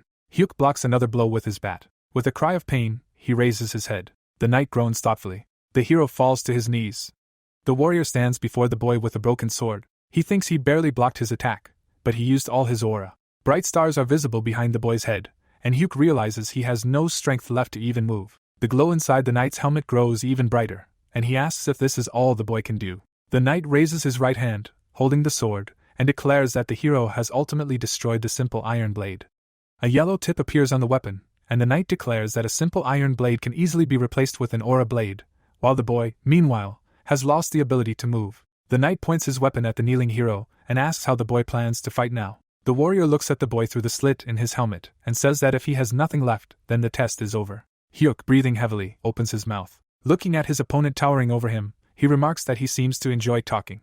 Leaning on his bat, the boy declares that if the warrior is going to kill him, he must do so immediately. Breathing heavily, the boy says that he gave everything he had, so he has no regrets, and besides, his death here does not mean he will truly die. We see very unusual mechanisms. The hero decisively demands that the knight listen to him, after which he declares that he will challenge him again and again to become stronger. The warrior towering over him declares that the test is over, and he has realized that the hero is most serious. Hyuk looks closely at his opponent, who declares that the boy is gravely mistaken about something. Standing before the youth, sword in hand, the knight says that no one told the boy that he must defeat someone in order to complete the test. Hyuk looks at his opponent in bewilderment. Disappearing into thin air, he declares himself both examiner and judge, and the essence of this test is to win his recognition. Hyuk, kneeling, asks in amazement if this means he has passed the test after all. The helmet, with a glowing red light inside, disappears, and the knight says the boy is very much lacking, but he has passed the test nonetheless. A bright light flares inside the strange device hanging in space. It begins to flood the area where the battle took place. Hyuk covers his head with his hands. He looks up in amazement, and the knight tells him that the boy has excellent potential, but needs to improve some of his personality traits, specifically, rid himself of recklessness and overconfidence. The elder he spoke with earlier stands before the young man. The man declares that, nevertheless, the boy's readiness to go to the very end is beyond praise. Hyuk asks if the elder was really the same knight he fought. A man flicks a young man's forehead, and he yelps in surprise. The bearded man demands that the boy not interrupt him, then declares that he will show the hero how to become stronger. Bends his head down, Hyuk clutches his forehead. He hears that his aura is a power based on divine energy, and therefore the way to become stronger is very simple. The elder's hand hangs above the boy's head. Hyuk looks up in amazement, asking what the man is trying to do to him. His mouth wide open, the boy lets out a loud scream. The elder looks him straight in the eyes, declaring that the boy must connect with the deity. The man's eyes emit powerful streams of blue energy. Hyuk looks at the elder in shock. We see the boy's eye up close, and the man tells the hero that he has won his favor and must use the gift he will receive wisely. A naked Hyuk hangs in the middle of empty space. Looking up somewhere, he tries to figure out where he is. The hero notices something right in front of him. A gigantic monster appears before him. Hyuk realizes it's a dragon. The beast opens its enormous maw wide. The young man covers his ears, silently cursing the elder who promised him a gift, but now appears to be simply trying to kill him.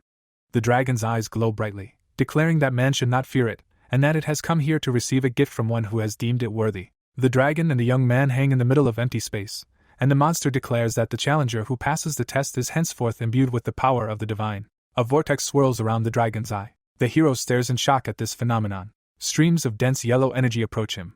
A light flares in the young man's chest, and the dragon advises the hero not to fear what is happening and to simply accept the gift, declaring that it is the grace of the deity who deemed the young man worthy of such a gift. Hyuk grinds his teeth in tension. He sees a very bright whirlwind before him, and the dragon says that from this moment on, the power of the divine will always be with the hero. Before us is the hero's house. Jun Chul and Haina are sitting opposite each other.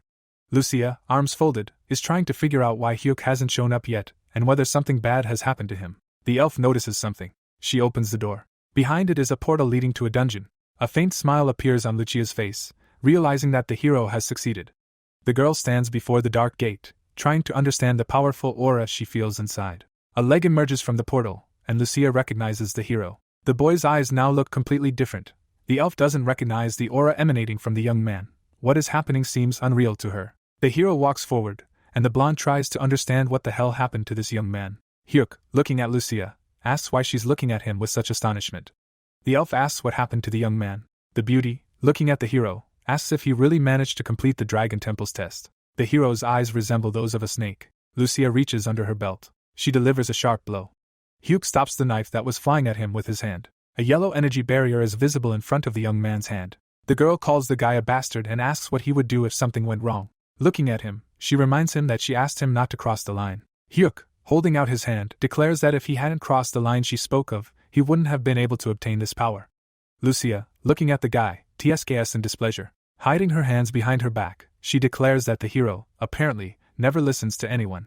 Raising her right hand, Lucia says that the boy has certainly become stronger, but if something had happened to him, she wouldn't have been able to get home. The girl declares that he should be more careful in the future, and he assures her that nothing like this will happen again. The beauty, turning away from the hero, declares that in that case, she will leave this place, letting the boy deal with everything himself. Amused, Hyuk asks if she plans to return to her dungeon. The blonde declares that she also needs rest, and in this place, the hero can handle himself perfectly well. Hyuk thanks his ally for protecting his home. A smile appears on his face. The beauty, turning to the boy, declares that she did this because if something had happened to him, the dungeon, which is her home, would be in danger. She asks if the boy remembers the boss room with the magic circle, and Hyuk replies that, of course, he does. Lucia licks her lips and says she'll be staying there for a while, and the hero must bring her a huge amount of sweets as payment for her efforts. Hyuk, smiling, says he understands. Heading toward the portal, the blonde declares that after she enters the dungeon, the recognition suppression skill will wear off, and when that happens, members of the Titan Guild will appear in the guy's apartment. Looking sadly at the guy, Lucia says that before that happens, he needs to come up with a plan. Hyuk silently looks at his ally. He enters the room and greets Haina. Junchul, amazed, asks how the guy got there. The secretary, folding her arms, calls the hero by name and asks when he returned. Hyuk, smiling, replies that he just did, asking if anything serious had happened while he was away. Haina, looking at him, declares that, fortunately, everything was calm and the guild leader is recovering well. Besides, they managed to deal with several squads of pursuers. Hyuk sits down on a chair. Haina asks him if he knows where Lucia is, and the boy replies that she seems to have gone to rest. Sitting at the table, the hero asks what Lee Junchul is doing at his house, and Lee Junchul replies that since he hasn't heard from the hero, he thought it would be appropriate to visit. The black market tycoon looks at the hero, who thinks this man has never visited him before. The young man tries to understand what has changed if he himself has appeared here. The hero says that a lot has fallen on him. Junchul, sitting on a chair, declares that he's glad to have met a hero anyway and declares he'll get straight to the point. Looking at the young man, Junchul asks if Kang Jin Hyuk would agree to join him in creating a new guild. Folding his arms across his chest, the young man asks in surprise. Haina interrupts the conversation and asks for a moment. She says she thinks Junchul told her he came to get them out of here. Raising his right hand, the young man asks for calm and to listen to him. He states that even if Seo Sang-ho recovers, he won't be able to return to the Titan Guild, and the fact that no one else has come to save him is the best proof of that. The young man says that this entire guild is rotten to the core. Haina stares at him silently. Junchul, frowning at his interlocutors, declares that rot cannot be revived, and in this case, they have no choice but to establish a new nest. The young man announces that he, Lee Junchul, intends to build a new organization around the hero. Hyuk silently looks at the blonde man. He takes out his phone and asks to see the materials he has prepared. Hyuk and Haina look away from the young man. He says he can take specific steps to create a guild and that he has sent his plan of action to his interlocutors' smartphones, where they can view it. Hyuk examines the received message. Haina does the same. Junchul states that the young men see the material resources the guild will have, the hunters he has already assembled, and the facilities they will be able to use. The girl looks at the blonde man with respect, stating that he has prepared very thoroughly, but then warns that the new guild will not be able to stand up to Titan. Before us is Kang Juntae, whose secretary asks Junchul how he plans to solve the problem of the S-rank hunter the Titan Guild has. Before us is a kitchen hood. Junchul declares he knows one way and has already prepared everything necessary to execute it. Extending his hand, he says that to carry out his plan, he needs only one guarantee, then asks the hero if he can defeat Kang Juntae. The hero looks calmly at the blonde man. He asks why he should do it, and not Seo Sang-ho. Junchul asks if the young man is joking, reminding him that the guild leader will need some time to recover and be able to fight properly again, and by that time it will be too late, and they will have lost. Before us are the young men fighting. Junchul says that, from what he has heard, the hero fought Juntae and survived the encounter. He states that if this is true, the strategy he proposes can guarantee success. The young man states that if his information is incorrect, the hero can assume he didn't offer him anything. Hyuk stares at the blonde man, who declares that if the boy is truly capable of fighting Kang Jun-tae, the plan will surely work. Jun-chul, rising from his chair, declares that if the hero can defeat this hunter, he will bet everything he has on him. Adjusting his jacket, the blonde man says he will ask his question again, whether Kang Jin-hyuk is capable of defeating Kang Jun-tae. The hero, smiling, declares that he wants to hear the plan first, and his answer will depend on what he hears. A deafening scream erupts near the multi-story buildings. Someone calls the Titan Guild members bastards. The hooded man receives a powerful blow to the jaw. He flies back and lands on his back. A stern man, introduced as Jo Won-chul, the leader of the Tyrant Guild, angrily asks if the bastard he knocked out knows where he's so brazenly gotten himself into. The TV hosts greet the audience. A young man and woman watch a TV screen on a bus. Won-chul stands in the middle of a room where a multitude of people in black suits are lying on the floor. He's thinking about how public opinion has recently turned sharply against his guild due to the Elan incident, and he's been trying to keep a low profile, but that only led to competitors infiltrating and taking over his territory. His mouth wide open, the man yells that the Titan bastards seem to have decided to declare war on him, promising to tear them to pieces. Jun-chul sits down on a chair and announces that his plan is to drag the Tyrant Guild into this. The hero, arms folded, asks again in surprise. The blonde man explains that firefighters fight fire with fire in much the same way. Jun-chul declares that Tyrant is a formidable force, easily rivaling Titan, and is led by Jo Won-chul, an S-class hunter. Haina, surprised, comments that Tyrant has been in chaos since the Elan incident, so she doubts the guild will be capable of waging war against Titan. Jun-chul, raising his index finger, says that engaging them in a war will be much easier than it seems. Shown in front of us is a map of the area, and the blonde man states that Titan has been rapidly expanding its territory lately, and most of the captured lands originally belonged to the Tyrant Guild. Arms folded, the young man explains that other guilds are also trying to grab these pieces, but Titan is overstepping its bounds, and Tyrant's leadership is most likely currently embittered by these invaders. Hyuk thoughtfully says that if they provide a compelling enough reason, Haina continues, saying that Tyrant will strike immediately. The secretary turns to the hero and asks what will happen if they pass on that very information, and the boy declares that he's had the same idea. Raising his hand, Jun-chul asks what they're talking about and whether the idea they're discussing is a good one. Hyuk replies that it's, by and large, a trifle. Smiling, the young man informs the blonde that he and Haina were the ones who leaked the Elan incident. Jun-chul looks at the boy in shock, saying that he thinks he now understands who really killed Elan. We see kitchen utensils, and the blonde man declares that he now understands why Titan acted as if it knew everything in advance. The hero asks if the information the blonde has just learned is enough, and the blonde man replies that once it reaches Tyrant, the guild will immediately begin a war with Titan. Raising his right hand, Jun-chul says that they can then take advantage of the chaos that will result from the clash between two major fighting organizations and attempt to eliminate the two main enemies in the Titan Guild, namely Han Yang-suk and Kang Jun-tae. The blonde man declares that this is exactly the plan he has developed, and then asks the hero what he thinks of this strategy, and if he can find out his answer to his proposal right now. Hyuk looks at the blonde man over his folded hands. He declares that he agrees to do all this for Jun-chul. Haina, looking at the boy, asks if this means he agrees to founding a new guild, and Hyuk answers her question in the affirmative. We see statues of ancient gods, and the hero asks if he can suggest a name for the new guild, saying he wants to name it after the temple of the gods who overthrew the Titans. Raising his index finger, the hero announces that this name is Pantheon. Jun-chul says it's a very apt name, which, on top of everything else, perfectly suits the meaning, and Haina declares that she likes it too. The blonde, looking to his left, declares that in this case, they need to act quickly, as there's no point in putting anything off. He asks the girl to pass the information on to the Tyrant Guild. Haina looks closely at the young man, who says she can also find out who from the Titan Guild is willing to transfer to their organization, and the girl says she understands. Jun-chul puts his hand to his mouth and declares that he will prepare the supplies that were mentioned. Hyuk, confused, asks what he should do. Sang-ho lies on the bed. Jun-chul says the guild leader still needs protection, and although the search for him will likely be halted once the war between the two guilds begins, it would be a good idea for Hyuk to distract the hunters searching for the man. Men in black suits are walking down the narrow street, and the hero says he thinks he has a good idea. A young man in sunglasses calls for Squad B. Putting his hand to his ear, he reports that he has located Lee Haina and Kang Jin-hyuk, and they are running towards Sector D. The young man rushes after them, ordering all members of Squad B to move to Sector D. The hunters take off, indicating they understand the order. Clouds of the same color float above the white buildings. Dae-yoon, leaning on the railing, looks down. The young man looks to the right in surprise, and the hero tells him that he always finds the illusions this man creates incredibly convincing.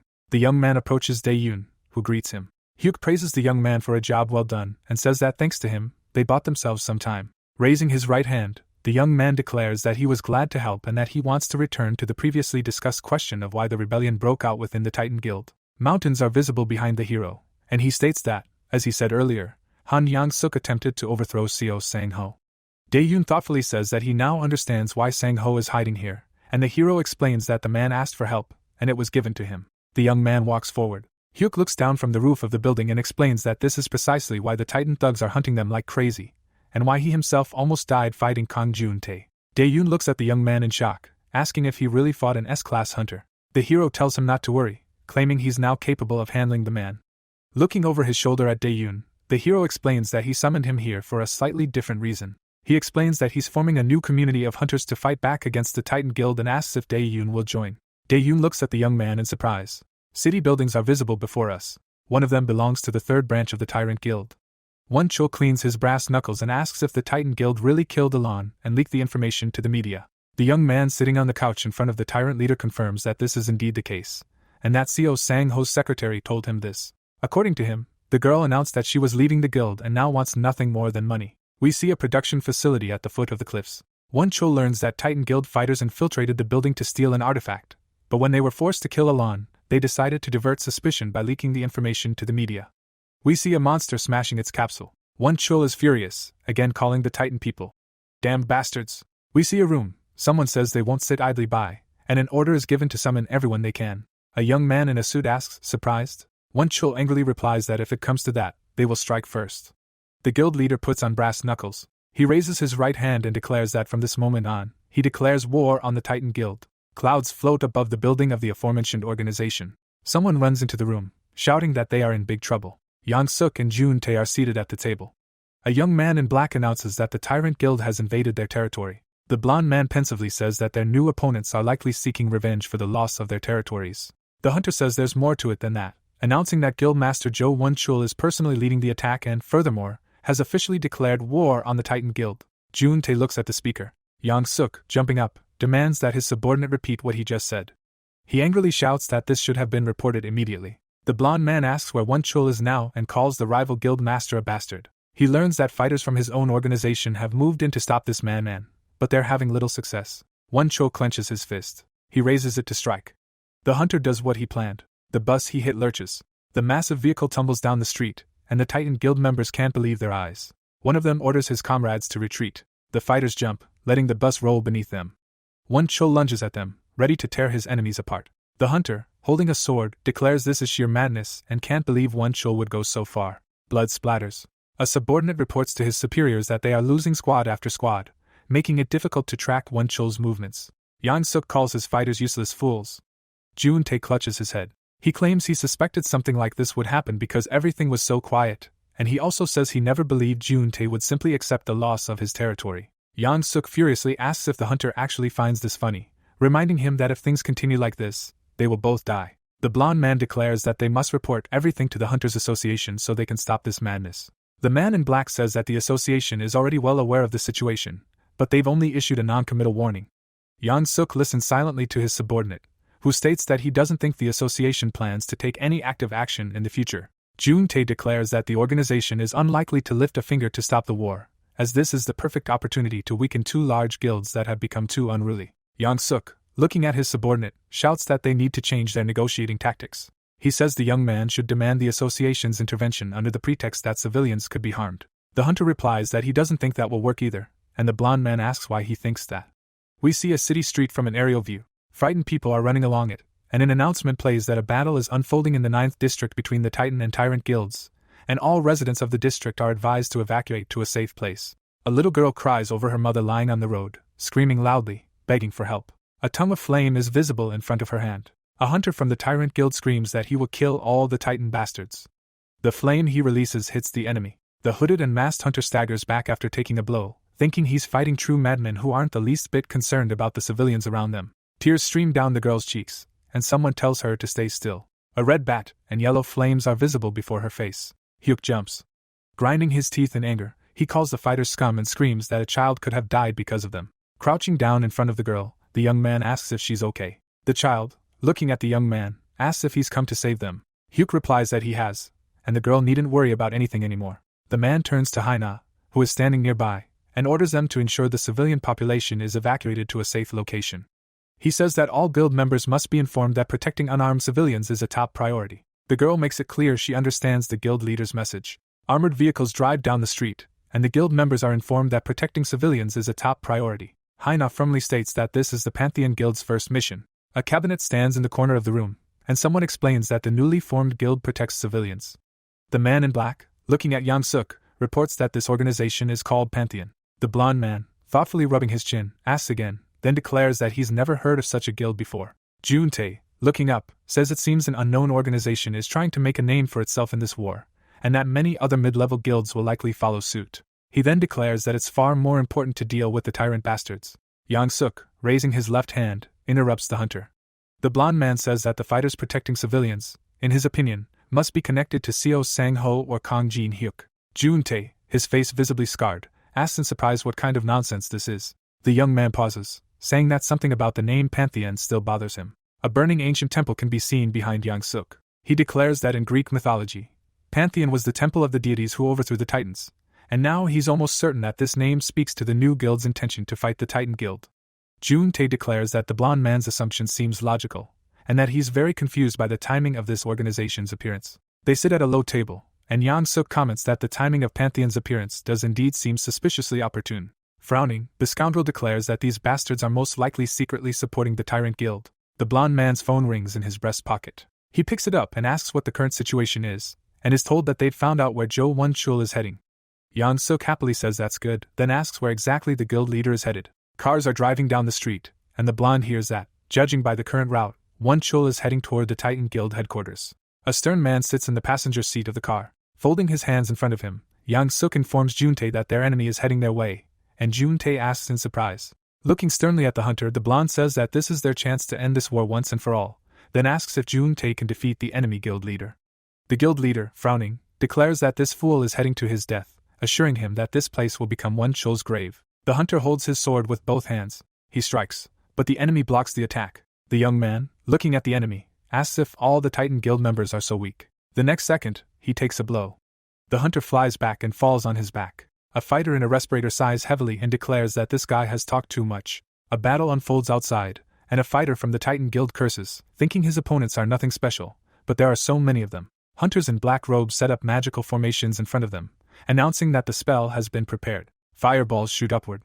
An explosion occurs. People look up in fear. Someone urges them to remain calm. Jun-chul, gesturing behind himself, declares that his guild's hunters will protect the civilians and advises evacuation in the direction he points. People stroll through a green park, and a blonde man says that once the townspeople are there, they will be safe. Jun-chul stands before the crowd, hands raised, declaring that if anyone present ever finds themselves in the middle of a guild war like today, they can always rely on the help of the organization he represents. A young man shows the name of the organization on his phone and asks everyone to remember the guild, which always supports the people. A blonde man holds the smartphone with both hands and declares that his guild is called Pantheon. People look at Jun-chul in surprise. Someone asks what kind of pantheon this is, and one of the girls says the guy looks a little strange.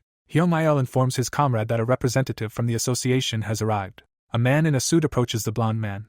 Jun-chul greets him, and the man asks if these are really the people who helped evacuate civilians. The men in down jackets unload a car, and an association worker thanks Jun-chul, saying that thanks to him, they were able to avoid a real disaster. He then declares that the association will now take over. The blonde man declares he doesn't need thanks, and that he was simply doing what he thought was right. The two men stand facing each other. The man declares he didn't expect to learn of a guild that cares for civilians. He asks for the name of this organization. Jun-chul says he's pleased to hear that the association views his guild that way, then reveals that it's called Pantheon. Jun-chul and Hyung-il walk along a park path. The blonde man declares that the association always shows up late and tries to smooth things over with empty words. Hyung-il, looking at his comrade, says that they nevertheless achieved their goal. Jun-chul confirms that they've managed to create a favorable opinion of Pantheon among the general public. We see the young man's face. He says that now even the association sees their guild in a positive light, and thus, the goal has truly been achieved. The hero flies over the buildings. Jun-chul declares that they've done their job, and now everything depends on their guild leader, Kang Jin-hyuk. The hero looks focused. White clouds float above the tall buildings. Haina and Jun-chul stand before the hero. The young man explains that this is a war between two major guilds, so the scale of destruction will be enormous. Since everything is happening inside the city, civilians will continue to suffer, so their guild's main priority will be protecting people and creating a positive image of Pantheon. Hyuk sits with his hands folded in front of him. Junchul, raising his right hand, says that they are doing everything in their power to protect the population, but to prevent them from suffering, the war must be stopped. Hyuk asks not to worry about this. His phone rings in his pocket. Hyuk puts the device to his ear and asks how things are going. He is told that everything is developing as expected, and Jo Wonchul is now heading to the Titan Guild headquarters. The young man hangs up and tells his interlocutors that he needs to hurry. Haina asks the hero who he was talking to just now. The hero pockets his phone and explains that Dae-yoon is tracking Jo Wonchul's movements at his request. The girl, surprised, asks why the young man would need to do this. Hyuk asks if Haina knows what kind of destruction will occur in the city if Juntae and Wonchul begin their battle on its territory. Haina imagines a powerful explosion and declares that the city will be almost completely destroyed. Raising her left hand, the girl says that if the two begin fighting, one of them will definitely die, then asks if the young man really wants to take this situation to such extremes. The young man, smiling, informs him that Wonchul is currently heading to the Titan Guild headquarters. Haina, astonished, asks if this means the battle will begin soon. The hero, rising from his seat, says that this is likely what will happen, but he has his own plan for that. He declares that now that both scoundrels are in the same place, he will destroy them both. His eyes glow with a very unkind light. Haina crouches in surprise, asking if the hero really intends to destroy them both. She tries to figure out if he's serious. She thinks he's noticeably stronger, but doubts he can single-handedly eliminate two S-rank hunters. Hyuk, raising his hands, declares that he will take care of the characters he just mentioned, and that his companions should focus on ensuring the safety of civilians. The girl says she understands and asks the guild leader to be careful. The boy, bending his knees, replies that his enemies should worry about caution and safety. Hyuk takes off. Junchul and Haina stare after him in amazement. The girl thinks they have no choice but to trust the hero and simply do what he's told them to do. She looks up, silently pleading with Hunter Kong Jin Hyuk to return safely. Cars are driving down the city street. One of them brakes abruptly. Someone gets out. Wonchul puts on brass knuckles and declares that he believes he's reached the base of the Titan bastards. Two hunters and respirators block his path. One of them reports that the man can't go any further. The other recognizes who's in front of them. Guildmaster Tyrant calmly walks forward. One of the fighters shouts that it's Jo Wonchul and asks what he's doing here, and his comrade fearfully asks what they should do next. Raising his hand, the hunter demands that his comrade contact headquarters immediately, and the latter replies that he will do so right away. The hunter, putting his hand to his ear, reports that Jo Wonchul is approaching the main entrance and is requesting immediate reinforcements. The guards scatter. One of them lies unconscious against the wall. Wonchul says he's not interested in eliminating small fry. The guildmaster takes off. With a menacing expression, the man rushes forward, telling the remaining fighter that if he doesn't want to die, he must call the guildmaster here immediately. The hunter desperately tries to reach headquarters, then lets out a piercing scream, sending blood spraying into the air. A cabinet stands in the corner of the room. Yang Suk asks if Jo Wonchul has truly arrived, then asks him to hold out a little longer and promises to come down soon. Yang Suk and Juntae sit across from each other. The blonde declares that the leader of Tyrant has indeed come to their headquarters. The S-class hunter replies that he never thought that this fool would come to his own death. Yang Suk says that Wonchul is now at the main entrance, and that the guy knows what needs to be done. Frowning, Wonchul declares that he will sort everything out and bring the blonde the head of the Tyrant Guild leader as a gift. The TV anchors read out breaking news. Viewers watch attentively, learning that a war between two major guilds has broken out in the city center, and to prevent civilian casualties, the police and the Hunters Association have cordoned off the area. A police officer raises a glowing baton. A young law enforcement officer leads the way, and the anchors report that the Hunters Association has also set up temporary shelters for residents of the affected areas, and anyone in the danger zone must evacuate immediately under the direction of a Hunters Association representative. Wonchul strikes with a knuckle duster, hitting one of the hunters in the face. Another fighter is behind him. The man grabs the blade and breaks it, saying that all this is starting to irritate him. His hand, holding the knuckle duster, flies forward again. The opponent he struck is thrown back, and Wonchul angrily asks if anyone really thinks they can stop him. With his arms outstretched, he declares that the Titan Guild is effectively defunct. The man asks if the weaklings he sees are the elite forces guarding the main base. One of the hunters looks at his colleague and declares that they must retreat immediately, as they won't be able to hold out against an S-rank hunter. The hunter orders his comrade to shut up, declaring that if they retreat now, their guild will surely be destroyed. He orders them to hold the line until a new guild leader appears. Receiving the order to attack, the Titan Guild hunters rush the enemy. Clouds of dust rise around the fallen fighter. His comrade also lies on the road. Wonchul says that it seems Seo Sang-ho has made a lot of changes in his organization. Dozens of enemies lie before him, and the man says that guild members are dying left and right, and their leader doesn't even dare show his face. Wonchul's mouth wide open, he yells at Seo Sang-ho to stop hiding like a rat and come out, threatening to destroy everything if he doesn't. A voice emerges from the cloud of smoke, calling the guild master a savage and claiming he's been going crazy for quite some time. Juntae rushes forward, spear in hand. He finds himself in front of Won Chul and asks who allowed him to go crazy in this place. Guildmaster Tyrant looks at his opponent in confusion, calls him by name, and asks what he's doing here. Juntae strikes with his spear but misses. He grabs his enemy by the collar. Throwing him far to the side, the young man declares that he is the new Guildmaster of Titan. Won Chul breaks a tree with his back, gritting his teeth in rage. The man lands on his feet. Standing in the middle of the road, he asks in bewilderment if this is really the new Guildmaster of Titan. The man asks what happened to Seo Sang-ho in this case. Juntae, smiling, declares that he won't say what happened to the man, but Won Chul can ask him personally when they meet in the afterlife. Won Chul, placing his hand on his head, laughs loudly. Looking menacingly at his opponent, he declares that Juntae will be the one who meets Sang-ho in the afterlife, and that it will happen today. The man pushes off from the road he was standing on.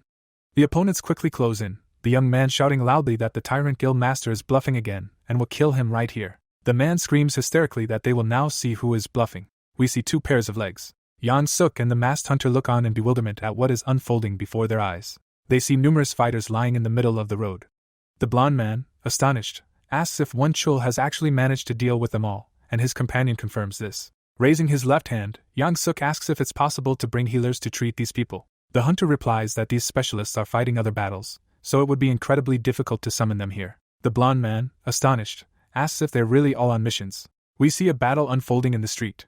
Yang Suk learns that all the guild's available units are engaged in combat, so there are simply no free men, and this applies not only to healers but to all of their organization's personnel. Yang Suk is plunged into deep thought, thinking that now that his troops are spread out, Won Chul has attacked their headquarters, meaning he chose the perfect time for this attack. He feels like the bastard had this whole thing planned from the start. The blond man stares thoughtfully ahead, believing this war to be merely a distraction, and that the Tyrant Guildmaster's true goal was an attack on Titan's main base, designed to destroy the organization's leadership. Juntae rushes toward the enemy. Won Chul does the same. Yang Suk thinks such a reckless plan would hardly have any chance of success, but the power of S-rank hunters makes even the impossible possible. The opponents engage in close combat, and the blond man realizes that ultimately, the winner of this war will be determined in this battle between two S-rank hunters. Torches burn on the walls. Lucia sits on the floor, thoughtfully rubbing her chin, stating that she's been analyzing everything for several days now, but there's still much she doesn't understand. She holds a piece of paper with a magical formation in her hands. She looks at the ceiling, where another such figure is visible. Lucia thinks that if she can decipher this magic circle, she will be able to return to her dimension. She has sheets of paper laid out in front of her. Putting her hand on her knee, she thinks about how, having left this place, she will no longer be able to eat such delicious sweets. The elf licks her lips, saying that she must enjoy them while she still can. Lucia gets to her feet, thinking that Kang Jin-hyuk hasn't been here for a long time. The girl remembers how the guy said that he didn't need any help and simply left. It's clear that the beauty is worried. She says that she really hopes that nothing happened to the hero. White clouds float over the city. A dark figure is visible above the roof of the building. Hyuk looks focused. Lucia thinks that perhaps she's worried about him for nothing after all. The hero lands on the roof. We see the young man's leg. The boy stares ahead, and Lucia thinks that this young man is probably stronger than the so-called S-rank hunters he's about to face. Won Chul fires blue beams at his opponent. Juntae spins his spear, defending himself from the attack. One of the opponents jumps, leaving a mark on the ground. Juntae flies up to the clan leader from above. The young man brings his weapon down on the enemy. Won Chul, gritting his teeth with tension, uses the shield skill. Juntae's blow hits the ground. A damaged car is visible in the street. Sparks fly in the air, their number growing. A skyscraper collapses not far from the battling hunters. The hero walks forward. He stops. The giant building seems to fall right on top of him. The boy looks up sadly, realizing that these bastards are fighting each other, not even thinking about what's around them. Hyuk's legs fold, remembering that the S-rank hunter's strength is comparable to a natural disaster, and now that he sees it for what it is, he's convinced of the truth of the descriptions he's heard. He takes the bat with both hands, thinking that not long ago he wouldn't have dared to intervene in this battle. A mark from the blow appears before his face. He shatters a round object. Debris flies overhead. A smile crosses his face, thinking that the situation has changed, and he can destroy both S-rank hunters. Mangled cars are visible in the street. Clouds of smoke rise from the road. The hands of the fighting hunters are close together. Bright sparks sparkle around them. Juntae and Won Chul look at each other. Guildmaster Tyrant says that this damn bastard is much stronger than he thought. His opponent declares that Won Chul is acting tough, although inside he is probably shaking with terror. Hyuk shouts at them to stand still and not move. Surprise appears on Juntae's face. Won Chul looks up in amazement. A red bat flies in front of him. The hero hits the ground, scattering the opponents in different directions. Juntae stands with his legs bent, asking what the hell is going on. The hero, holding the bat, declares that he is very sorry that he did not get in and smash both scumbags with one blow. Won-chul frowns and looks at the young man. Hyuk stands between the two opponents. Guildmaster Tyrant tries to figure out who this guy is. The hero looks at Juntae and says that it seems like they haven't seen each other in a while, and Juntae recognizes the young man. Placing his spear over his shoulder, the young man declares that it looks like he's standing before the same loser who got a good beating and ran away. Juntae, his arms hanging low, frowns at the hero, trying to figure out where this scoundrel came from. Guildmaster Tyrant pauses, sensing the energy emanating from the boy, akin to a rank A or even rank S hunter. Streams of yellow energy rise around the young man, and Won-chul tries to recall if there's such a hunter in Korea. Hyuk glances at Guildmaster Tyrant standing nearby and realizes it's Jo Won-chul. He frowns at the hero, and Hyuk suspects him of being the same bastard who sacrificed countless women to feed Elon. The hero asks if he can ask one question, then asks if the people standing before him consider themselves hunters. Juntae looks at the hero in confusion, and the hero urges both of them to look around. Won-chul's expression is one of anger and bewilderment. Destroyed buildings are visible all around, and Hyuk says the city lies in ruins. A fire truck drives down the street. As rescuers attempt to revive a man, the hero tells the hunters that innocent people caught in the middle of the action are suffering, and even dying. Emergency workers carry a man lying on a stretcher. The hero, looking at Juntae and Won-chul, asks if they feel guilty, realizing what they've done. The young man, smiling, declares that the boy is talking nonsense. Frowning, he asks what civilians they're talking about, and why they should worry about mere insects. A bug crawls along the road, and Juntae asks if the hero worries about the bugs he accidentally crushes while going about his business, and what significance these useless, weak, and incompetent people have. Hyuk looks sadly at the young man, who declares that he thought Seo Sang-ho was a hypocrite pretending to be some kind of righteous person, and never thought that a naive puppy who behaved exactly like that would appear before him. The hero, whose lower face we see, declares that he is now absolutely certain that these are creatures far worse than animals. Juntae looks at the young man in bewilderment. He is clutching his bat. He stands between two opponents. Won-chul looks at the young man silently. Frowning, the young man thanks his interlocutors for making his task easier, declaring that he can now destroy them without hesitation or doubt. The hero holds the bat in his hand. Pointing it at the opponent, he declares that he will kill him. Juntae stands calmly, his spear resting on his shoulder, and says he thinks he misheard. Anger appears on his face, and the brunette declares that it remains to be seen who will kill whom next. Hyuk stands between the two hunters. Juntae asks Won-chul to wait for him a bit, as he needs to deal with a very impudent bastard. Raising his hands, the Tyrant Guild Master declares that everything is fine with him, and that he will enjoy this wonderful performance. A smile appears on the man's face, thinking that everything is working out perfectly, and if these two exhaust each other, he will surely emerge victorious. The hero turns to him and declares that he would not mind killing both scoundrels at once.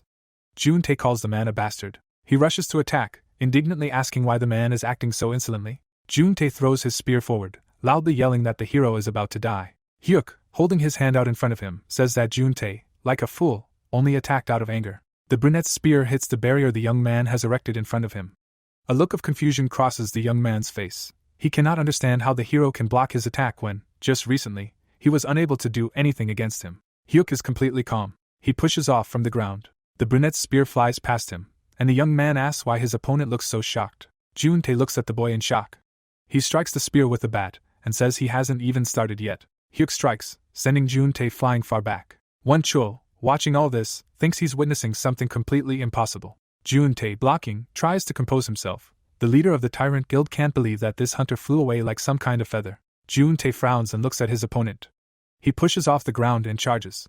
A red bat flies past Juntae's face. The hero's weapon emits electrical discharges. The brunette, grabbing the spear with both hands, calls his opponent a scumbag. He pushes off the ground. The young man strikes, indignantly asking how the hero dared leave another scratch on his face. Hyuk jumps back and lands on his feet. Clouds of smoke rise from beneath his boots. The battle takes place in a dilapidated city block. Juntae declares that he doesn't know how the boy managed to do it, but he's definitely gotten stronger. Rubbing his face with his fingers, he admits that he faces a worthy opponent. Hyuk calmly looks at the villain, who says it's a shame he didn't kill him last time. The hero, smiling, says he understands Juntae's regret. Juntae declares that none of this changes anything, and he intends to kill the boy right now. Hyuk clutches his shoulder, declaring that the scoundrel can't even dream of such a thing, and explains that on the day he narrowly escaped, he made a promise to himself. A fire lights up in the boy's eyes, and he vows to become stronger and kill the one who wronged him. The opponents look at each other. Juntae, his expression bewildered, thinks he's faced with a very serious problem. He tries to understand how the boy managed to make such progress and seems to understand what's going on. Raising his hands, Juntae says that the bastard used the stolen Alon's elixir. Won-chul angrily asks why that name was just mentioned. Jun-tae, standing across the street, asks if the guild master of Tyrant really doesn't know that the bastard killed Alon and took the elixir, and Won-chul asks in confusion. The man angrily calls the hero a piece of shit, asking if the bastard from Titan is telling the truth and if the boy really stole the elixir. Hyuk smiles mysteriously. He reaches into his pocket. The boy takes out a small container and asks if this is the substance he's talking about. Won-chul rushes forward, calling the hero a son of a bitch. He quickly approaches the boy. Guild Master Tyrant raises his brass knuckles to strike, continuing to hurl vile insults at the hero. His hand flies past the dodging youth. Hyuk and Won-chul are in close proximity, and the man can't understand how the bastard managed to dodge. He delivers another blow, challenging the boy to try to avoid it as well. A trace of his jump is visible on the ground. Won-chul misses and hits the ground, with Hyuk visible above him. The hero somersaults in the air, and Guild Master Tyrant thinks it's simply impossible, unable to understand how the boy could have jumped at such an angle. A drone is visible above the hero. Hyuk thinks that if he had missed Won-chul's final blow, he could very well have died. The boy notices the aircraft hovering above him. Mountains are visible behind the drone. A camera films the action, and a reporter, off camera, announces that viewers are seeing a live broadcast of a battle between two S-rank hunters. He claims the battlefield has become a veritable war zone, with every building destroyed. An armored vehicle drives down the road, and the reporter claims that a third hunter intervened after the battle began. A drone feed is visible on the vehicle's screen, and the presenter says the identity of this young man has not been established, but he calmly confronts two S-rank hunters. Haina declares that everything is going according to plan, and it seems the media has begun covering the battle. The girl thinks everything is going exactly as Hyuk wanted. Won-chul strikes with brass knuckles. His hand flies past the young man's chin. Hyuk holds a bat in his hand, and Jun-tae can't believe what he just saw, thinking that even he has a hard time avoiding Won-chul's attacks. However, the young man dodged it without a problem, and now counterattacks. The hero strikes the Tyrant Guild Master's jaw with the handle of his bat. The brunette watches thoughtfully, still trying to understand how Hyuk has become so strong that he can so easily dispatch Won-chul. The man falls to the ground. Hyuk stands in the middle of the street. Kneeling, Won-chul calls the young man a little bastard. Holding his jaw, he asks in bewilderment if the boy really didn't hit with full force. The Tyrant Guild Master grits his teeth in anger, declaring that Hyuk seems to think too little of his opponent. The young man calmly looks at his enemy. It's Jun-tae. Won-chul, whose lips are split, demands that the young man stay out of the way and promises to deal with the bastard himself. The man raises his head and begins generating powerful jets of energy around himself. The hero puts his hands forward to protect himself from this radiation. Won-chul lunges, declaring that he must kill this bastard with his own hands, promising that everything will be different now. The man strikes. Hyuk makes several lightning-fast movements, dodging the attack. A bright white trail is visible in the air. The hero strikes his opponent in the chest, claiming he felt no difference at all. Hyuk, looking at the back of his bewildered enemy's head, declares that it was exactly the same last time. Won-chul, trying to maintain his balance, curses silently. Grinding his teeth in rage, he tries to figure out if the young man is really doing all this with his bare hands. A red bat is visible next to his head. The guild leader puts his hands forward and takes the blow, realizing he barely defended himself from this attack. Jun-tae flies up behind the hero. Smiling, he calls the young man an idiot and asks if he really thought he would just stand there and do nothing. The bat collides with the spear. The weapon Jun-tae wields begins to crumble. It shatters into a multitude of small pieces. The brunette, judging by his expression, is shocked. Hyuk, throwing him aside, asks if an S-rank hunter really attacks from behind like some kind of rat. Jun-tae falls to the ground. Won-chul, approached by his recent opponent, asks if he would agree to temporarily team up with him to deal with Hyuk. The brunette, lying on the ground, declares that since he has no other choice, he agrees. Won-chul declares that in this case, they will form a temporary alliance. Jun-tae, wiping his mouth with his hand, declares that if the Tyrant Guild Master stabs him in the back, he will die first. Jun-tae calls him a son of a bitch and urges him to quickly take a fighting stance. Hyuk glares menacingly at his opponents. Won-chul says that no matter how strong this bastard is, 2 S-rank hunters should be enough to put him in his place. Mountains are visible beyond the city buildings. A reporter reports that the war between 2 major guilds continues, and the identities of the S-rank hunters participating in the battle have already been identified. 2 young men are standing on a balcony. The reporter reports that they are Guildmaster Jo Won-chul and Kang Jun-tae, but the identity of the young man who intervened in their battle remains unknown. He also informs viewers that there has been no news of Seo Sang-ho, the Guild Master of Titan, for a long time. The man just mentioned in the report lies on the bed. His eyes are closed. Sang-ho opens them. He puts on a white shirt. As he buttons it, the man thinks he slept like a baby, and he can't remember the last time that happened. Sang-ho tightens his tie. He adjusts his hair, and the man tries to figure out where Haina is now. An armored car drives down the road. A phone rings. The secretary looks at her device's screen. She answers the call and, hearing her boss's voice, happily asks if he's awake. Sang-ho asks what's going on and where he is. Hunters are fighting on a city street, and the secretary explains that while the guild leader was asleep, a war broke out between Titan and Tyrant, and she's currently near the battle zone. The city is shown from an aerial view. Sang-ho, astonished, asks what war they're talking about and why Haina is there. The secretary replies that it's a long story. Ancient Greek gods are visible above the hero's head. Haina informs her boss that Kang Jin-hyuk has formed a new guild, and she has joined. Sang-ho holds the phone to his ear, stunned by the news that the hero has become the founder of a new organization of hunters. Sang-ho, sitting down on the couch, asks what the hell is going on. A low table sits in front of the man. The guild leader says he should call the hero himself and ask what's going on. Haina replies that the boy probably won't be able to answer the phone right now.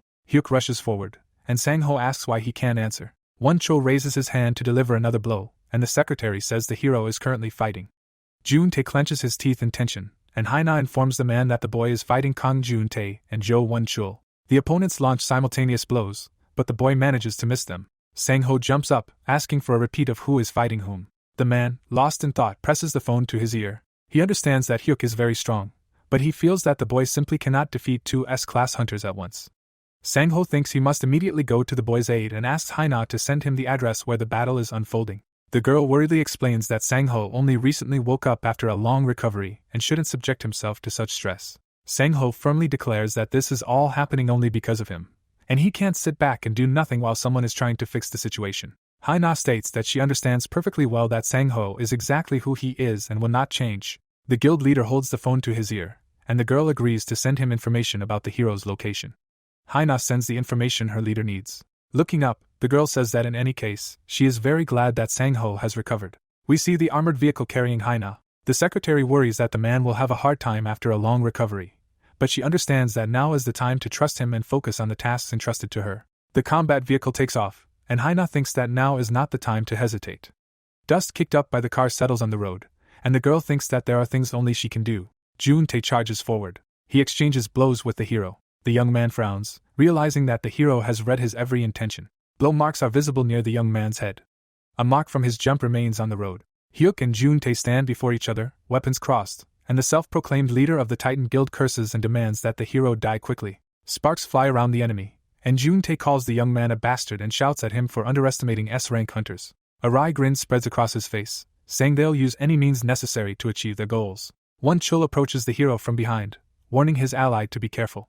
Guildmaster Tyrant strikes, leaving a mark on the ground. Hyuk flies into the air, and Won-chul's fist hits the spear Jun-tae has held out in front of him. The brunette calls the man an idiot, and complains about how he nearly hit him, asking if Won-chul knows how to work as a team. Guildmaster Tyrant glares at the young man and demands he shut up. The opponents stand in the middle of the road. Won-chul declares that if his ally has the strength to complain, he should consider drinking a mana potion while he holds off their common enemy. Jun-tae stares thoughtfully ahead, realizing that the Tyrant Guildmaster is right. The collar of his jacket covers the hunter's chin. The young man opens the system window and clicks on the mana potion icon. Jun-tae realizes he never imagined he would have to rely on Jo Won-chul's help. The brunette pours the contents of the bottle into himself, realizing that if they put all their mana into a combined attack, they can destroy their opponent. Jun-tae wipes his lips with his fingers. The hero stops the fist flying at him. Won-chul groans in pain. His eyes widen. He looks at his opponent, who asks what happened to Guildmaster Tyrant, and advises him to quickly deal with whoever is holding him so he can take Alon's elixir. Hyuk, looking at his enemy with icy calm, demands that he put in a little more effort, otherwise he will be the first to die. The young man clenches his opponent's fist. He raises his bat. The next second, the weapon slams into Guildmaster Tyrant's jaw. The man flies backwards. He slams his head on the road with all his might. Hyuk stands in the middle of the street. Jun-tae, looking at him in amazement, tries to understand what the hell just happened. Won-chul is lying next to a container blocking the road. The hero walks forward.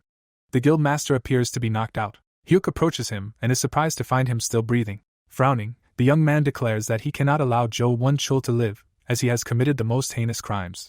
We see the waiter who invited Lucia to the restaurant. The girls flee in terror, and Hyuk declares that Won-chul lured innocent women into his net and kept them captive.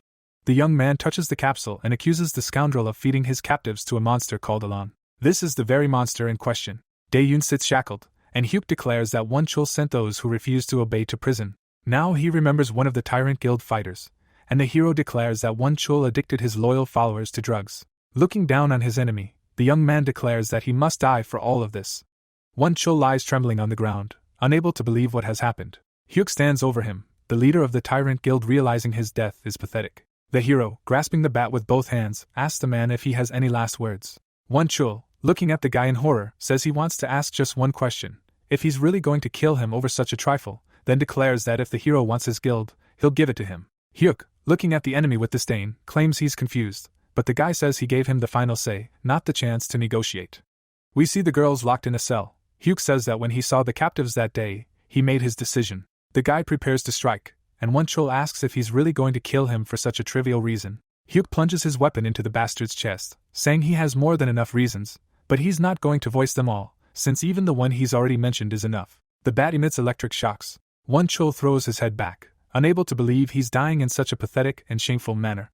The bastard's eyes turn white. His irises are practically dissolving, and Won Chul thinks this isn't the end. White streams are visible above the hero. The leader of the Tyrant Guild shows no signs of life, and the young man calls him a piece of shit and bids him farewell. Pressing his bat into the bastard's chest, he declares that he will owe an apology in the afterlife to the people he caused. Hyuk retrieves his weapon from the slain enemy. Juntae watches the hero from afar, trying to figure out if the young man really killed Won Chul. The villain thinks he might attack the young man from behind. The hunter looks terrified. His mouth slightly open, he stares at the hero, thinking that even if he tries to attack, he's unlikely to succeed. Juntae takes off running, realizing that if he doesn't escape now, the same fate awaits him as Won Chul. Hyuk notices the second hunter trying to escape. Smiling, he asks where he's going. The hero throws his weapon at the enemy. The bat flies toward Juntae. The hunter turns and deflects it with his spear. The hero's weapon flies high into the air and crashes into the wall of the building. Hyuk takes off. He flies after his enemy, who says he's not running at all, but simply breaking free from the hook he's caught on this time. Juntae thinks Hyuk is an idiot if he thinks he can catch up. The young man catches up with the fugitive and asks if he seriously thought he was moving faster than him. Juntae, looking at the hero in shock, asks how that's even possible. Looking at him with snake-like eyes, Haina declares that the young man shouldn't hold back and offers to settle their differences once and for all. Juntae stares at the hero in amazement. The armored vehicle stops, and Haina tells her boss that they've arrived. He gets out of the car. They stand on the road, and the secretary says that if they go a little further, Sang-ho will find themselves in the battle zone. The man declares that he understands everything and that in that case, he will go. Haina asks him to reconsider, and asks if Sang-ho really wants to go there. He, looking at the girl, declares that he is very ashamed that Hyuk is doing everything himself. Haina says that it would be much better if Sang-ho gathered his strength a little more. The man steps away from her. Looking over his shoulder at the girl, he declares that he is the one who must end this battle. The secretary replies that Sang-ho is incredibly stubborn and asks the man to take care of himself. The guild leader turns away from Haina. With his back to her, he tells her not to worry. Looking up, the man silently asks Hunter Kang Jin Hyuk to wait for him, as he is already rushing to his aid. A dark figure is visible on the roof of the building. Yang Suk, frowning, thinks the situation has become too complicated. Standing above the battle, the blonde man thinks there should have been two S-class hunters fighting here, but now a third has joined them. Yang Suk is confused about who this young man is. The hero strikes. Juntae is sent flying backwards, and Yang Suk is confused about this young man who, as far as he can see, is defeating an S-class hunter. Hyuk strikes with his right hand. Yang Suk frowns at the scene and realizes he has no choice but to leave Kong Won Chul. The blonde man remembers Sang-ho pointing at him and thinks about how he wanted to create the strongest guild in the country, but the leader of that organization did nothing but hinder him. The scoundrel puts the phone to his ear. Sang-ho coughs up blood, and Yang Suk thinks that this is why he had to get rid of the Titan Guild leader. We see the headquarters of the aforementioned organization, and Yang Suk thinks that he finally has the opportunity to create what he wants, and he's not going to give up on his dream. We see the scoundrel's face. He mentally apologizes to the S-class hunter for abandoning him, thinking that now he needs to go to win public opinion over. Haina tells Sang-ho that she has something to do, and the man asks what exactly. A drone hovers in the air, and the girl declares that while she was surveying the area with the aircraft, she noticed something. Sang-ho lands on his feet, and Haina informs him that Han Yang-suk was on the roof of the Titan Guild headquarters. Sang-ho stands behind his former second-in-command. The blonde man turns around, his face contorted in horror, as he recognizes Sang-ho. We see the young man's blue eye, and Yang-suk asks in amazement how his former boss ended up here. His mouth wide open, he calls out to the blonde man. The man raises his hand, calling the traitor a vile bastard. Sang-ho grabs the blonde man by the collar. Looking at him, he asks why he acted so vilely.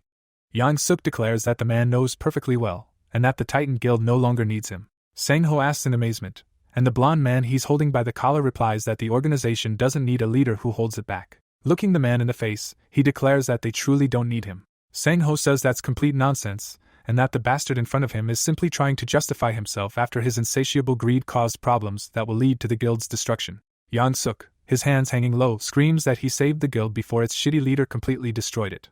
Sang-ho declares that the bastard is wrong, and now, after everything that happened, Titan is simply doomed to disappear. Yang-suk, gritting his teeth, looks at the man, who says that his deputy misjudged the situation and ruined everything. A translucent sphere appears around the blonde man's hand, and he yells at Sang-ho to shut up. The bastard holds a knife in his hand and screams at the former guild leader to stop spouting nonsense. Yang-suk strikes, but misses. Sang-ho, looking over his shoulder, declares that this bastard disappoints him until the very end. A trace of his jump is visible on the roof. Yang-suk rushes away from Sang-ho, thinking that he was only trying to create the best guild, and if not for that damned C-rank hunter, everything would have gone according to plan. Sang-ho gives chase to the scoundrel, who continues to think that he will definitely prove himself right. A weapon appears in the man's hand. Flying over the blonde, he asks where he is going. The man strikes, shouting that the time has come to answer for the disaster Yang-suk caused. The blow hits the blonde in the head, and he lets out a piercing scream. Two dark figures appear before us. Sang-ho lands. His former second-in-command falls backward. The man, standing over his fallen enemy, declares that this bastard has been fully held accountable. Sang-ho flies forward, axe raised in front of him, thinking he's wasted too much time on the traitor and can't waste any more time. We see the man's face. He thinks he must find the hunter, Kang Jin-hyuk, immediately. The hero holds his bat in his hand. He strikes and hits the enemy in the chest. Juntae, clutching his neck, stands with his legs bent, realizing he can't breathe properly. The hero looks at the enemy with his snake-like eyes and asks if he thinks this is the end. Juntae falls to his knees. Hyuk tells the bastard to get up and keep fighting. The man, gritting his teeth, thinks he's reached his limit and can't even move. The hero swings the bat and says the bastard is going to die now. He really doesn't want to die, so he yells at the young man to wait. Hyuk looks at the enemy in bewilderment. The young man asks him if he can spare him. Hyuk stands before his kneeling enemy. Juntae says that if the young man spares him, he will give him everything he has, even if it means the Titan Guild. The young man, frowning at his opponent, asks if he remembers their last encounter. Hyuk recalls Juntae stabbing him. The hero breathes heavily, leaning against the wall. He clutches the spear embedded in his chest. Hyuk reminds him that he didn't ask for mercy then. The spear trembles in the hero's hand. Juntae looks at the young man with pleading eyes and asks him to wait. The hero replies that he fought to the very end that day. Juntae raises his hands in fear. The hero tells him that if the hunter wants to live, the young man interrupts and begs him to stop, as he has no strength left to fight. Hyuk strikes and finishes his sentence, declaring that they must fight to the very end, blood spraying into the air. The hero hits his enemy. He looks at him with merciless eyes. Juntae falls at the hero's feet. Hyuk stands over the body of the fallen enemy. The young man looks down thoughtfully. The young man's gaze is sad. The hero looks up, thinking about achieving his goal and defeating the S-rank bastards on his own, when someone calls out to him. Hyuk turns around in surprise. Sang-ho approaches him and asks if the young man is wounded. The hero recognizes the man and calls him by name. Sang-ho, his mouth slightly open, looks at the young man. Smiling, Hyuk asks when he regained consciousness and if everything is alright. Sang-ho replies that he regained consciousness only recently, and has fully recovered, so there is no need to worry about him. Raising his right hand, the man asks what happened. Hyuk, smiling, replies that it's a long story, and that he was recently fortunate enough to become significantly stronger, thanks to which he was able to destroy 2 S-rank hunters. Sang-ho, amazed, asks how the young man managed to become so powerful in such a short time. The hero says he will explain everything in detail later, but right now he has much more important matters, and they must work together to repair the damage caused by the battle between the 2 hunters. A bird's-eye view of the dilapidated city block is shown. Sang-ho, looking at the man, says that he shouldn't worry about such things, and that he and Lee Hainao will take care of everything themselves. He then reports that his secretary informed him that the association is summoning the hunter Kang Jin-hyuk. The hero, surprised, asks again. Before us is the Hunters Association headquarters. Hyuk, standing in the middle of a spacious hall, hears that a test is about to begin.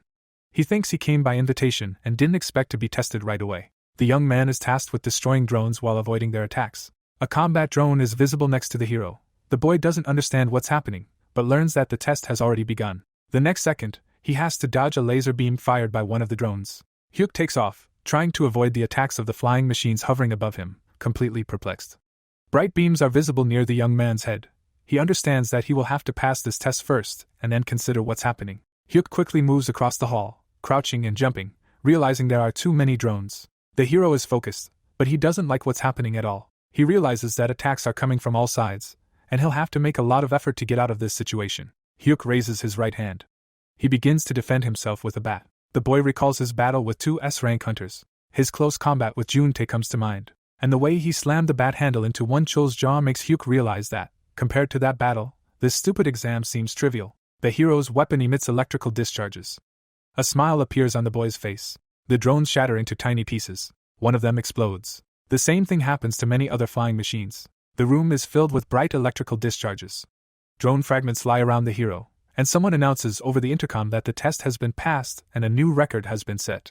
Hyuk moves forward. He stops in front of the monitor and asks if the invitation to join the association is really supposed to look like this. The guy declares that he's completely unsatisfied with the reception he's received. A pink-haired girl appears on the screen, and she declares that the guy has passed the association's official hunter ranking procedure.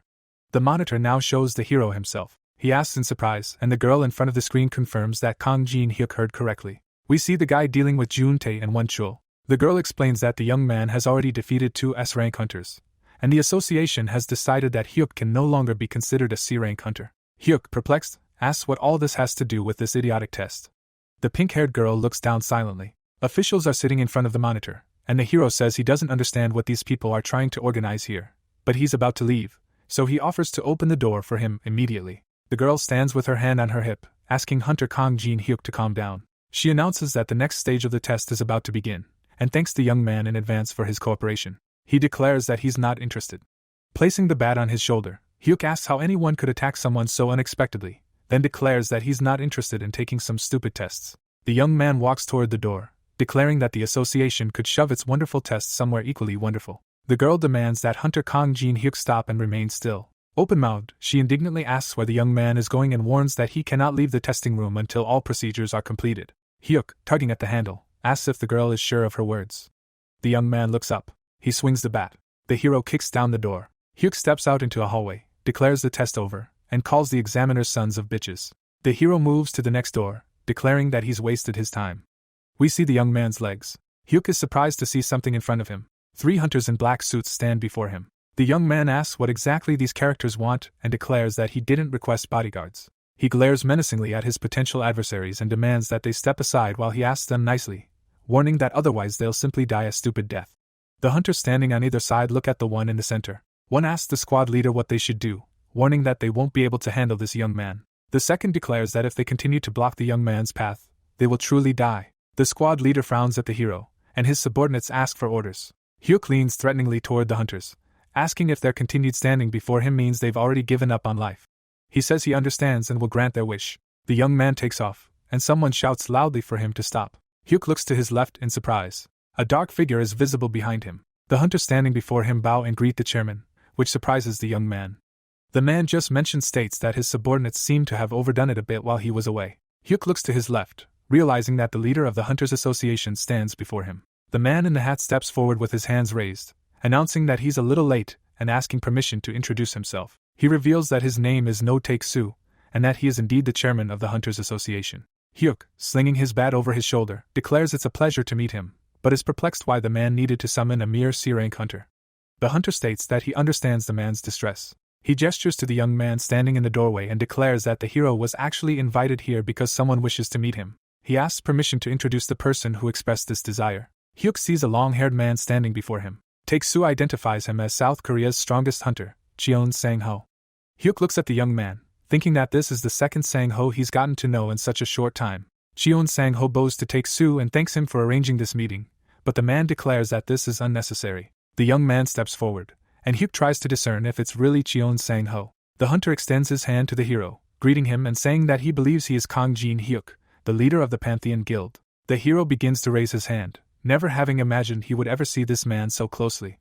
The young men shake hands. Hyuk says it's a pleasure to meet him and asks why the young man wanted to meet him. Cheon Sang-ho replies that he saw a recording of the battle between representatives of the Titan and Tyrant guilds. We are reminded of how the hero dodged simultaneous attacks from Jun-tae and Won-chul. Hyuk charges, and Cheon Sang-ho comments that the young man demonstrated amazing fighting skills in that battle. Looking at the young man, he declares that this is precisely why he wanted to meet him in person. Hyuk says he's honored to hear these words from someone like Cheon Sang-ho, who declares he has something to ask of the hunter Kang Jin-hyuk. The hero looks at the young man carefully. A cup is placed on the saucer. Haina, sitting next to Sang-ho, explains that they've learned that, with the association's approval, the remnants of the Titan and Tyrant guilds are now merging with the Pantheon Guild. The girl, looking apologetically at the man, declares that she wanted to protect Titan, but failed. Sang-ho replies that she shouldn't apologize, and that disbanding Titan was absolutely the right decision. The man recalls the blonde man he killed, saying that, looking back, he realizes that he was indeed too carried away by his principles. Yang Suk looks up, and Sang-ho declares that he doesn't consider his beliefs wrong, but if he had listened more to the opinions of those around him, everything that happened could have been avoided. Sang-ho remembers Yang Suk trying to kill him with a knife. And then how he finished the bastard off himself. Taking a sip from his cup, the man says it's all his fault. He places the cup on the saucer and declares that it seems his days as a hunter are numbered. Haina calls out to him. Sang-ho looks at the girl carefully. She hands him some papers, says it would be a shame for such a strong fighter to leave the ranks of hunters, and then offers to look at something. Sang-ho looks at her in confusion. He holds an exclusive hunter contract. Haina explains that it's a registration form, and the Pantheon Guild needs people like Sang-ho. The hero looks over his folded hands, and the girl says that even the guild leader thinks so. Sitting on the couch next to her former boss, she asks if he will join the new organization. Sang-ho, surprised, asks if this means she has already transferred.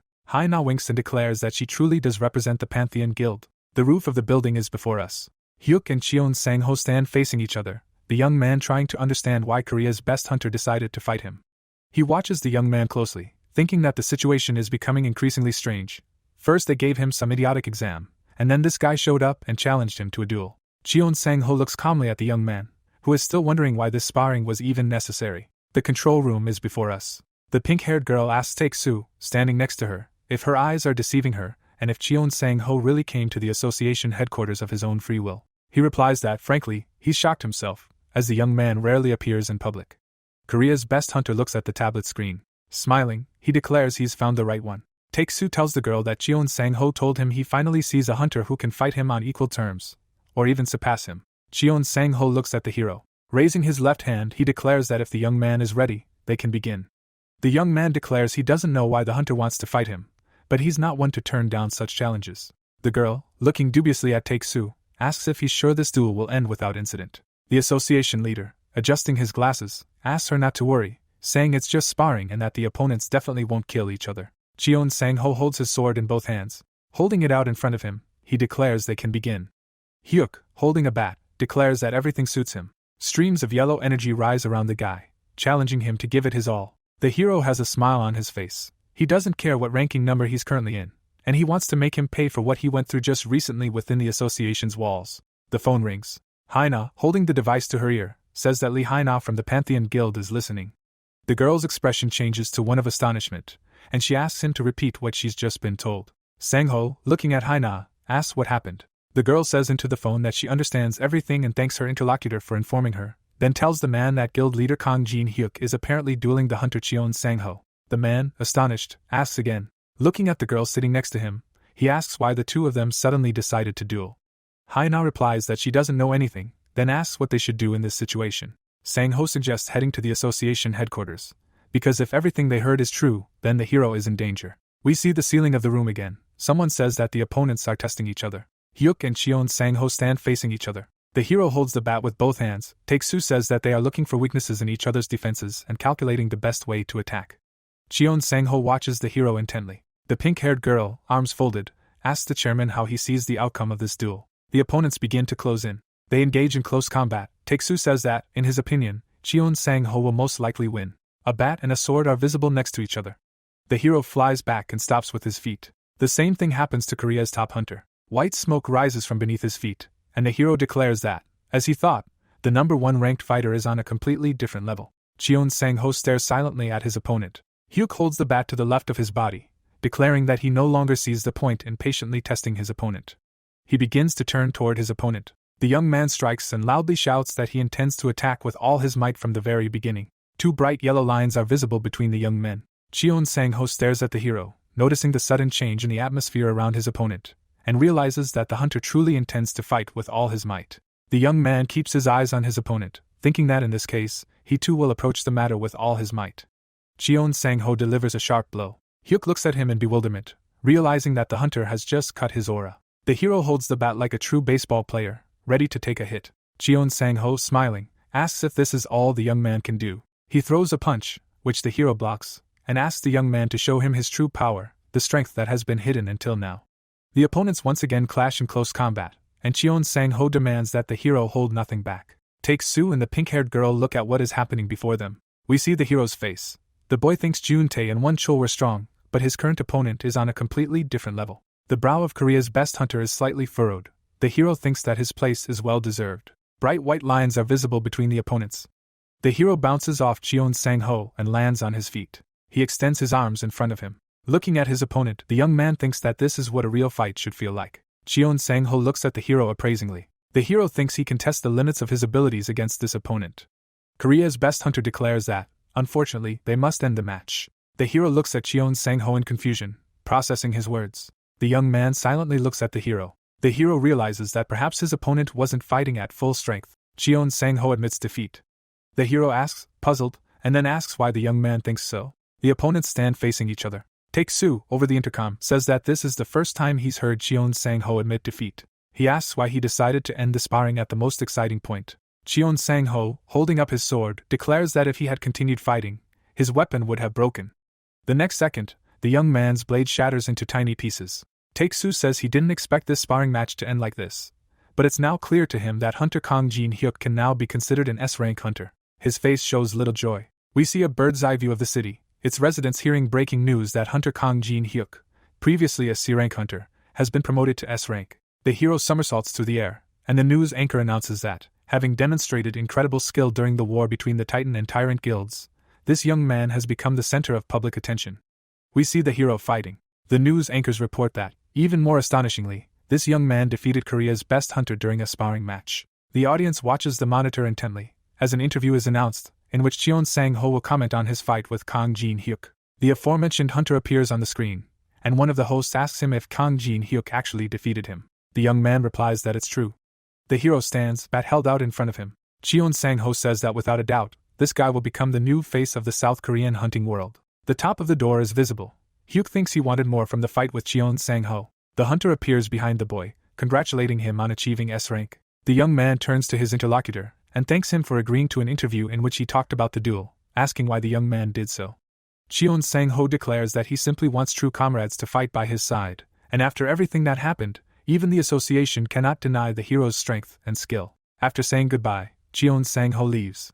Hyuk, looking at his back, asks him not to hold back next time and to fight with all his might, saying that he realized the sword the young man used during the duel was not his real weapon. Hyuk stares at Cheon Sang-ho, who declares that they will definitely have another duel if the opportunity arises. The two young men part ways.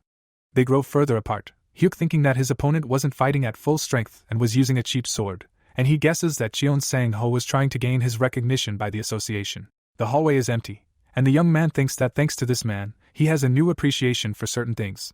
A parking lot appears before us. The hero walks past the cars, now realizing that he's not as strong as he'd like. A white car pulls up to the young man. A girl gets out. Haina excitedly calls out to the guild leader. Hyuk recognizes her. The girl runs up to the boy and asks if he's okay and if he was hurt during the duel. The hero replies that, as far as Haina can see, he's perfectly fine. Sang-ho, raising his right hand, asks what's going on. He claims the association only told him about the test, and now he's learned the boy was forced to fight Cheon Sang-ho. The man says he'll file a complaint against the scoundrels who orchestrated it all, but Hyuk says there's no need for that. He recalls his opponent, wielding a sword with both hands, and declares that he truly learned a lot during that duel. Hyuk recalls the elder from the Dragon Temple, realizing that the pressure he felt in his duel with Cheon Sang-ho was very similar to the one he felt during the battle with that man. Raising his right hand, the hero asks if it wouldn't be more appropriate to discuss all these details back at the guild. Lights shine through the windows of the house where the hero lives. The boy, drying his head with a towel, says he can finally rest a little. Drying his feet, he tries to remember how long ago it was that he could relax and do nothing. The young man sits down on the sofa. He tilts his head back, thinking there's nothing better than home. The phone on the table rings. Hyuk answers the call and says he's speaking to Mr. Lee Jun-chul. Jun-chul claims to have heard what happened and asks if the hero is okay.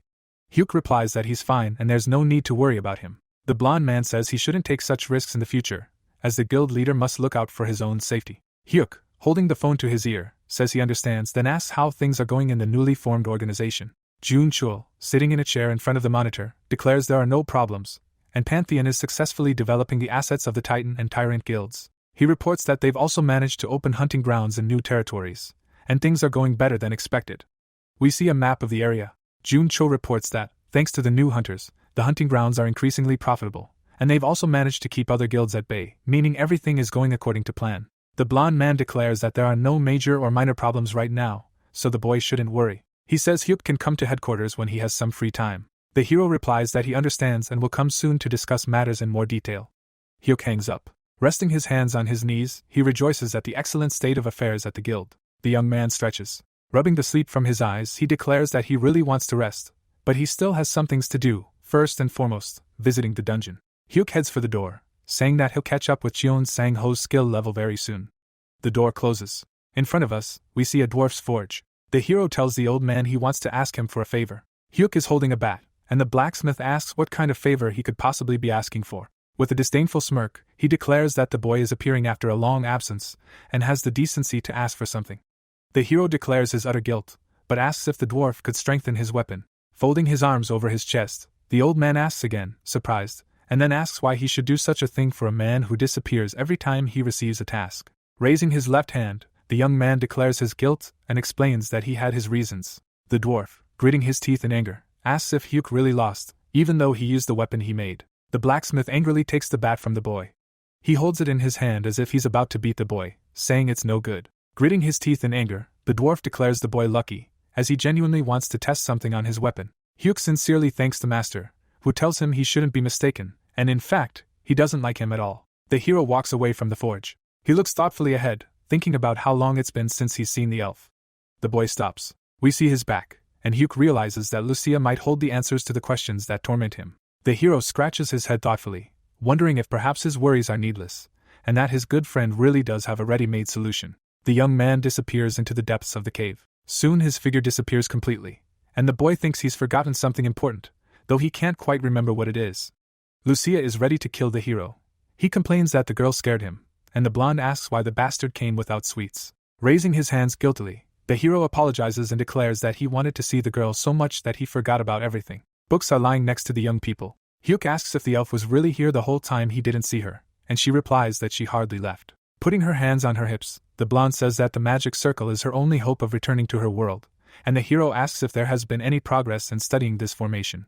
The elf, looking at the guy, says that, fortunately, she managed to make some progress. In front of us is the hero's room. Hyuk asks if the girl's words mean that she will soon be able to return to her own universe, and Lucia replies that this is not entirely true. Sparks are visible on the refrigerator, and the girl reports that she tried to use spatial magic several times as an experiment, but despite doing everything correctly, nothing happened. The glow intensifies sharply, and Lucia says she has no idea why everything always goes wrong. The sun shines brightly in the sky. The store announces that payment has been made. The hero puts the sweets in his backpack. He closes it, thinking about how Lucia asked him last time why he came empty-handed, and now he will feed her to the brim. Hyuk approaches the saleswoman. He looks around in surprise when she asks if his name is Kang Jin Hyuk. The hero, turning to the saleswoman, replies that it is him. The saleswoman enthusiastically declares that she is his fan, then asks if the young man really recently achieved S rank. She says that the hero looks even cooler up close. Hyuk, sheepishly rubbing the back of his head, tries to say something, but it doesn't come out very well. The saleswoman, picking up her phone, asks if the hero could take a photo with her, and he asks again, surprised. Holding out his hand, the young man apologizes and declares he needs to run. Smiling stupidly, he wishes the girl a good day. Hyuk walks forward. He doesn't look very pleased. He thinks he's become a celebrity, and he doesn't like it at all. A dwarf's forge is visible beneath the high cliffs. The hero places his backpack on the table and shouts that he's back, and the old man angrily asks where the young scoundrel has been wandering for so long. The dwarf hands the boy his weapon, and he gratefully says he never doubted the old man could strengthen his bat, as nothing is impossible for him. Smiling, the blacksmith declares that this weapon is much better than before. Streams of yellow energy rise around the boy's hands. Hyuk stares at his weapon in amazement. His mouth slightly open, he asks what's going on. He feels like the bat is absorbing his mana. The boy asks if the dwarf is sure he did everything correctly, complaining that he'll likely run out of mana before he even starts fighting. The dwarf, pointing angrily at the boy, asks who the idiot thinks he is. Covering his head with his hand, Hyuk asks the old man how the weapon was refined. The old master, smiling, asks if the boy remembers the elan or he refined during his last visit, then explains that he used this material to strengthen the bat. Hyuk carefully examines his weapon. He recalls the monster he fought, and the old man explains that the ore dropped by monsters bears their traits, and in its previous form, this ore absorbed life force. Before us is a dark stone emitting energy. The dwarf declares that after the purification, the stone's nature changed, and it began to absorb mana. The hero holds the ore in his hand. Hyuk stands bent before the blacksmith, who explains that if the young man loses mana, it means the ore's characteristic has been successfully applied and is working. The young man says he is still losing mana, but the old man says there's no need to worry, and that after absorbing a certain amount of the substance, the bat will be saturated. He says this has most likely already happened, and the young man should test his weapon. Hyuk, examining the bat, realizes the old man is right, and he has stopped losing mana. Knight armor lines the wall of the workshop. The dwarf says that the hero will eventually be able to extract the mana stored in the bat and use it, again proposing a test outside the forge. A statue is visible before the hero. Hyuk holds the bat with both hands, preparing to test the weapon. The bat emits streams of yellow energy. A target stands before the young man. Hyuk strikes. The statue breaks into 2 large pieces. The horse's head falls to the ground. The dwarf, arms folded, thinks the hero has mastered the new weapon on his first try. The old man realizes Hyuk has become much more experienced and powerful. The boy enthusiastically examines the bat, calling it insane. Standing before the old man, he declares that he really likes the new modification and thanks the craftsman for his work. The old man replies that if the boy is truly grateful, he should bring something to drink. The hero, joyfully raising his hand, declares that he just happened to have brought some alcohol with him. The dwarf, looking at the boy, tells him he can forget about the alcohol and asks where he's going again. Hyuk hesitantly replies that he wants to see Lucia. The old man asks with displeasure if the boy is really going to look for that pointy-eared bastard. The hero sees a dwarf and an elf arguing. He tells the old man that he's always been surprised that they can't get along and asks why. The young man recalls how Lucia was about to shoot the old man and asks if there's a specific reason why they dislike each other. The blacksmith replies that it's a long story. Frowning, he states that they simply tolerate each other now because they have to, but dwarves and elves have always been mortal enemies. A fire-breathing dragon stands before us, and the old master informs the young man that the elves sold his people to these monsters. Hyuk can't believe what he just heard. He steps away from the forge. The young man's expression is thoughtful. He understands the depth of hatred between these two races, and now he understands why Lucia and the dwarf can't get along. Hyuk stops dead in his tracks when he hears Lucia calling out to him loudly. The blonde stands on a magical formation, declaring she did the right thing by leaving the note, as she knew the hero would come looking for her. Hyuk claims the girl never left the boss's room and has now summoned him to the temple for some reason. Lucia asks the boy to look around and then asks if he notices anything strange. A look of confusion crosses his face. Hyuk and Lucia stand in front of a huge wall, and the blonde explains that the entrance to the temple used to be in this very spot, but it suddenly disappeared. The hero, his mouth wide open, asks where he could have gone. Lucia replies that she believes the temple disappeared after the boy passed the dragon's trial. A bright light source appears in front of the boy's face. We see jets of white energy, and Lucia states that she recently examined the area and discovered something. The elf woman reports that she is now standing at the dimensional teleportation magic circle. A mad wizard appears above the blonde's head. She explains that this figure is far more complex than the formation used by the mad mage she examined in the boss's room. The girl asks the boy if he understands what it all means. Hyuk suggests that if they study this figure, he will be able to return to the dimension he lived in. Smiling faintly, Lucia says that this is indeed true, but even if they succeed in studying this figure, the boy will not be able to activate it alone. She asks if the hero therefore wants to learn the magic she wields. Hyuk looks at the girl thoughtfully, realizing that now he might have to learn magic as well. Rocks hang in the middle of the empty space. Hyuk and Lucia stand facing each other. The hero asks if the girl really wants him to learn magic and help her. The elf replies that she is right, as she cannot cast the required spell alone. The hero asks again in surprise. Lucia replies that, to be more precise, activating this magic circle requires a huge amount of mana, and she simply doesn't have enough on her own. The girl and the boy extend their hands in front of them, and the blonde says that, frankly, she's not even sure this figure will work properly, even with the hero's help. Thoughtfully rubbing his chin, Hyuk says he understands everything, trying to figure out what he needs to do next. Judging by the boy's expression, an idea occurs to him. Streams of bluish energy rise around his hand, and he asks the elf if it's really just a mana problem. A bat appears in his hand. He hands it to the blonde and says she can try it. The girl points at the boy and says it's the very weapon the hero constantly uses, and he asks her to take a closer look. Lucia looks at the bat in shock.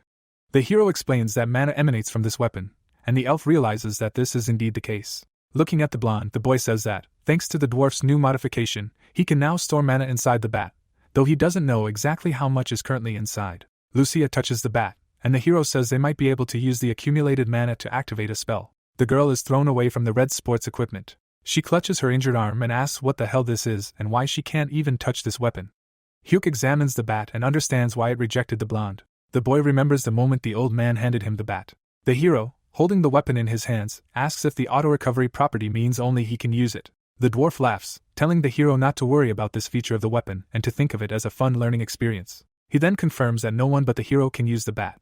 Looking up thoughtfully, Hyuk declares that the blacksmith imbued this item with a binding property, which is why Lucia can't use it. The blonde scratches her head thoughtfully, saying that everything would be too easy if she could use the bat too.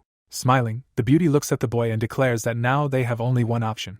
Looking at the hero, she calls him by name, and says that now he simply must learn magic. The young man looks at the elf, who replies that from this day on, she will begin teaching him magic. Clouds float above the hero's house. An open book lies in front of the boy, thinking that this is how he began learning magic from Lucia. The boy and the girl sit on the floor next to each other, and Hyuk thinks that the learning process was extremely difficult. The hero looks down. He had to memorize a huge amount of magical knowledge and learn to properly control the flow of mana. Waves of yellow energy rise around the boy. Hyuk squats before the magic formation, remembering that, among other things, he had to learn how to activate magic circles using the knowledge he'd acquired. He holds his hands out in front of him, and streams of yellow energy rise around them. He creates an impressive magic formation, and the system announces that he's acquired a new skill and mastered the theory of magic. Hyuk, looking to his left, asks the elf if she saw what just happened. He's curious if the magic actually activated. Raising her right hand, Lucia declares that the hero has truly done it, and in essence, mastered the basics of her art. The elf, with a serious expression, declares that it's time to move on to the next stage. The hero resolutely replies that he's ready for this step. Hyuk and Lucia stand next to books lying on the floor. The blonde asks the hero to listen carefully, and she declares that she's going to tell him what they'll be studying next. A page with a magic formation is visible under the elf's hand. She offers the young man a look at the notes. Rubbing her chin, Lucia explains that these are notes from her research on the magic circle in the boss's room. She claims she was trying to understand why that formation didn't work. A mad wizard stands before us, and Lucia reminds him of her words about interdimensional teleportation magic requiring a huge amount of mana. The wizard raises his hands, and the elf says that, in her opinion, the madman has altered the formation in such a way as to attempt to control it with only his own mana. A brilliant flash erupts above the ground. The hero stands before the portal. Lucia explains that the teleportation itself was successful, but something went wrong, and the dungeon ended up connected to the boy's home. Hyuk, raising her hands, asks what the point of studying a magic circle that ultimately didn't work as intended. A magic formation is visible above the beauty's head. She calls the boy a fool and says that, naturally, studying a malfunctioning circle would be foolish in itself, then reminds him that they have a perfect magic formation located at the Dragon Temple. Burning torches are visible behind the blonde. The girl stands inside the magic circle and declares that if they compare and analyze the two formations, they will be able to determine why the first one didn't work properly, and then prepare a corrective version. Folding her arms, the elf asks if the hero understands, then suggests that they begin their preparations, and approach them with the utmost scrupulousness. Hyuk is writing in a magic textbook. The boy thinks he and Lucia have continued their research, trying to create the perfect magic circle. The system reports that the boy has acquired the magic understanding skill. The blonde points at the board, and the hero learns that he has acquired the knowledge seeker skill. Hyuk looks thoughtfully at his teacher, and the system reports that he has fully understood the principle of interdimensional magic circles. A formation is visible between the boy's hands. Giant rocks hang in the air, and the hero thinks that time has flown very quickly.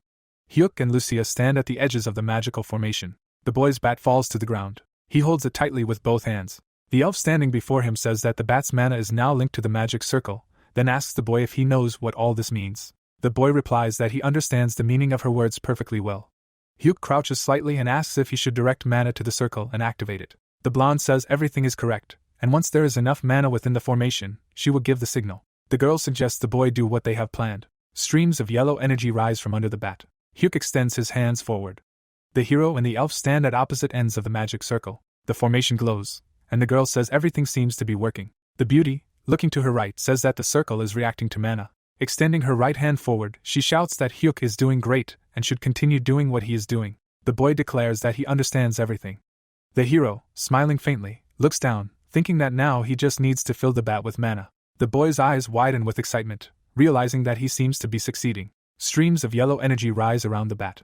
The boy looks at his weapon in confusion, not understanding why an aura has suddenly begun to erupt. A nearby elf tries to stop the boy. She asks what he's doing and reminds him that she told him to use mana, not aura. The hero screams in fear, also unaware of what's happening. The blonde holds her hands out in front of her. The magic circle begins to crack. Lucia looks ahead in fear, realizing that the floor is giving way beneath her feet. She jumps back and screams loudly for the hero to do the same. Streams of yellow energy erupt upward along the edges of the magic circle. A very bright flash occurs. The hero jumps back. A perfect circle is visible in the floor. The young man, shocked, says that this simply can't be. Lucia looks down. With her mouth wide open, she asks what Kong Jin Hyuk has done. The girl screams that the magic circle simply disappeared. Electric discharges run through the refrigerator. The glow becomes much brighter. Clouds float above the boy's house. Lucia greedily devours sweets. The hero, clutching his head, sits at the table, apologizing to the elf. Raising his right hand, he says he never imagined that the mana stored in the bat would leak out as aura. The blonde indignantly asks if the guy really considers this an excuse, And if he doesn't know that the mana used for magic and aura have different properties. Hyuk covers his head with his hands, protecting himself from blows. The beauty asks if this idiot really didn't realize that aura could leak out of his bat. She says that if he wasn't sure, he should have checked beforehand. The hero apologizes and says that whenever he holds the bat, he ends up fighting, and perhaps he somehow subconsciously converted the mana into aura. Lucia looks up sadly, declaring that it's also her fault for not checking everything beforehand. The girl explains that she didn't expect such a variable to appear, saying that now they're in total trouble. The elf says she doesn't understand how she's supposed to get back to her homeland. Hyuk looks at the girl sadly. Clutching his head, he thinks that because of him, Lucia lost the opportunity to return to her world. Getting up from his chair, the guy says he'll find a way to fix everything and help the blonde. He states that if she needs anything, she should just let him know. We see the lower part of the elf's face. With her mouth wide open, she screams that the hero should bring her more food, the most delicious and sweetest there is. Hyuk rushes forward. Running to the refrigerator, he says there was cake. Lucia declares that this delicacy suits her, of course, and the young man should serve it to her immediately. The elf says that she will eat until she bursts today. Hyuk opens the refrigerator. He stares inside in shock, realizing that the cold air coming from inside doesn't usually feel like this. He's literally thrown back from the refrigerator, feeling a terrible chill that penetrates his very bones. Lucia, watching what's happening, asks what happened and why the guy is screaming so loudly. Hyuk, his eyes wide, asks Lucia to come and look at it. The elf takes a bite of a cookie and looks at the boy. Snow-capped mountains appear before us, and the boy asks what they are. Hyuk and Lucia are visible in the refrigerator doorway, and the boy asks what happened. The blonde, looking at the scene before her, experiences a very strange sensation. A smile appears on her face. She tells the hero, standing next to her, that it seems the magic circle worked, and he asks again in amazement. We see the perfect circle appearing in front of the dragon temple again. Hyuk asks the girl if she really thinks all of this happened because of that formation, and whether this means the snowy landscape they see is in another world. The boy and girl stand in front of the refrigerator, and the beautiful woman says that, judging by the mana she senses, there's a high probability they're seeing her world before them. Trees are visible beneath the imposing mountain peaks. Turning to the hero, the elf says she doesn't know how an interdimensional portal could have opened here, but she thinks they should go through it and check everything out. The hero declares that he understands everything and will make all the necessary preparations, but first, he must take care of something. Jun Chul, half rising from his chair, answers the guild leader's call. He asks why he's calling, and the hero asks if the young man can come to his house right now. The man, astonished, asks again. Jun Chul and Haina look in surprise as the hero enters the room, who apologizes for calling them here so suddenly. Jun Chul picks up his phone and claims he came at the guild leader's request, but doesn't understand the message he received. Looking at the hero seated at the table, he asks if he really plans to step away from guild leadership for a while. Smiling, Hyuk says he wants to take some time off to train, as after fighting Cheon Sang-ho, he realized he's still too weak as a hunter. Raising his left hand, Jun Chul asks if this means the hero has found a way to become stronger. Jun Chul replies that he's not sure, but perhaps he does know one. Haina asks the guild leader to look at the message she just sent him.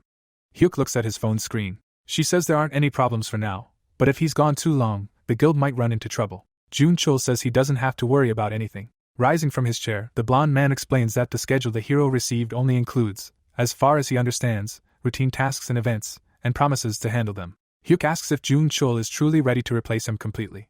The young man firmly declares that the influence of the Pantheon Guild is only as strong as the organization's leader, so Hyuk can leave the management to him for a while, do whatever is required, and return much stronger. 2 cars are parked outside, and someone asks why the guild leader called him. Jun Chul, holding a phone, explains that Hyuk said he was going on a journey to become stronger, and would be away for some time. The blonde man says he will have to fully assume the responsibilities of the organization's leader. Hyung-il, surprised, asks if Hyuk is leaving Pantheon at such a time, and Jun Chul replies that his comrade shouldn't worry.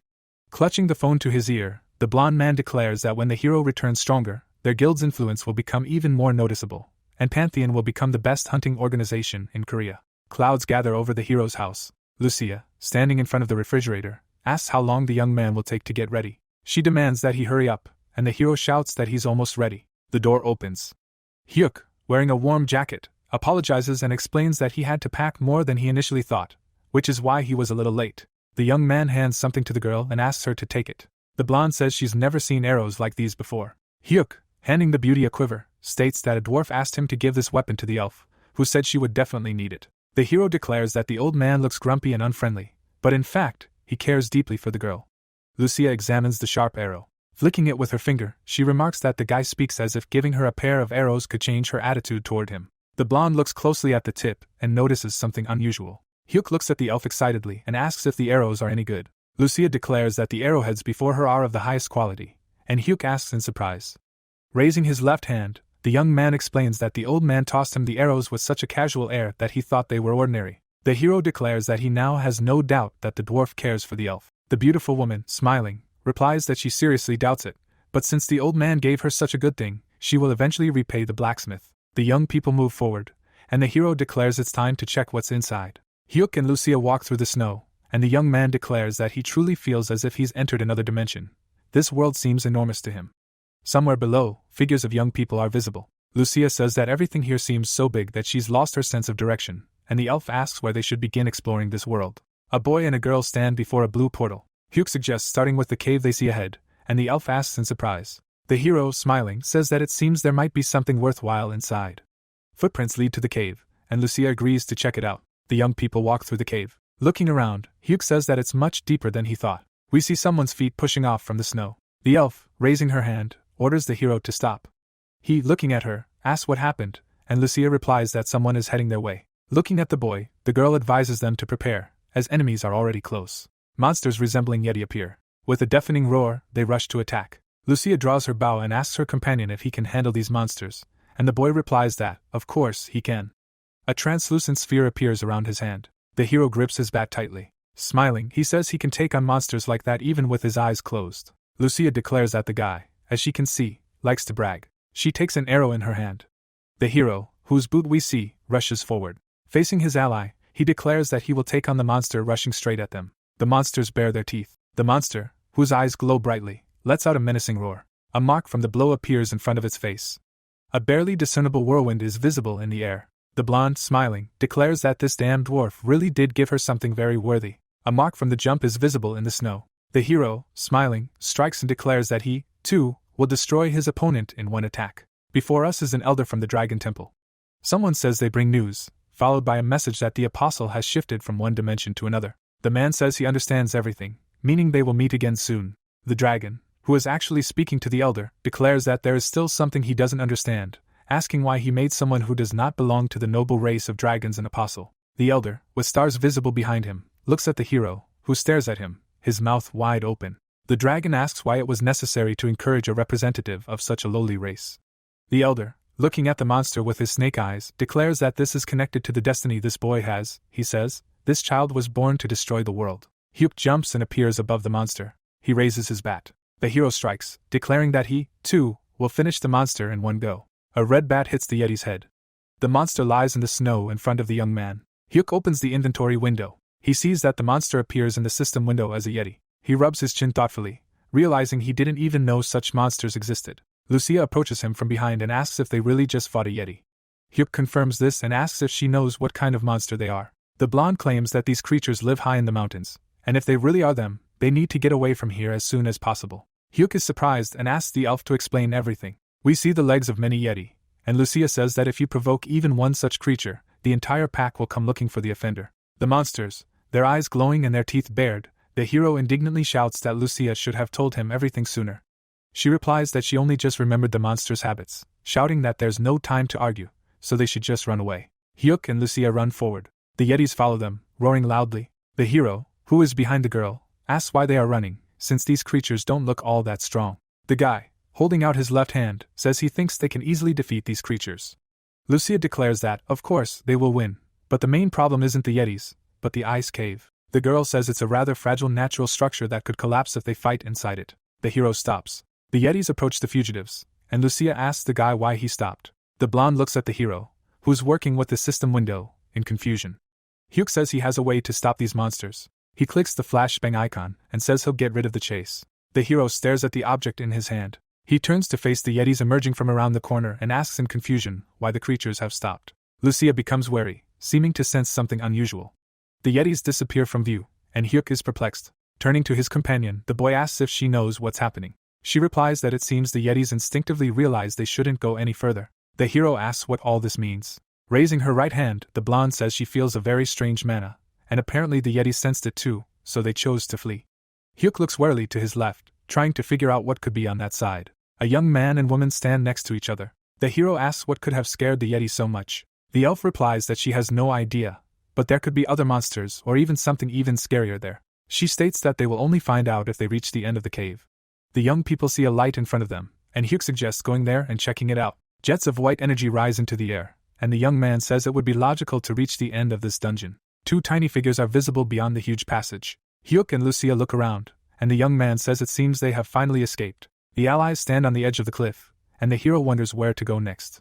The elf asks if the young man sees a building, and he replies that he does. Snow-capped mountains lie before the young people. The blonde declares that the mana she sensed earlier is emanating from this very building, and she thinks they'll find something there.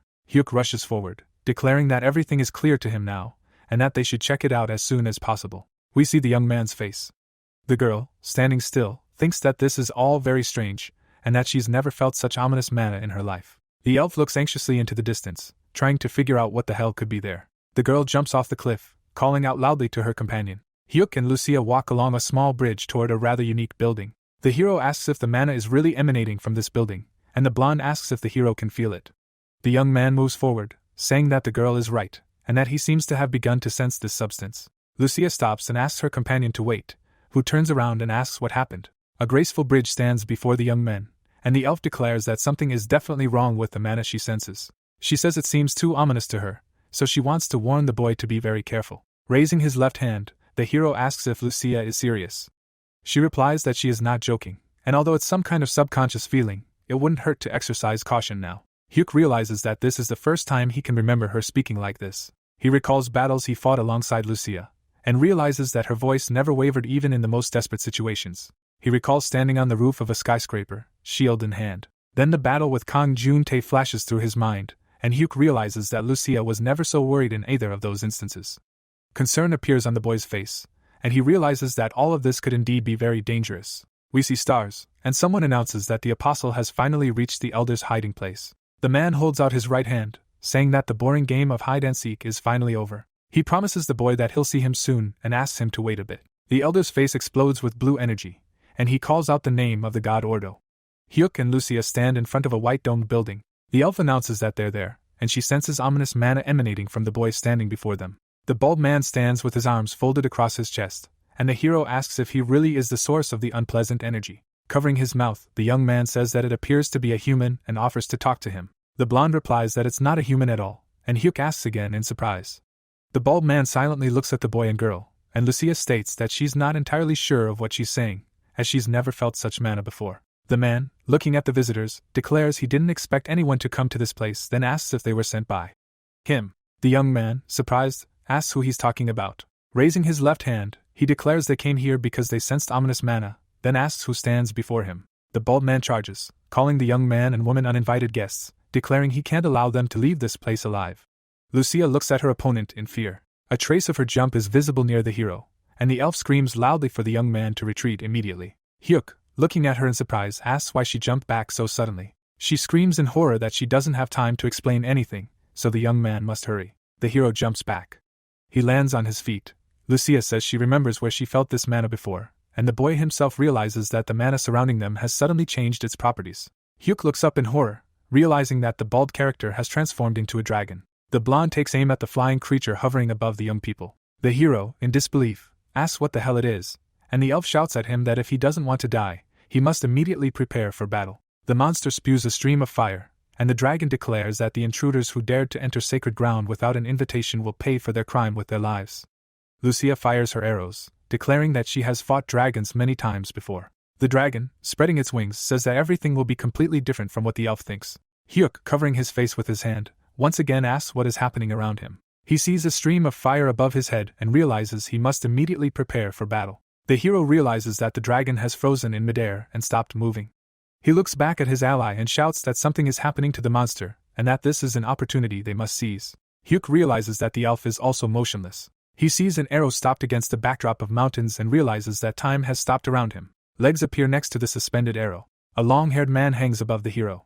Holding out his right hand, he announces that he has stopped time to speak with the young man, then declares that he didn't expect him to find this place so quickly. Hyuk, looking up in shock, asks who it is. The man lands. Looking at the hero, he asks if he really cares about this question. The man declares that this is typical behavior for a pathetic, clueless creature. Hyuk looks at the man silently, who says that the hero has become his apostle after all, so he will show him leniency. Standing beneath the dragon hanging in the sky, the man declares his name is Ordo, and he is the creator of this dragon, which bears the name Tiamat. Looking at the boy, he declares that he is also the god of the world in which Hyuk lives. The boy looks at Ordo in confusion, wondering if he could really create a dragon, and is also very confused by the fact that he calls himself a god. Hyuk asks how he is supposed to believe all this. Ordo, standing at a considerable distance from the boy, declares that whether the boy believes it or not is irrelevant, as the fact that he is a god is beyond any doubt. Planets are visible above the heads of the two people. Ordo declares that he has observed humans for a very long time, since the very beginning of time, witnessing the birth of this species and the life of each individual. A young man and woman cuddle, and Ordo declares that he really liked humans. We see explosions and destruction, and the man declares that at some point they began to hate each other, feud and fight, and that all they did was kill each other, nearly destroying the entire world. A nuclear explosion occurs. Ordo steps forward, saying that if humans are left unattended, they will destroy each other. The man approaches the hero, declaring that he doesn't want that to happen, so he decided to protect the people he loves so much. The townspeople flee from the monsters, and Ordo explains that he believed that if humanity had a common enemy, the contradictions would disappear, so he created the monsters. Flying monsters are seen above the city. Powerful electrical discharges strike the monsters, and the man says that he gave humans the ability to fight the monsters by creating hunters. A giant monster, once defeated by Hyuk, hangs in the air. Ordo states that at first everything went as planned, and people united to fight the monsters, but this was short-lived. We see scenes of human combat, and the interlocutor tells the hero that hunters began to be used by various forces to settle their differences. The hero recalls how Jo Won-chul died at his hands. Ordo says that as soon as the young man gained power and authority, he began to use them in the same way as the people he once hated. Hyuk plunges a bat into his opponent's chest. He kills another enemy, and Ordo declares that the hero should not have received such power, and to become an apostle, he had to endure many trials. Hyuk stands before the portal, and Ordo says his plan has failed. The hero stands there, mouth agape. A man, looking at him, declares that the dungeon, which appeared from another dimension, ruined all his plans. Hyuk and Ordo stand facing each other. The man, calling himself a god, repeats that the dungeon ruined all his plans. A mad mage with raised hands appears in the hero's imagination. Ordo declares that because of this damned idiot, the boy became stronger much earlier than he should have, and worse yet, the dungeon contains the dragon god. An elder stands before us, Ordo declaring that he never imagined that this character's temple would be in a dungeon that had migrated to the hero's home. Hyuk looks at the man who raised his hand. The man explains that he tried to destroy the dungeon when he first entered it, but all his efforts proved futile because of the dragon god, so he was forced to give up. Furthermore, he couldn't even find the boy. Ordo says that, fortunately, the boy revealed himself only recently.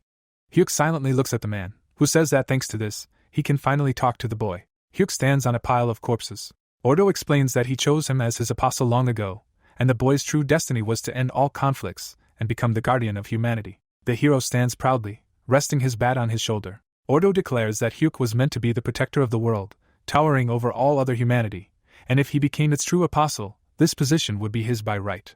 Ordo, spreading his arms, declares that Hyuk can refuse this offer, but if he does, he will die. The hero, thoughtfully rubbing his chin, declares this a very good offer. He asks if he really will become the leader of all humanity if he submits, then declares that he once dreamed of such a thing. The frozen Lucia continues to aim her weapon at the dragon, which has stopped in midair. The hero declares that he must decline the offer.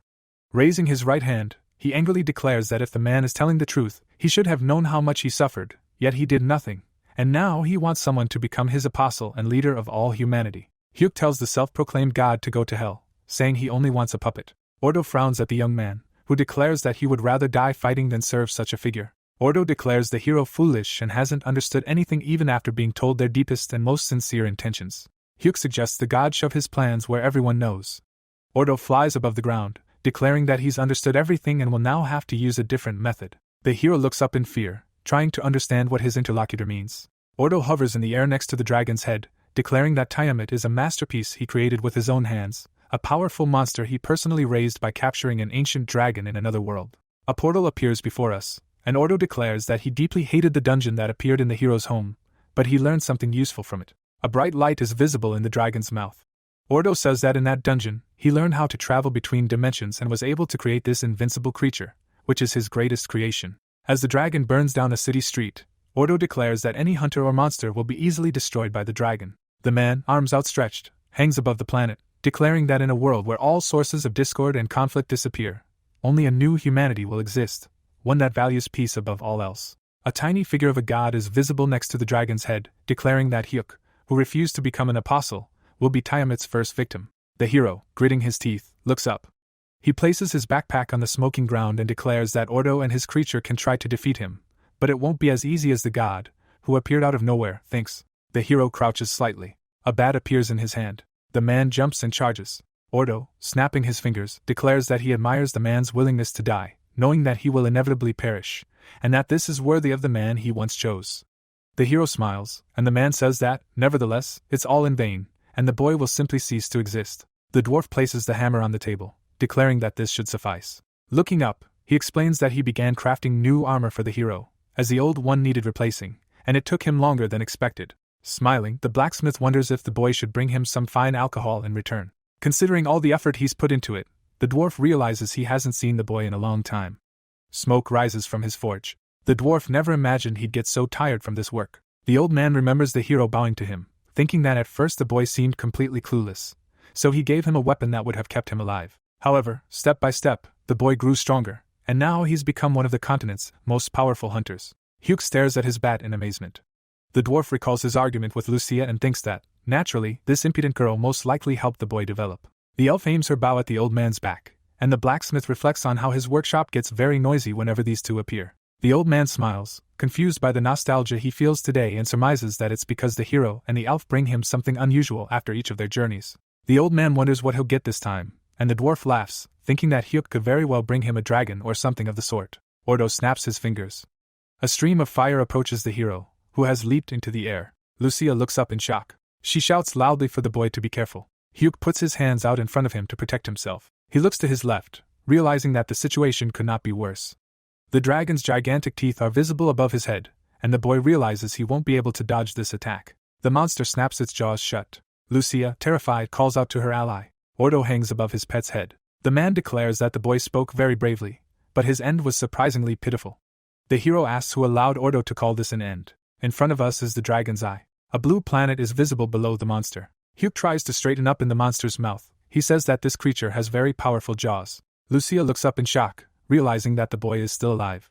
Grinding his teeth with tension, the hero declares that of course he must not die, since he cannot allow some bastard to destroy the world. He declares that he will stop him at this very spot, no matter what. Ordo, whose tiny figure is visible above the dragon's head, declares that all of this is starting to turn into some kind of circus. The man declares he's ready to enjoy the show and watch the boy fight to the very end. A bright flash is visible behind Ordo, who declares that ultimately, the boy will feel only all-consuming despair. The phone rings.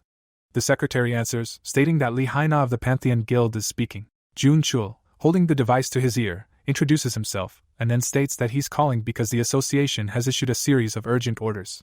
The woman, surprised, asks again, then inquires about the meaning of all this. Sitting in front of a computer monitor, Jun Chul says he's not entirely sure, but apparently, gates have begun appearing all over Seoul, especially in the 9th Ward, which falls under their jurisdiction. The young man reports that numerous incidents have been reported there, so the association has requested their cooperation.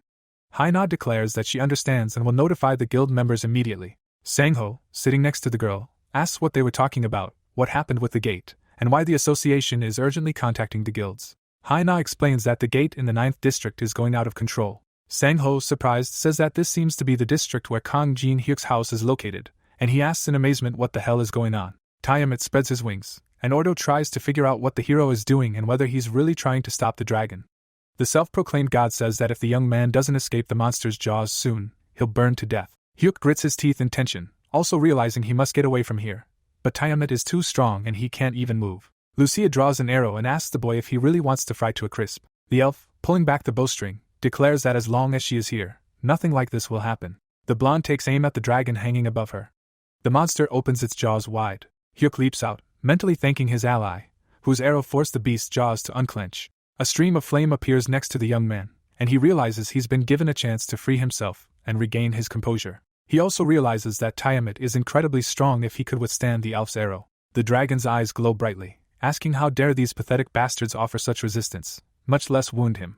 The dragon rushes at the hero, a tiny figure visible below, roaring that the pathetic humans don't seem to want to die the easy way. Hyuk lands on his feet, realizing his opponent isn't giving him a second to think, and he has no idea how to deal with such a monster. Lucia shouts at the hero to be careful. He looks up in fear. The winged creature descends to the ground. Lucia calls it a vile creature and screams that she'll kill it right there.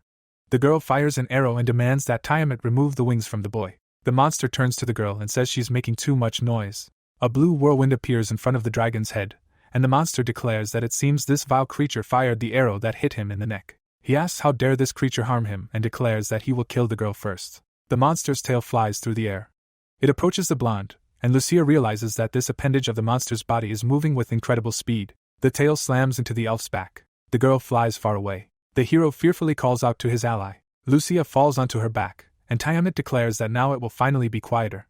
The blonde lies on the ground, showing no signs of life. Hyuk thinks this is simply impossible. He knew the monster was incredibly powerful, but he couldn't even imagine it could incapacitate the girl with just one blow. Tiamat turns his head to the boy and declares that he's already taken care of one enemy and will now finish off the second. Hyuk realizes he's under immense pressure from this creature. A predatory fire lights up in the boy's eyes. He understands there's no point in holding back any longer and that he must take a risk. Ordo, raising his head, declares that the hero has certainly performed well, but now he's definitely finished. Tiamat opens his jaws wide. The self-proclaimed god declares that the circus seems to be over, and the dragon will now finish the boy. The monster is shown from above. It doesn't understand what's happening, as it uses all its strength, but is unable to move the hero even an inch. Hyuk braces his feet on the ground. He holds his opponent at bay, raising the bat above his head. The boy realizes that the power he's using now could bring him victory. The young man grits his teeth from the unbearable tension, deciding to risk everything he has. Hyuk opens his mouth wide, unleashing the power he gained in the temple of the dragon god. Jets of yellow energy rise around the young man, visible beneath the giant dragon. Tiamat, spreading his wings wide, screams that this simply can't be happening and asks how the young man is handling this power. Ordo lowers his gaze, unable to comprehend how what he sees before him is even possible. Fear appears on the god's face, sensing someone he doesn't think should be here. The young man's feet float above the ground, and Ordo tries to understand where the hero got the dragon's power. Hyuk advances. The elder, seated on the throne in the vast hall, asks if the apostle has realized his power. The man's eyes glow from beneath his hood, declaring that the time has come. Leaning on the armrests, he declares that today he will settle a long-standing grudge. Rising to his feet, he declares that he has long awaited this day. The elder extends his hand and declares that he will meet him soon. The domed building is illuminated by a very bright light. Ordo frowns ahead, thinking that if his senses are correct, things are very bad, as the dragon god is approaching. Hyuk, lifting his bat, tries to discern whether the dragon god's power has always been so immense. A white mark is visible on his wrist, and the young man wonders why it appeared and what it signifies. Ordo, looking down at the young man below, also notices the symbol and realizes that the dragon god has made Kang Jin Hyuk his apostle. The man shouts for Tiamat to kill the young man before the dragon god arrives. With its mouth wide open, the monster declares that it understands its master and promises to destroy the pathetic wretch here and now. The enormous monster spreads its wings above the hero. A stream of flame erupts from the dragon's enormous maw. A wall of fire approaches the young man, but he doesn't see it as too dangerous. Hyuk smiles, feeling he can defeat the monster. He hears someone calling him their apostle and asking him to wait. The hero's eyes widen, and he doesn't understand whose voice he just heard. The stream of fire stops before the young man, and Hyuk realizes that time has stopped again. Raising his left hand, he indignantly asks why Ordo stopped time again, and if he has anything else to tell him. The long-haired brunette irritably declares that he didn't do what the young man claims, and someone asks him why he's hiding like a coward. Ordo perks up, sensing a colossal energy. The god sees a huge dragon before him and a figure standing next to it. The figure says he hasn't seen Ordo in a while, as he's very hard to find. The man realizes he's the dragon god, whom he didn't expect to see here so quickly. Hyuk looks up, confused as to what the elder is doing. The man, frowning at Ordo, declares that he should understand why he's here. Looking at the god with snake-like eyes, the elder asks how he dared kidnap a dragon that's practically his own child. One winged creature hangs in the air above another, motionless. The elder says that it seems the child is named Tiamat, and Ordo stole him, then turned him into the weapon he now uses. The dragon god sternly asks why Ordo did this, as he should have known it was all very wrong. The man, arms folded, replies that he had to do it for the sake of his own world. He states that if he is also a god, he must understand his feelings. The elder declares that this excuse does not satisfy him. The character's eyes are hidden by a black shadow, and he claims that Ordo used the monster he transformed his child into to destroy his own world. He finds this simply ridiculous, and that Ordo acted only to satisfy his own ambitions. The elder asks in bewilderment. Hyuk holds a bat in his hands, and the dragon god calls his interlocutor to look at the boy. He says that Ordo tried to kill another apostle only because he didn't like him, and then asks if Ordo thinks such an action is right. The elder, eyes wide, asks the elder not to make him laugh and declares that the dragon god has no idea what he is talking about. Thrusting his head forward, Ordo declares that he simply wanted to bring peace to his world, and all these sacrifices were only for this. A fire-breathing dragon appears above the hero. The elder asks the boy if he heard Ordo's words and what he thinks about them. The hero replies that it is, of course, complete nonsense. Hyuk jumps. Smiling, he flies upward. Ordo, whom he flies toward, calls the hero a fool and asks if the boy understands the situation he finds himself in. Gritting his teeth in anger, Ordo shouts that the boy is interfering in a conversation between two gods, which is simply unacceptable for a mere mortal. He snaps his fingers. The hero raises his bat to strike, and Ordo realizes that his time-stopping trick has failed. The god is shocked, unable to understand why he has suddenly become powerless. The dragon god, glaring at Ordo, declares that Hyuk is his confidant, and therefore imbued with the power of a dragon. The boy smiles, and the elder replies that, in other words, this boy is as powerful as a god. Ordo stares at his interlocutor in amazement, who says a god could try to fight a boy and lose to a man he's always looked down on. Ordo grabs the bat. Looking at the hero in shock, he declares that it's simply impossible for a mere human to be stronger than an all-powerful being like him. Smiling, Hyuk says that Ordo still seems to be confused, informing the god that the powers he wields don't work on him. Electricity flashes between the opponents. His mouth wide open, Hyuk screams that he doesn't need a god who wants to destroy his world, demanding that Ordo get the hell out. Blood drips from the bat. Ordo flies backward. He hits the ground, and a powerful explosion rings out. Flames rage near the building. Clouds of black smoke rise into the air. The hero notices something. His eyes widen in surprise. Hyuk and Ordo are suspended in space. The young man realizes he's been transported to another dimension again, and most likely, Ordo is the cause. He asks the god why he's doing this, and he's told not to worry, saying the dimension was altered only for a short conversation. Ordo, looking at the hero with serious eyes, declares that before him is a man who can defeat a god, and that Hyuk has exceeded all his expectations. Ordo then admits defeat. The hero looks at him in shock. The god declares that after the blow the young man dealt him, he rethought everything and realized that even being a god doesn't mean he's perfect and knows everything. Hyuk looks at Ordo silently, who says he's decided to abandon his plans and transfers control of the world he inhabits to the young man. Hyuk watches as Ordo begins to dissolve into space. Ordo declares that from now on, the hero will protect his world and asks the boy to prove the god wrong. The hero, now invisible, asks if he's confident he can succeed. Ordo replies that he believes he can, and therefore entrusts humanity to the new ruler. Hyuk is shocked. The elder, hovering in the air next to two dragons, asks if the conversation was useful to his apostle. The boy asks the dragon god what happened. Looking at the boy from under his hood, he declares that Hyuk heard everything, and Ordo has handed over power to him. The elder declares that Ordo has decided to retire and realized he must trust humanity again, then reveals that Ordo even gave the boy a dragon of destruction to watch over the world. Snow-capped mountains are visible beneath the winged creatures. The elder declares that Hyuk will bring peace to his dimension, promising to watch over the young man and always support him. The god declares that the boy must become a ruler recognized by both gods he met. The elder and the dragons disappear. Hyuk clenches his fist, unable to believe that he has become the new ruler of his world. The hero looks around, hearing his name called. The elf, raising her hand, looks at the young man, who asks the girl if everything is all right.